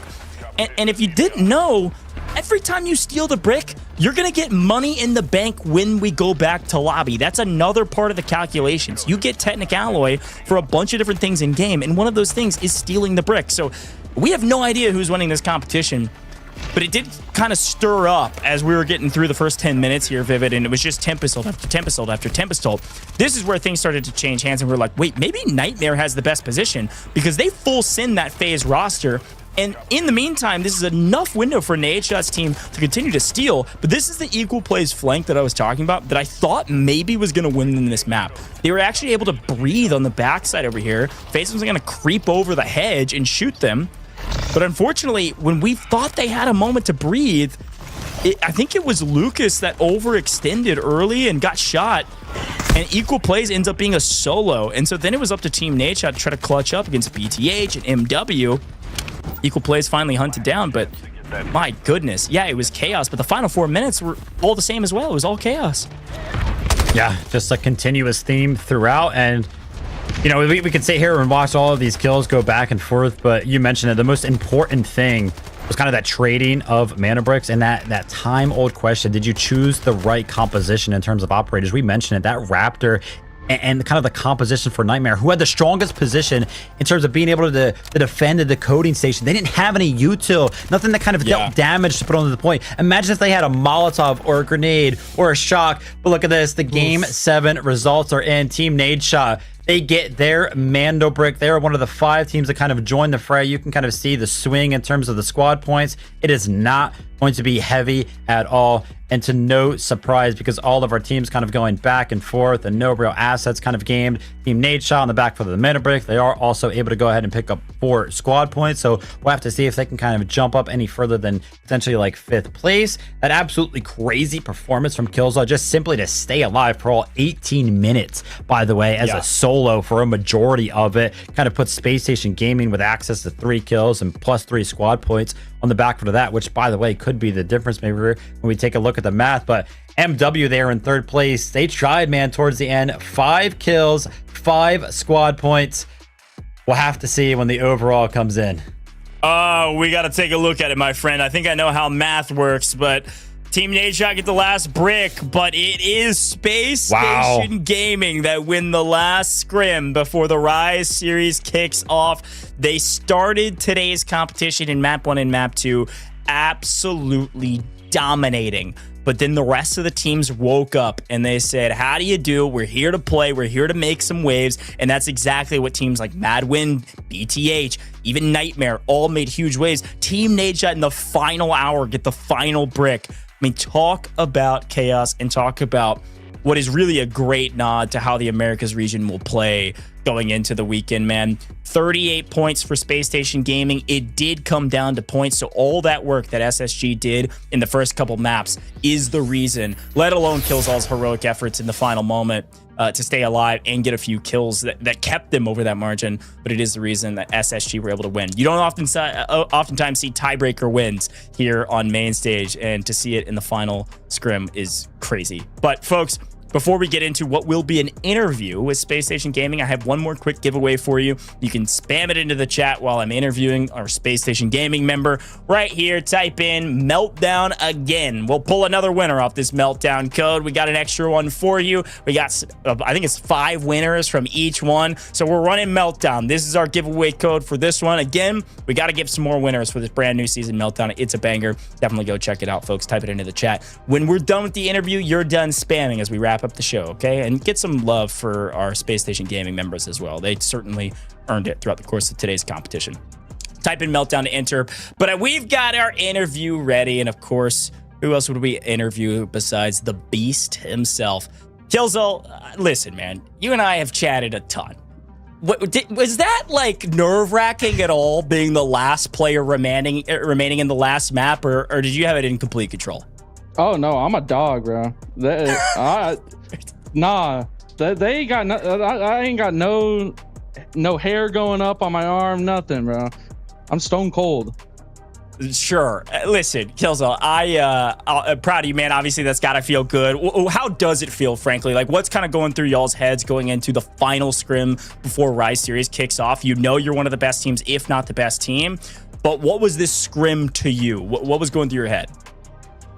Honestly, we just wanted to kill people. We didn't really care about winning this one. It was working out the first 2 rounds, and then it went downhill from there. Had a little tough challenge to get over, and I thought we lost going into Game 7. Honestly, we were not playing great, and both my teammates dead. There was just a little sliver of hope, but yeah, pulled through. And I mean, just an incredible individual performance. You, by the way, ended, I'm pretty sure, the day with the most amount of kills out of everybody. Obviously, the biggest performance of the day felt like it was you staying alive in game number 7. What's kind of going through your mind? I know you're kind of thinking about the win when it comes down to that, but for staying alive for 18 minutes in game number 7 when so many kills are happening, like, what's the game plan there? Like, what's your approach? It's weird because I'm usually always being shot in the back, and that's whatever goes through my mind. I just don't want to be shot in the back. I would rather die to someone head on in a fight, but dying in the back, I just didn't want that to happen. That's why I laid up on the ladder. I was just waiting. I tried to figure out what team had the mantle and what team didn't have the mantle, and I just played from there. I figured out when NADESHOT downed me in my temple, I figured out they had the brick, so I just simply was shooting the other teams. Yeah. We talk about that strategy all the time. It's like you guys knew you had such a large score lead, especially early in the competition. I mean, you guys were dropping meteoric numbers at the very beginning. You said you didn't really care. You just want to shoot your gun today, which I respect, man. But you carry a big weight on your shoulders, right? This is a team, it's changed a couple players across the board, but this is a roster I know for a fact you truly believe in. Space Station Gaming obviously did as well. What does it mean to you as, on paper, one of the favorites going into the Rise series based on what you've been able to do on LAN already here in operations? What does it mean to you to represent Space Station going into the first Delta Force Pro League here with operations? It was incredible. Going into it, we didn't know any information about the orgs and what was happening. And we got offered by one, and then Space Station offered. And we're like, man, I love Space Station. I've seen them for many years. And what they've offered us is incredible. Unit, the CEO is insanely helpful. He's always there for us. I mean, just the org is incredible. I'm not gonna lie, and I'm just blessed to be signed. Honestly, it's my first esports contract and first of many, hopefully. W, man. Nice. Yeah, congratulations to you guys on the SSG signing. Killzall Goji went ahead and mentioned, he's like, hey, listen, I have talked to you plenty of times. I want to go ahead and give you the floor here to go ahead and talk up your teammates, man. Obviously, you individually picking up all of the kills, but it can't be done without your teammates. So kind of talk to us a little bit about the roles of like Too Easy and Skies when it comes down to your guys' team. Yeah, we got a couple sayings on the team, and we're going to start with Too Easy. I'm sure he's going to love this, but we have a little saying. It's hashtag it's too easy. And anytime we're in a fight and we kill somebody, we're always like hashtag it's too easy, and we're like post it and then post the clip. And my other teammate Skies, we found him in the gutters. Honestly, we didn't have eyes on him, and we lost one of our teammates who was recently equal plays, but he moved on. And we found Skies, did a couple scrims with him. We knew he had good aim, and he was a little raw in the character department, like in the operator department, but we've been teaching him, and I think he's gotten to the position where he can hold his own against anybody, and I love that. I just want my teammates to just hold their own against anyone in the Rise series, and I'm fine with that. Well, if there's any team that has a ton of confidence, it is certainly you guys, man. And we really want to wish you good luck in Rise Series. Good luck to you. Good luck to your team. Good luck to Space Station. And good luck to all the other rosters. Any final words from you? Anything you want to say to fans out there of Space Station, of you guys, haters? Doesn't matter to me. Floor is yours to shout yourself out and your teammates. Yeah, anytime we're in the lobby, just know I'm winning. You know, I don't play for second place ever anymore. Recently.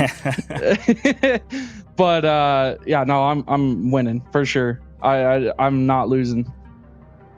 I love it, man. That's Killzall for you. They call him the Beast in the community. My friend, a well-earned title. You were a beast on the map today, and congratulations on the last scrim win before Rise Series this weekend. Good luck. Thank you. You guys have a good one. Thank you. Cheers. That's Killzall from SSG Space Station Gaming.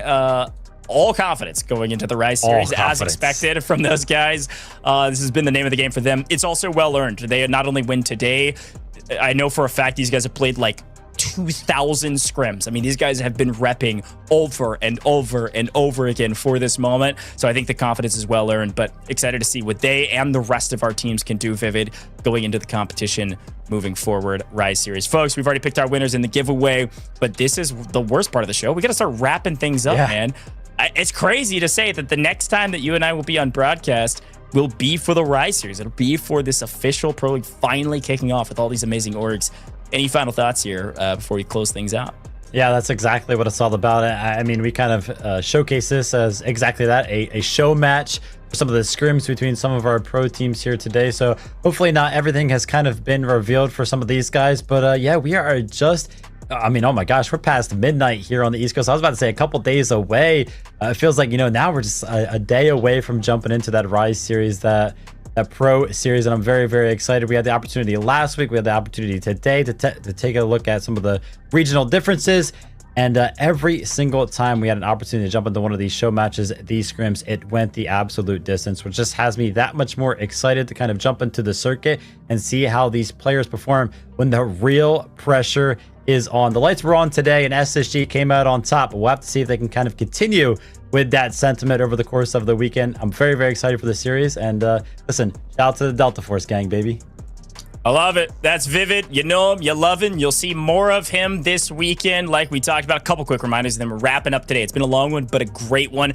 Big shout out to NADESHOT and the watch party for his team, and a big shout out to Team NADESHOT. All of the other orgs, FAZE, everybody, BTH, you all crushed it today. MW, fantastic job, Nightmare, and everybody else in this competition competing today and showcasing what you've got one more time before the Rise Series. Scrims are important, and I think the win here from SSG sets the tone, but it is not everything. You gotta tune into the Rise Series this weekend. Friday, Saturday, Sunday. Starts in the morning for EMEA, starts in the evening or the afternoon for Americas. Check it out this weekend. I'll be casting some of the games. Vivid will be casting some of the games. We've got some other casters that'll be joining us as well. You're not gonna wanna miss it. And as a reminder as well, Rise Series, EMEA morning, America's evening. Right between the two, we're doing a Rainbow Six crossover with Delta Force for the collab show match. You're going to see a bunch of streamers you recognize, and some, if you don't pay attention to R6, that maybe you haven't heard of, but they've got a long pedigree of winning. A bunch of pros and former pros from R6 going to be joining the likes of people like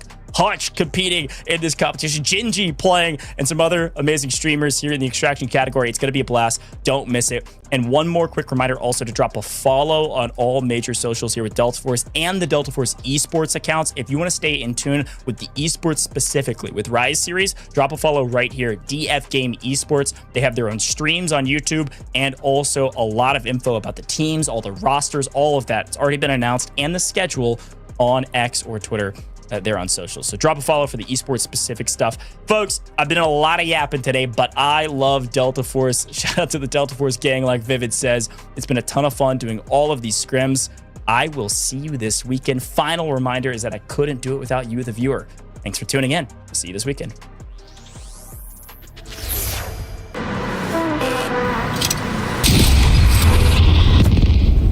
The enemy got the mantle brick. Find it. Stop them. Mantle brick decoded. Nice work, operator.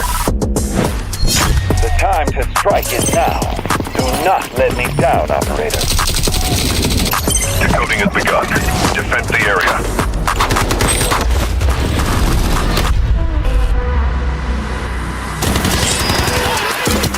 Is about to take the first hit to bring up the tournament.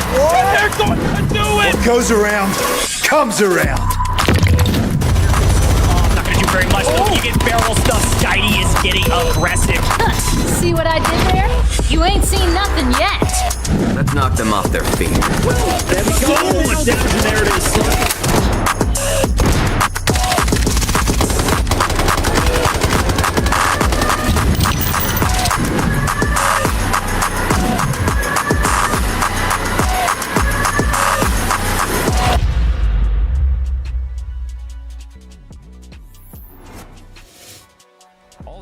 Are pretty much just huddled up inside of the building. As you see, some great. He's trying to get aggressive. He's trying to play for the kills here. He swings the angle. He gets kills all, picks up Slip right over to the side of things. Now Smile's gonna be left in a 1v2. First the mantle brick. A duo left for Team NADESHOT. A duo's gonna make some. How did he dodge everything, by the way? Oh, I think one tag from the shock. In these engagements, send their AW member out, and now the fights occur with a duo. The angle here. It's a little bit of an overextension from the side of BTH. And so he's going to have to go ahead and find all the information himself, but laying down in the tree. Another member of MW down, and there goes the third. That is 2 full team wipes for FAZE. Do get another knock. This time it's going to be on the team of Nightmare, and they're going to decide to see if they can make something. Headshot. Death goes down to 40% HP and calls in the help. Test workshop, and they will be caught in transition. Loud finds the first angle. Shot in a bad situation. Turn that bad situation into potentially a full team wipe. 3v3 for the brick, and then BTH are going to be late to the party. We'll see how late FAZE lose like Alpha. He's been terrorizing show matches, and well, whoa. Snow's trying to get into the mix. I don't think he has any idea that BTH is right here, and yeah. If Lucas 1v3s his eye, will be blown away. Well, there's the start.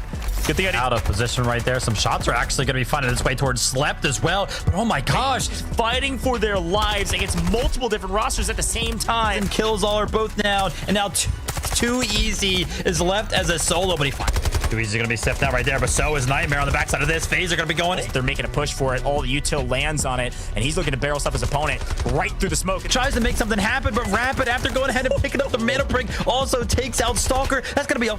Because there's just nothing you can do against the full team of 3, and right now all he's trying to do is maybe get it all across the map. MW onto Team NADESHOT. They're trying to go ahead and find the ramp, but take a look at this. FAZE are still on the outside. They have the opportunity to go ahead and cut this down.